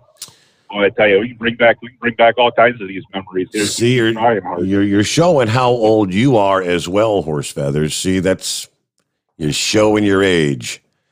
All right, little countdown clock says it is time to do a phone update. So I will take care of that. Actually, I'm kind of trying to do it as we speak, so I don't have to take a break, but it might be easier to do it by saying we'll be back in, say, 60 seconds. How's that sound as we head toward top of the hour where we'll get a news update, come back with our final hour on a Thursday morning. So in other words, we've got Wide open lines at 844-844-3388. The Steve Summers Overnight Drive, live from the Hot Shot Secret Studios. Now, I don't have to take a break because I was able to do it when I did that. Industry headlines. So we'll take it right up to the top of the hour. This thing should connect momentarily. Let's say you have successfully connected. See? Welcome, host. Thank you. You are now in the host room and can manage your callers from the call-in studio web interface. I appreciate that. Show recording is on. So you got everybody being recorded. There you go. See, that's how it works. Modern technology. Don't you love it? All right, industry headlines here. What do we see? The Truck Parking and Safety Improvement Act, as they call it, is, according to OOIDA, picking up momentum with 4 more co-sponsors. Going back April 1st, April Fools no less. Representatives Thomas Tiffany of Wisconsin, Jefferson Van Drew of New Jersey signed on as co-sponsors to the Truck Parking Safety Improvement Act, as it's called, formerly known as H.R. 2187. 4 days later, Tom Milanowski of New Jersey and Greg Pence of Indiana also became co-sponsors. In total, the Truck Parking Safety Improvement Act has 9 co-sponsors since it was introduced by Representative Mike Bost of Illinois on March the 26th. 5 House representatives were co-sponsors the day it was actually introduced. Angie Craig of Minnesota, Dusty Johnson of South Dakota, Pete Stauber of Minnesota, Susan Wild of PA, and John Garamandini of California. All right, of the 9 co-sponsors, 5 did not co-sponsor the previous version of the bill. Representatives who were co-sponsors of H.R. 6104 but have not yet signed on for the new session, the new version of the Truck Parking Safety Improvement Act. And this is what they're admonishing members of OOIDA or listeners to our show to call their representatives. These were signed on to the previous but have not yet to the new one. Brian Babin of Texas, James Baird of Indiana, Jim Banks, also Indiana, Jim Hagedorn, Vicky Hartzler of Missouri, Ron Kind of Wisconsin, Darren LaHood, Illinois, Tim Ryan, Ohio, Chris Stewart, Utah, Susan Wild of PA. Representative Greg Gianforte of Montana during the last Congress was a co-sponsor. However, he left office to become governor of Montana. So it's worth noting the ink on the Truck Parking Safety Improvement Act is still drying, giving House representatives plenty of time to jump on board. For the previous version, which was H.R. 6104, it took more than 5 months to get 9 co-sponsors. For this new edition, it took less than 2 weeks to hit that mark. So we're encouraging any driver who does not see their representative on the list, please contact them. All you have to do is go to the website, fightingfortruckers.com. And there you can look up your lawmakers' contact information, their phone number, respectively in Washington, D.C., or maybe the home office in your particular representative's zone, to get them to jump on board to the Safety Act. Then we've got one more before we jump on up to our top of the hour news update here. And that's another totally separate issue in the industry. That's longer, heavier trucks. The push is on once again. Allowing longer or heavier trucks would only make the infrastructure problem worse. According to the Coalition Against Bigger Trucks, they spoke to a committee in both the House and the Senate last week. OOIDA sent a letter where the coalition, representing such organizations, actually the coalition is OOIDA, the International Brotherhood of Teamsters, the National League of Cities, stating increase in truck size or weight is just going to deteriorate the highway system even more so. We've studied the impact of various longer and heavier truck configurations And we found the additional cost of the damage to both roads and bridges would add billions of dollars to our already strained system. They wrote to leaders of the House Transportation and Infrastructure Committee and the Senate Committee on Environment and Public Works and Commerce and Transportation. Now, we know we've already got issues with roads and bridges around the country.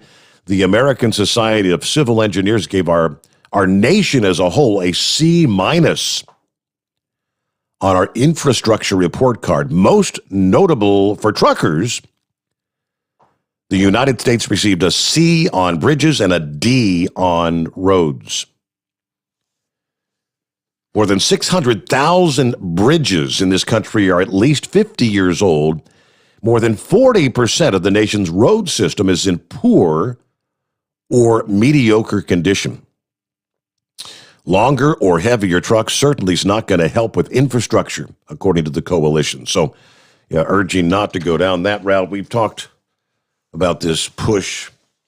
Certain companies in particular, like the likes of FedEx, and some of the other LTLs that want to get more product moved with one load because they're not shipping heavy loads. You got all these packages, kind of like FedEx, most of which are lighter weight. If you could add those extra 5 feet onto your 2 trailers, your longer combination vehicles, they're looking at saving money.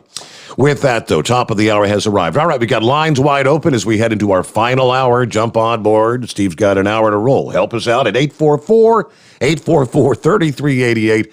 The Steve Summers Overnight Drive, live from the Hotshot Secret Studios. USA Radio News with Dan Naraki. President Biden is planning on announcing a number of executive actions Thursday to address gun violence. He will also announce his pick to head the Bureau of Alcohol, Tobacco, and Firearms, David Chipman. The actions will include a rule targeting so-called ghost guns, constructed with home-built components without serial numbers, as well as asking the Department of Justice to publish a version of a red flag law the White House hopes that states will adopt. And China has issued a warning to the United States about boycotting the Winter Olympic Games in Beijing. The Chinese foreign minister promised a robust response should the U.S. lead a potential boycott. The White House said Tuesday that it was not planning on boycotting the Games, but was consulting with its allies to form a response to China's record of human rights abuses and its treatment of Tibet, Hong Kong, and their Uyghur minority. Several human rights groups have called for a boycott of the Games that begin in February of 2020. This is USA Radio News. Friends, Mike Lindell is a great supporter of conservative radio, but most of all, he's a man who has invented a great USA product that will help you get a great night's sleep. For over 3 years, I've told you how the MyPillow Premium Pillow has changed my life. I get the best sleep of my life. But more importantly, the pillows don't go flat. You can wash them and dry them as many times as you want. They maintain their shape, and they are made in the USA. Here's the best deal you'll ever get on a MyPillow Premium Pillow. $29.98 for a standard or queen size pillow. King size only $5 more. You're saving $40. Go to mypillow.com, click on the radio listener square, use my promo code USA, or call 1-800-951-8175. You can save up to 60% on any MyPillow product when you use my promo code USA, or call 1-800-951-8175 and ask for the MyPillow Premium Pillow Special. President Biden is looking into his authority to cancel some student debts. Lance Pry reports. President Biden has asked the U.S. Department of Education to conduct a legal review of the president's authority to cancel student loan debt. Secretary of Education Miguel Cardona is expected to send the legal review to the president within weeks. White House Chief of Staff Ron Klain said Biden will make a decision at that time. Financial folks said it's not a question of understanding the complexities of the issue, but the ability to interpret the law. During the Trump administration, the Education Department talked about wide-scale student loan forgiveness also. The Department of Education at that time issued a legal memo that determined the president does not have the unilateral authority. From the West Coast USA Radio News Bureau, I'm Lance Pry. And a mass vaccination site in Colorado closed early on Wednesday after several people had adverse reactions to the Johnson & Johnson COVID vaccine they were given. The site in Commerce City was shuttered 2.5 hours early after 13 people had an adverse reaction to the shot, though it's unknown how severe those reactions were. This is USA Radio News. Now you can fly anywhere in the world and pay discount prices on your airline tickets. Book a flight today to London, Paris, Madrid, or anywhere else you want to go and pay a lot less guaranteed. Call the International Travel Department right now at Low Cost Airlines. 800-215-5141. 800-215-5141. That's 800-215-5141. Another group of Republican lawmakers are talking about their experiences after visiting the southern border. Tim Berg reports from the USA Radio News Phoenix Bureau. Congressional Republicans are wrapping up a 2-day trip to the Texas border. As far as some of the things they observed, Ohio Republican Congressman Jim Jordan. Yesterday we saw at the Donna facility one pod which is supposed to, under current COVID protocols, house at a maximum 33 children, and yet there were 527 kids in that pod alone. So when they say this is chaos and unlike anything we have ever seen, that is true. Jordan also saying 40% of Border Patrol manpower is used for processing, and that means the border is going unprotected. From the USA Radio News Phoenix Bureau, I'm Tim Berg. And Nike has put their sponsorship deal with Houston Texans quarterback Deshaun Watson on hold in the wake of multiple allegations of sexual assault against the athlete. Watson is facing lawsuits from 22 women accusing him of assault or harassment. In a statement, Nike announced that it was suspending its deal with Watson, saying that the company is closely monitoring the situation. Watson is also under investigation from the Houston Police Department after one of the women suing him also filed a report with the department. For USA Radio News, I'm Dan Naraki. At Hot Shot Secret, we share the science behind common diesel problems and their solutions. For example, Ultra-low sulfur fuels. the primary function of diesel fuel is combustibility. One of the little-known aspects of fuel is its role as a lubricant to metal-on-metal moving parts. The introduction of ultra-low sulfur fuels diminishes the fuel's ability to lubricate because sulfur, which has been mostly removed, has lubricating properties. Hot Shot Secret Everyday Diesel Treatment with LX4 delivers unmatched lubricity. Third-party testing confirms that it takes 3 times the amount of leading fuel treatment to match the lubrication benefit of 1 dose of Hot Shot Secret. Everyday Diesel Treatment is a fully formulated 6-in-1 premium fuel treatment for every fill-up, every time. Everyday diesel treatment is available at truck stops, Tractor Supply, O'Reilly's Auto Parts, and online at HotShotSecret.com. Hot Shot Secret. Powered by science. The Overnight Drive with Steve Summers. Live from the Hot Shot Secret Studios. Call Steve now. 844-844-3388. That's 844-844-3388. There you go. Final hour off and rolling. And yeah, we got clear lines.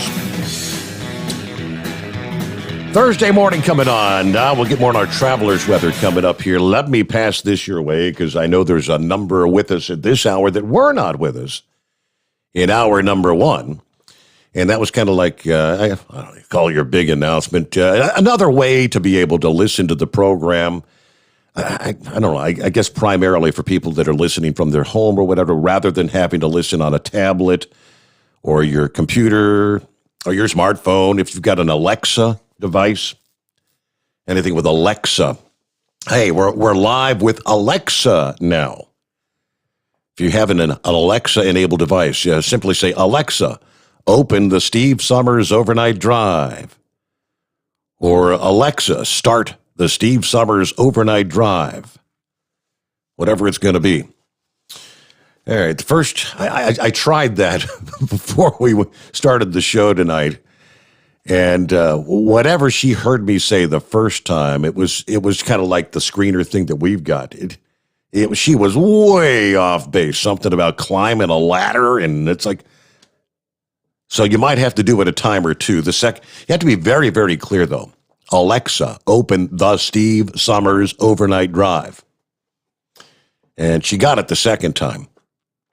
Then we tried again, and then she tried to pull up some other, there's another overnight drive kind of program. So again, but it is up and running with Alexa-enabled devices as we speak. Now, it's only when we're live streaming the program from the midnight to 5 a.m. Eastern time. It's the live stream. She doesn't have like the podcasts.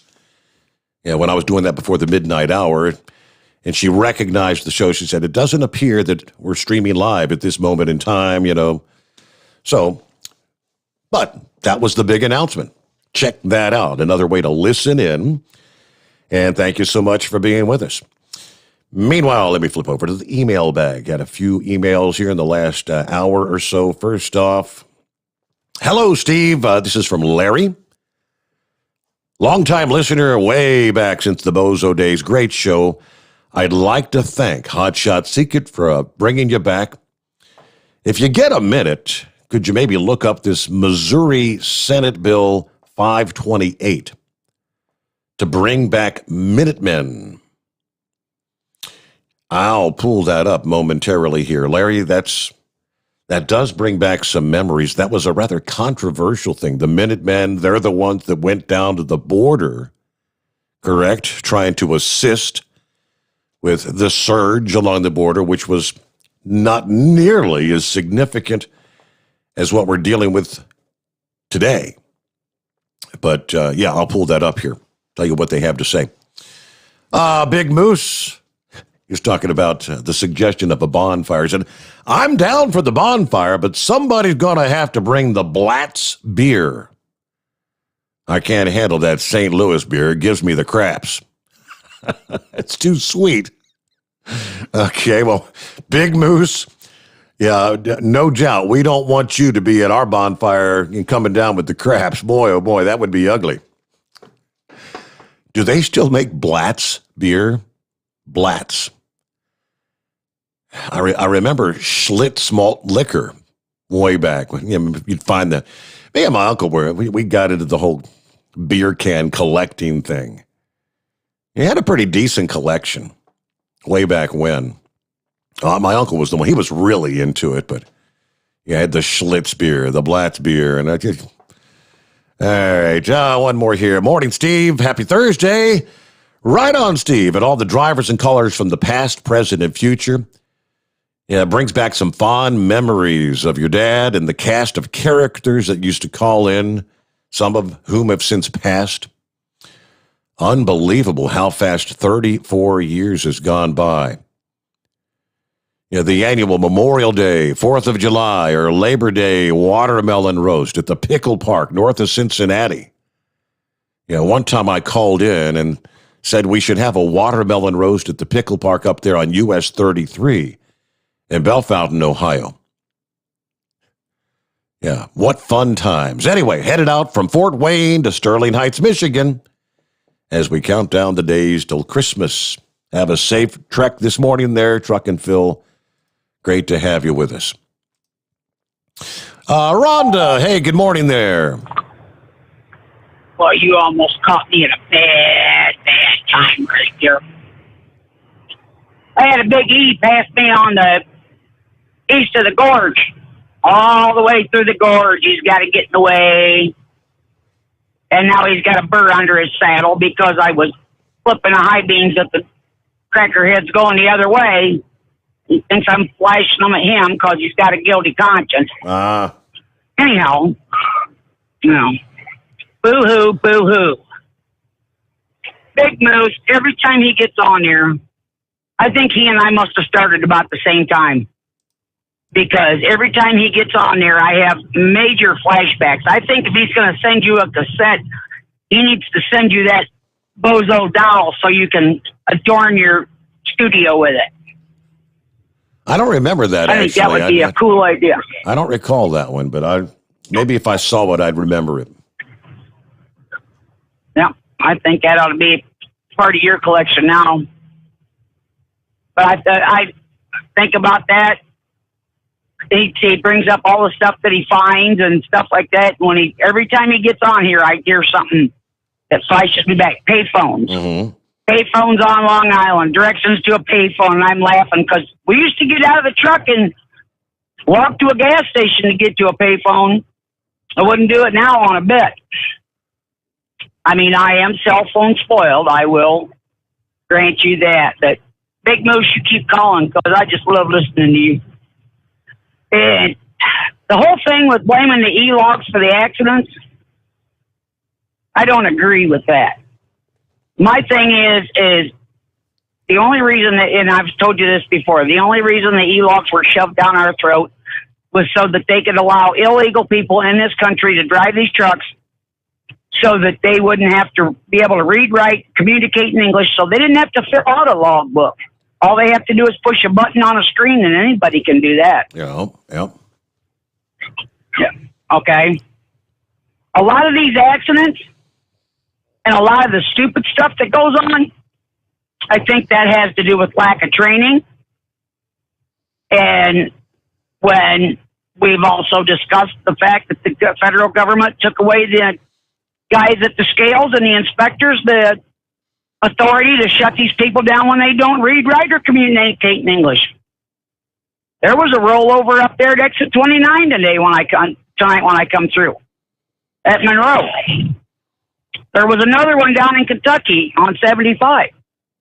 And that must have been pretty bad because they were picking stuff up with forklift and scraps. I couldn't see much, but they had a roll-off dumpster there. Mm-hmm. But a lot of this dumb stuff that goes on is lack of experience. And I'm not going to say I didn't do stuff dumb when I was young. I still do dumb stuff, and I've been out here plenty long enough. The only thing I figure that helps with the doggone, oh, wow, I've been out here. I didn't feel comfortable in my skin until the first 20 years was under my belt. Now, oh, wow, I missed my turn. Okay, I think I can fix this without tearing anything up. That's the only thing that proves to me that I have been out here this long, is if I do make a mistake, I can fix it without screwing something up, or breaking something. So, but I just get such a charge out of Big Moose. I do. I don't care. I get a kick out of that. Yep, right. So, and I'm all for the bonfire. Did you Google Blatz yet and see if they even still make it? I have not. I'll do that though. Blatz beer. That just gives me an upset stomach thinking about it. So, but all right. Have a good night. I'm on my way to Greenville, South Carolina. I'll be there about the time you hit the rack. So, have a good day. Thank you so much for chiming in this morning, Rhonda. All right, that frees things up. Clear lines at 844-844-3388. What does it say? Founded by John Braun in 1846. Blatz originated from the City Brewery. In 1851, Braun passed away, and Valentine Blatz, a former employee who owned a neighboring brewery, married Braun's widow, thereby uniting the two operations. An innovator in the industry, Blatz was the first Milwaukee brewer to market and distribute beer nationally. He was also the first of the Milwaukee brewers to include a bottling plant within the brewery. By 1955, only 6 Milwaukee breweries remained open. Stiff competition, skyrocketing production cost prevented Blatz from growing further. Shortly after ceasing all operations in 1959, Pabst Blue Ribbon, I guess that would, purchased the Blatz brands and relaunched the brand as a craft-style beer, true to the high-quality style that Blatz espoused. All right, today, Blatz continues to be recognized for its quality and tradition. While the Blatz Brewery is now home to some of Milwaukee's finest citizens, Blatz beer will always be Milwaukee's finest beer. Well, how about that?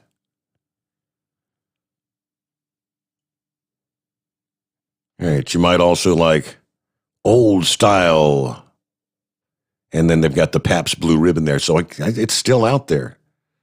When I go down to beer, I'm looking for Miller Lite. Yeah, sorry, Big Moose, the sweet stuff. Yeah. Oh, boy. So, all right, I pulled up the gentleman that was asking about the Minutemen. Let me flip over to that story. Yeah, where did I put it? Somewhere in the mixture. I may have to pull it up again.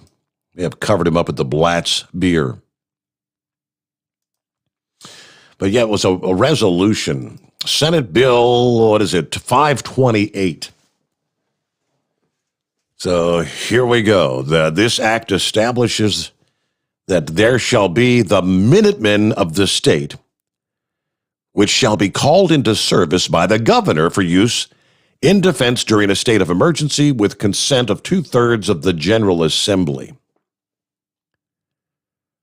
Any legal Missouri resident who's eligible to be a lawful firearm owner may voluntarily join the Minutemen by enrolling with the Department of Public Safety. Only the volunteer's name and address shall be collected by the department.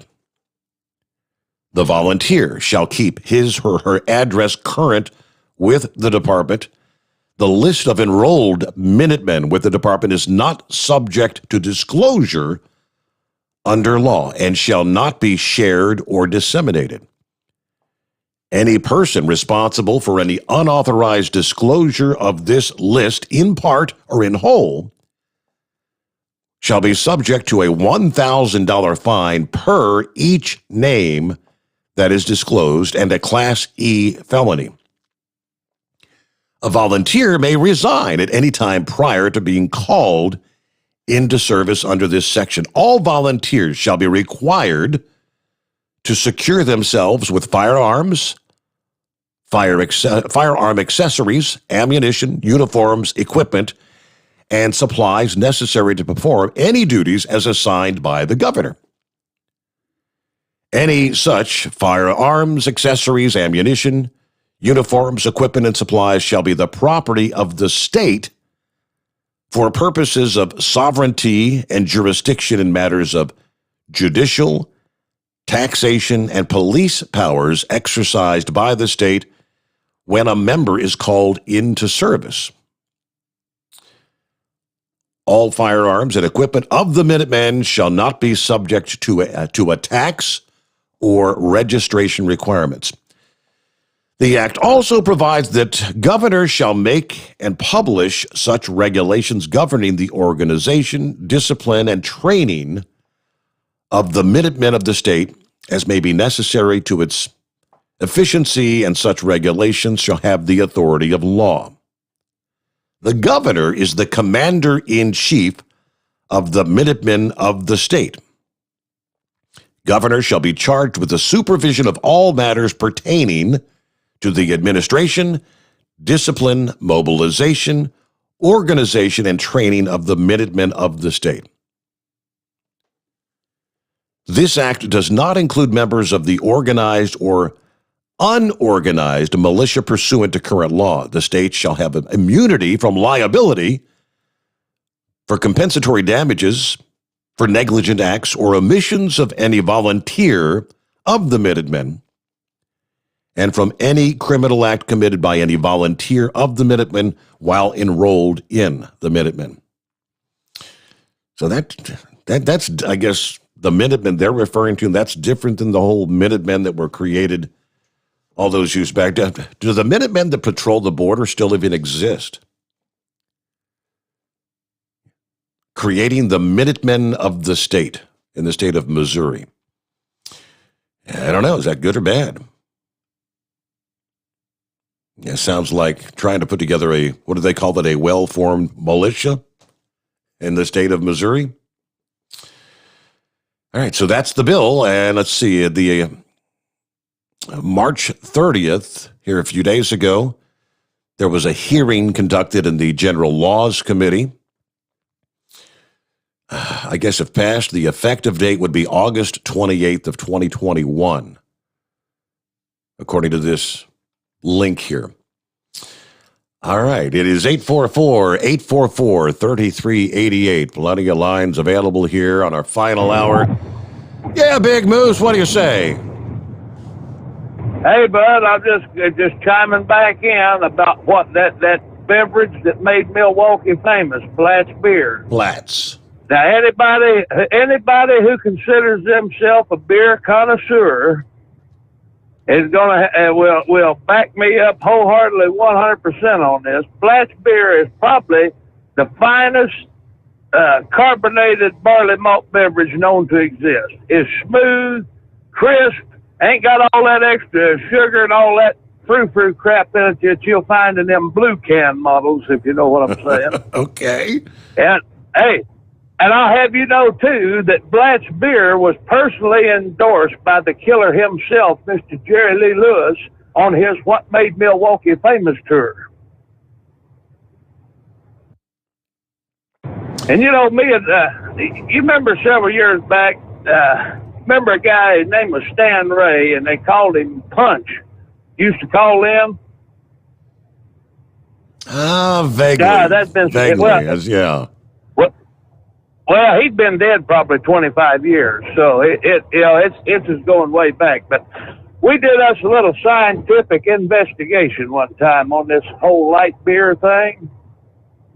I drank a case of Blatz, and he drank a case of, I think it was Miller Lite. And both of us had 12 pounds of beer in us, so the whole light beer thing is just a total falsehood. Okay. Light beer weighs the same as regular beer. Yeah, it's the calorie content, though. The calories.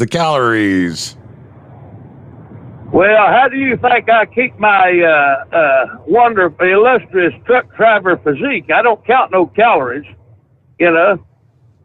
You ever heard it said, which would it be better, to be smarter or stronger? You know, the smart guys say, you know, you need to count those calories and you know, keep yourself down to a nice, tidy, you know, weight and everything. And then the strong guy just going to pick him up, beat the hell out of him. You know, so you'll have to worry about them. You'll have to worry about them calories, how you burn them calories, you know. Of course, you know, back in the day, you know, we had Uncle Benny as a trainer, so we didn't have no problem burning no calories, you know. You could stand to eat 4,000 calories a day because old Uncle Benny'd burn 3,500 of them. All you did is sitting in the driver's seat, you know. Mm-hmm. But yeah, I tell you what, do yourself a favor. If you've never had the privilege of cracking open an icy cold Blatz beer, do yourself a favor, track one down. You out mowing the yard, get good and hot or whatever, crack that thing open, and you'll think an angel French kissed you with a mouthful of scotch. Okay, I'll tell you. I have a sneaky suspicion it's one of those really beery tasting beers. It's not, man. It's good. I'm telling you, that's probably the best beer I ever drank. And you know, I drank everything from Goebel, Lone Star, White Patch. I even had some Billy beer, and I'm telling you, that old Blatz beer is top shelf, buddy. Okay. What the French would say, c'est magnifique, you know. Now, you said Blatz was the one that made Milwaukee famous. I'm looking here, because I wanted to see if Schlitz was still around. And it says the Joseph Schlitz Brewing Company, the American brewery based out of Milwaukee, once the largest producer of beer in the United States. The namesake beer, Schlitz, was known as the beer that made Milwaukee famous. Was it Schlitz, or Blatz? Well, now, I'm going to tell you something about Schlitz beer. There's something that I could tell you off there that I can't tell you on the air that goes along with the Schlitz, the brewing company. But the long story short, Schlitz would give you the Schlitz. Okay. I'm telling you, buddy, you drink a 6-pack of that stuff, you could crap through the screen door and never hit a wire. I guarantee it. Oh, boy. So I don't want to try it. Well, they're gone for good, I guess. Yes. Oh, yeah. Well, keep it between the spotted and the solid. I got to get some work done today. All right. Thanks for chiming back in. That's funny. Schlitz gives you the Schlitz. They're advertising slogans. When you're out of Schlitz, you're out of beer. Looks like their demise was like back in, 1981? Schlitz brand lost 90% of their value between 1974 and that final year of independence. Collapsing ultimately in 1999, it says here. All right. When you're out of Schlitz, you're out of beer. All right, we're going to get our news break coming up here real quick. Let me jump over. COVID update. You know, we're hearing other parts of the world are right now kind of, they're going down, they're going backwards in a rapid pace. I see for our friends to the north of us here in Canada, a week after shutting down all indoor and outdoor dining, Canadian officials are ordering a 4-week-long stay-at-home lockdown, forcing non-essential retailers to close starting today for the province of Ontario, which includes Canada's largest city, Toronto.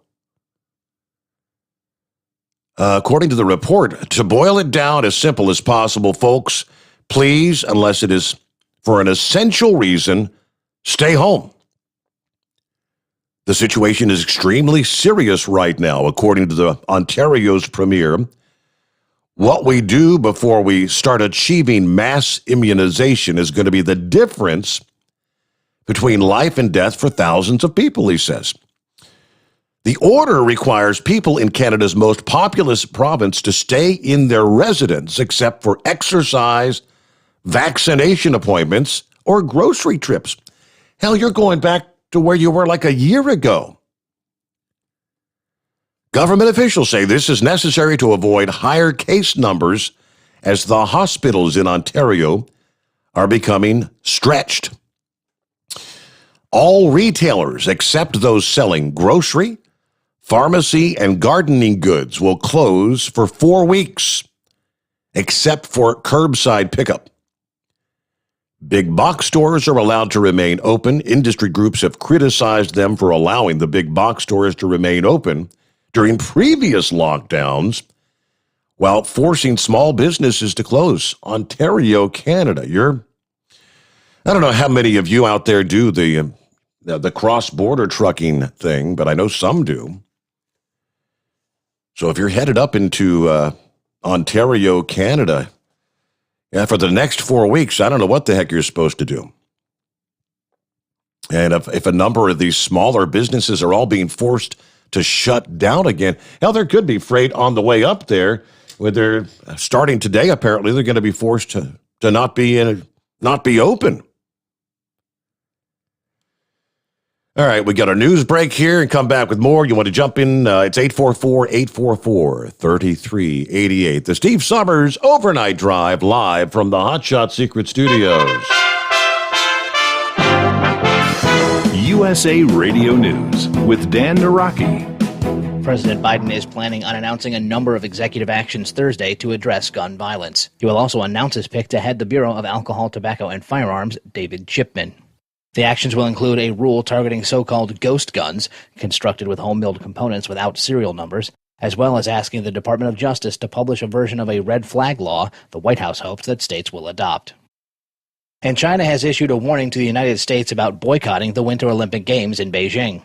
The Chinese foreign minister promised a robust response should the U.S. lead a potential boycott. The White House said Tuesday that it was not planning on boycotting the Games, but was consulting with its allies to form a response to China's record of human rights abuses and its treatment of Tibet, Hong Kong, and their Uyghur minority. Several human rights groups have called for a boycott of the Games that begin in February of 2020. This is USA Radio News. What kind of career are you looking for? Do you dream of using your creative talents in the movie business? How about the advertising world? Or would you rather work in fashion? At Academy of Art University, we can help you get the art and design skills and experiences that employers want. Hundreds of top companies in the Bay Area and around the world have hired graduates from the Academy. You'll be trained by professional faculty members that have worked in the industry, so your education is practical and focused on what real-world companies want. You can get your degree at our San Francisco campus or anywhere online. Do what you want to do with your life. Call right now to get more information. 800-811-7913. 800-811-7913. 800-811-7913. That's 800-811-7913. You're listening to the Overnight Drive with Steve Summers. At Hot Shot Secret, we share the science behind common diesel problems and their solutions. For example, Hot Shot Secret Diesel Extreme. Today's ultra-low sulfur fuels leave injector deposits causing frequent DPF regens and low throttle response. Diesel Extreme is a once every 6-month treatment that will clean your entire fuel system, including the tank, lines, pump, and the injectors. Hot Shot Secret Diesel Extreme is available nationwide at truck stops, fine farm and auto stores, and online at hotshotsecret.com. Some say their truck reflects who they are, dependable and reliable. That's why you trust Blue Def. Now the best just got better. Introducing Blue Def Platinum, a revolutionary innovation with advanced system shield technology to significantly reduce harmful deposits. To maintain fuel economy, save money on costly repairs, and sustain the life of your SCR system, there's only one DEF to choose. Blue Def Platinum. The best just got better. PureFlow Air Dog, your leader in fuel air separation system technology. Our systems filter out water, particulates down to 2 micron, and remove all of the air out of your diesel fuel.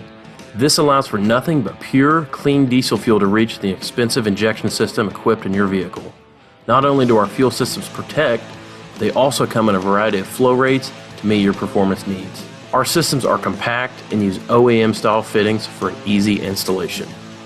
Learn more about our product at www.pureflowairdog.com and be sure to follow us on Facebook and Instagram. Protect your investment with PureFlow Air Dog. Diesel Army is on duty 24 hours a day, 7 days a week. Burning the midnight oil with the best diesel coverage. All the tech, all the torque. Diesel Army, where there's smoke, there's fire. For the latest news and event coverage, as well as feature and tech articles, sign up for the newsletter and don't miss a thing. Visit dieselarmy.com from the Power Auto Media family of digital magazines. Again, it's dieselarmy.com. Dean Michael, the tax doctor here. I have one question for you. Do you want to stop worrying about the IRS? If the answer is yes, then look no further. I've been around for years, I've helped countless people across the country, and my success rate speaks for itself. So now you know where to find good, honest help with your tax problems. What are you waiting for? If you owe more than $10,000 to the IRS or haven't filed in years, call me now at 888-557-4020 or go to mytaxhelpmd.com for a free consultation and get your life back. For anything diesel, take it to Shy Diesel. They provide a wide variety of services and diagnostics to determine what the problem is with the latest technology. From simple oil changes and preventative maintenance to fuel system diagnostics and repairs, engine rebuilds and cylinder head repairs, and rebuilds with our in-house machine shop. They also have on-site DPF cleaning for exhaust issues and DOT inspections. If your diesel is asking for some attention, Shy Diesel has the specialist you need for anything diesel. Located in Terre Haute and Lafayette, Indiana, and Effingham, Illinois, Shy Diesel has you covered. Drivers, you demand that your equipment's reliable and dependable, and that also applies to your headset for communication. Well, our friends at Stellar Electronic have you covered. The Pluto Duo headset bundle is the best communication headset you can find in the industry. No matter the challenging environment you're driving in, the Pluto headset will make you sound crystal clear all the time thanks to their 99% noise cancellation. And the Duo's not only a stereo converter for the headset, but also a power bank so you can charge as you go. Learn more at StellarElectronic.com or visit them on Facebook. At Hot Shot Secret, we share the science behind common diesel problems and their solutions. For example, Diesel particulate filter regeneration. the DPF catches particulates left over from combustion. The DPF regeneration cycle cleans the filter with temperatures exceeding 1,000 degrees Fahrenheit. A computer sensor triggers the DPF regen, which is often accompanied by a loss of power and fuel economy. The frequency of DPF regens are in correlation to the cleanliness of the fuel burn. Under heavy operation with the dirty burn, DPF regens can occur multiple times per day. Hot Shot Secret Diesel Extreme Fuel Additive promotes a more complete combustion, creating fewer emissions and therefore fewer DPF DPF regions. Vehicles using Diesel Extreme experience 83% less DPF regions. Hot Shot Secret Diesel Extreme is available nationwide at truck stops, fine farm and auto stores, and online at hotshotsecret.com. Hot Shot Secret. Powered by science. Because Channel 19's a little congested. Call Steve now at 844-844-3388. The Overnight Drive.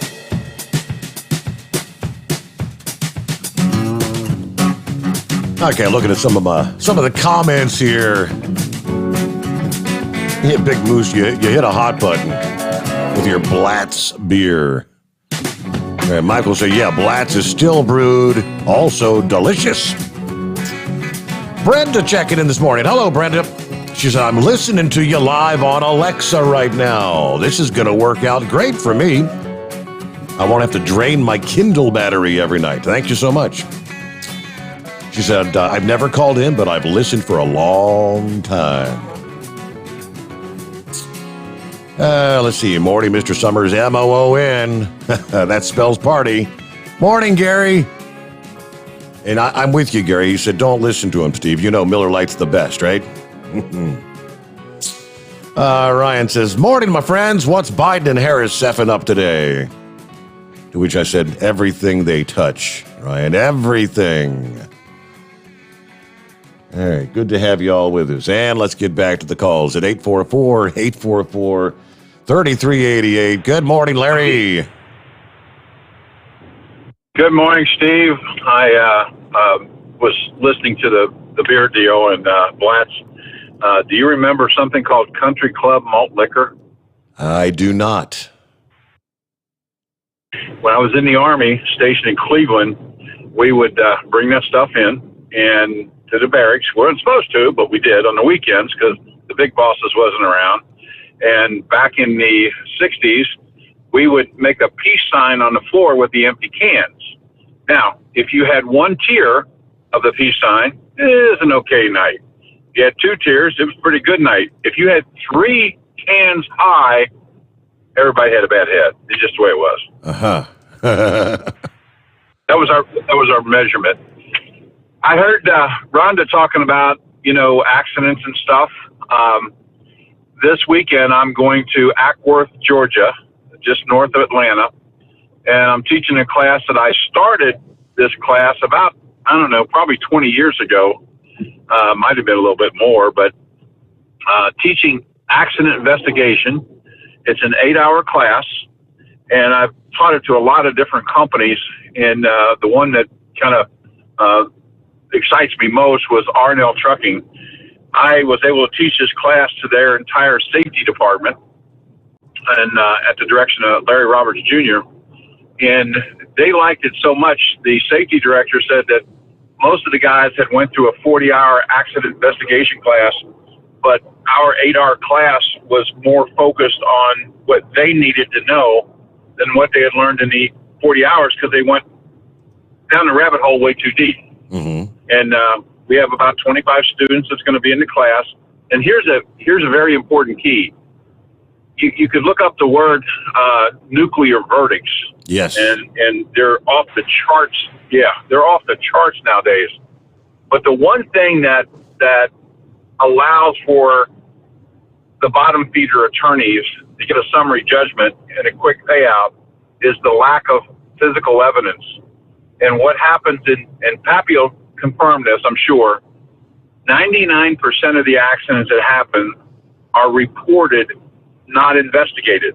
In other words, they check the boxes, truck A, car B, whatever, registration, time of day, and based on what they think happened, what was the first harmful event.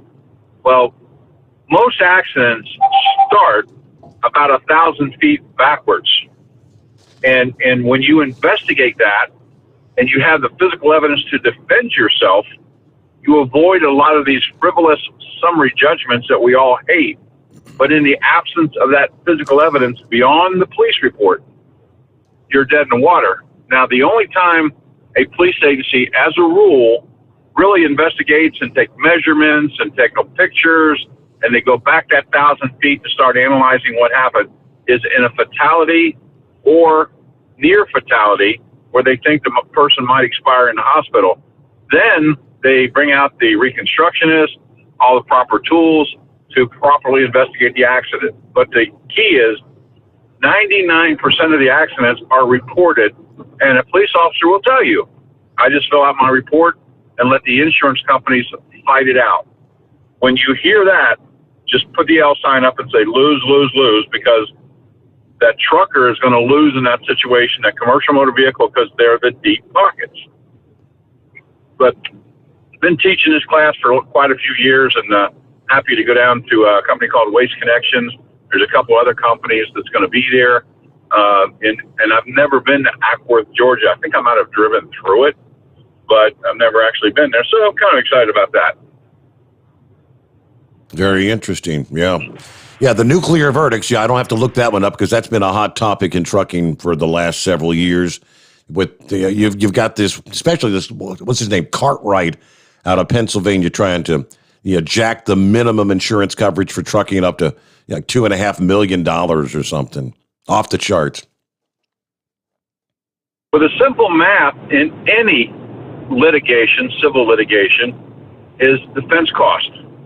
So the more complicated the defense is, the more you're going to spend on defense cost. So if you're looking at a defense cost of, this is the bottom feeders now, you're looking at a defense cost of $12,000, $10,000, and that's common. If I can write the check for $8,000, $9,000 and make it go away from a business decision, that happens way too often, and it just opens up the door for more of the frivolous lawsuits, because you know that you're going to spend that to defend yourself, and you're going to spend that money just on merit, but then in reality, it's not a good business decision. And the bottom feeder attorneys know that. What I've been able to do in the past is let the bottom feeders know that, don't come after us, because we got our ducks in a row, and our physical evidence is going to defend our position 9 out of 10 times. Now, it's also a situation with a municipality up in northern Ohio. I think it was Bath Township. They had went through the class, and several weeks later, they were involved in an incident. And one of the things that we teach you, if you are clearly at fault, go ahead, get your checkbook out, sit down with reasonable people, and negotiate a settlement. Keep the attorneys out of it, because that's when the price of poker goes up exponentially and unnecessarily. It's just like the insurance companies, the health insurance. Health insurance pays stupid amount of money for simple procedures such as an MRI, and I got a perfect example of that myself. But it's ridiculous. The cost of our insurance is through the roof for those kind of reasons. But that's as I hear every morning, that's part of my baloney. Very good. All right, as our old friend Knucklebuster says, that's all of my baloney. Hey, thank you so much for chiming in this morning, Larry. Have a great day. Larry always has some cogent comments. What's going on, beer man? What's happening? Hey, what's Larry's position? I don't know what his current title is, where he's at now. I mean, when he was with Rumpke, when I met him years ago, he was like, I guess they called him safety director kind of thing. Right. Yeah, I didn't know, what his certification was or whatever. That I had was pulling out of a parking space, bobtailing, and I had 1,800,000 miles accident free. And this girl that had worked at the rest area was speeding through the rest area, and I stopped real quick. She skimmed the whole length of her car against the core of my bumper, and it put a crease down the whole length of her car. It took her 13 parking spaces to get stopped. It is about a 20-year-old car with a ton of auto parts, all in the back seat and everything. And she dropped her pot pipe on the passenger floor. And, long story short, the end of the story is my company paid $13 grand for that car and $13 grand for her medical costs, which was, a single doctor visit and some pain pills. And I felt like they should have paid $50 grand and not pay the $26 grand, because to me that just kind of shows that anybody that bumps into you, they're going to make out. So they essentially they know how many they did pretty much what Larry was just talking about. Then they, rather than going to the cost of a trial or whatever, and the cost of $50,000, whatever it's going to be, they just say, "Well, just fork over the 26 grand and be done. It's out of here." Right. No fight or nothing. That they just paid, and I wish they'd have took it to court. Because if all the attorneys learn this, or the words on the street, how the people hit their brakes in front of you or hit your fender or whatever on purpose. It's an easy 26 grand. They know you're not going to fight it. Sure, it's going to cost you attorney's fees, but was that the point that he was making? Did I understand him right, that companies should not do that? Correct. Yes. He apparently he made it sound like what they did in your case happens way too often, and that just emboldens more people to file that was pretty much a frivolous suit against trying to get money out of you guys when she was the one at fault. Exactly. That's exactly the way I felt about it. They just settled out of court and ate it and moved on, and I felt like they really should have fought that, because it just seemed like an open invitation for more of it. That attorney now knows with this company that that can be done over and over. But I called to talk about beer, and the best beer out of Milwaukee, I thought, is right on the can, is Milwaukee's Best. Milwaukee's Best, really? Remember that? Yes, and I've had some of Milwaukee's Best. That fits right in the same category with the Pabst PBR, Pabst Blue Ribbon. Oh no, that's top quality. I moved up to that because I went Milwaukee's Best, Peels. Did you ever have Peels? No.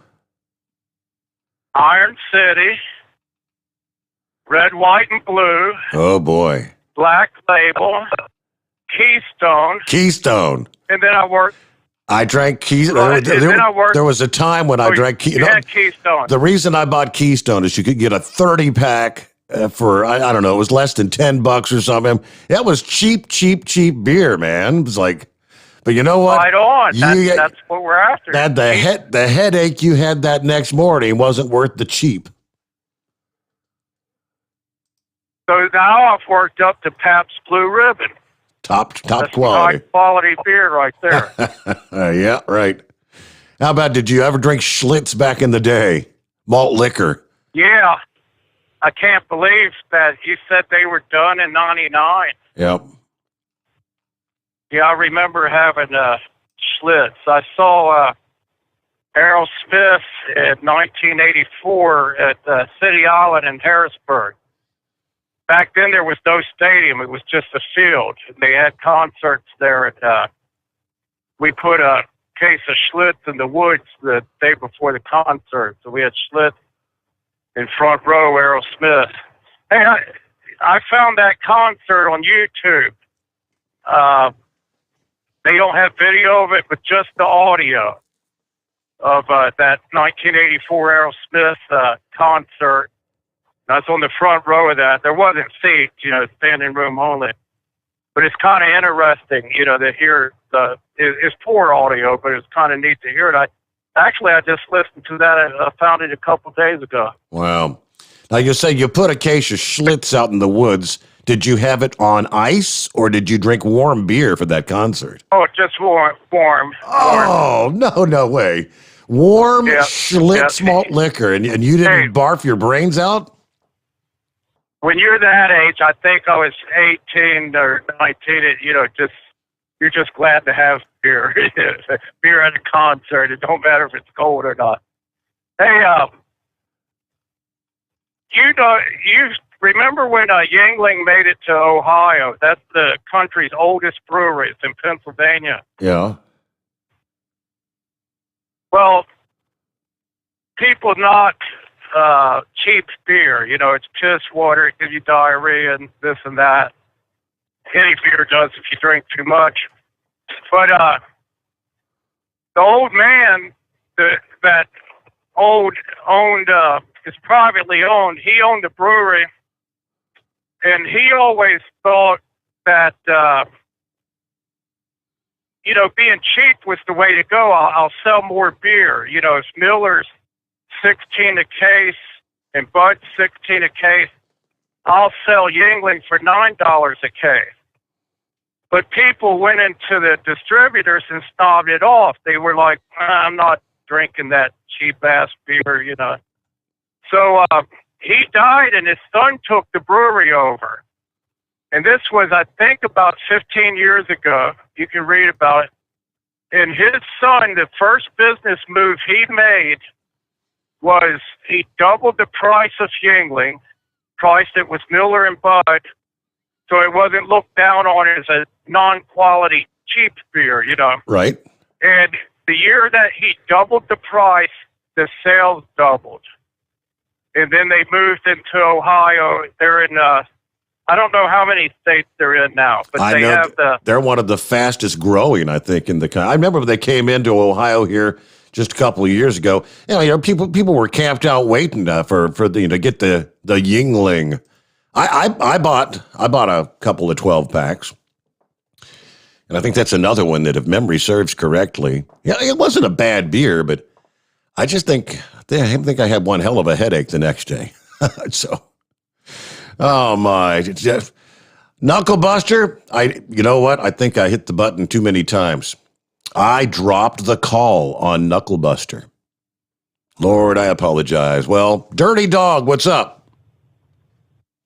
Yeah, earlier talking about people driving for these bottom feeders. Some of these LTO companies now, they're hurting for drivers that come out of a driving school. They'll look at you, take application, and a lot of them have their own driving school that they'll run you through. And you'll be tied to them for about a year or two, but you got you a job forever if you wanted to stay there. Yeah. And talking about beer, I remember back in high school, the easiest beer to get was Little Kings.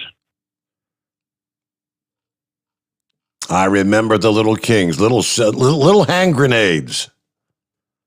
Yes, sir. Quick and easy. And you can hide them a lot easier than a can. Yeah, that's true. All right. So that's, back, everybody's tattletaling on themselves from back in the day. Drinking when you weren't supposed to be drinking, right? All right. Yeah, Knuckle Buster, my apologies. Hello. Yeah, come on, Steve. Yeah, we got you. Go ahead. Oh, yeah, absolutely there, man.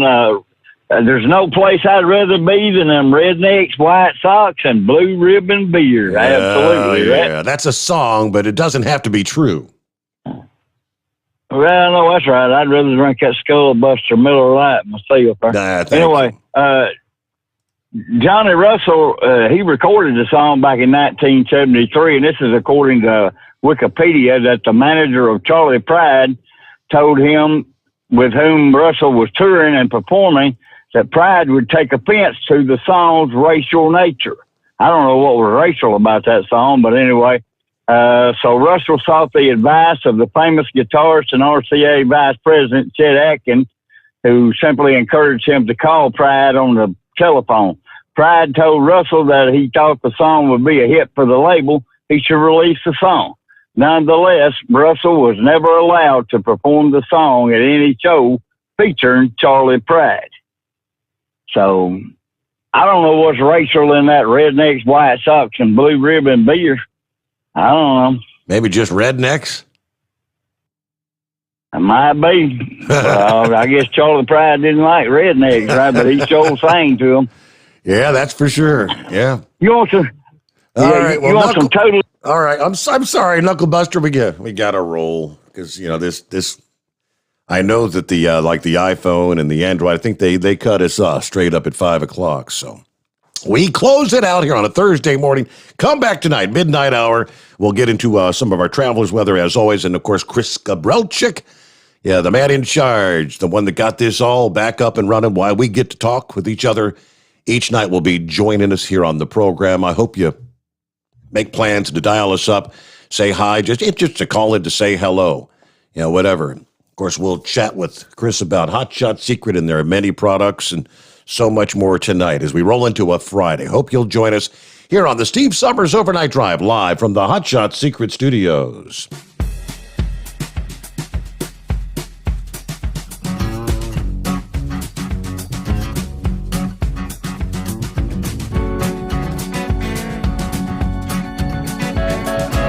You'll never guess the places that I've been. You never guess the places that I've been. 'Cause everything is like a dream, yeah, but only in that dream that I live in. I'm never gonna let the day begin. Never gonna let the day begin. 'Cause everything is like a dream, yeah, but only in that dream that I live in. Oh, don't wake me up before you go, and I'll just make this bed my home. Oh, darling, please just let me sleep. Give me my dreams.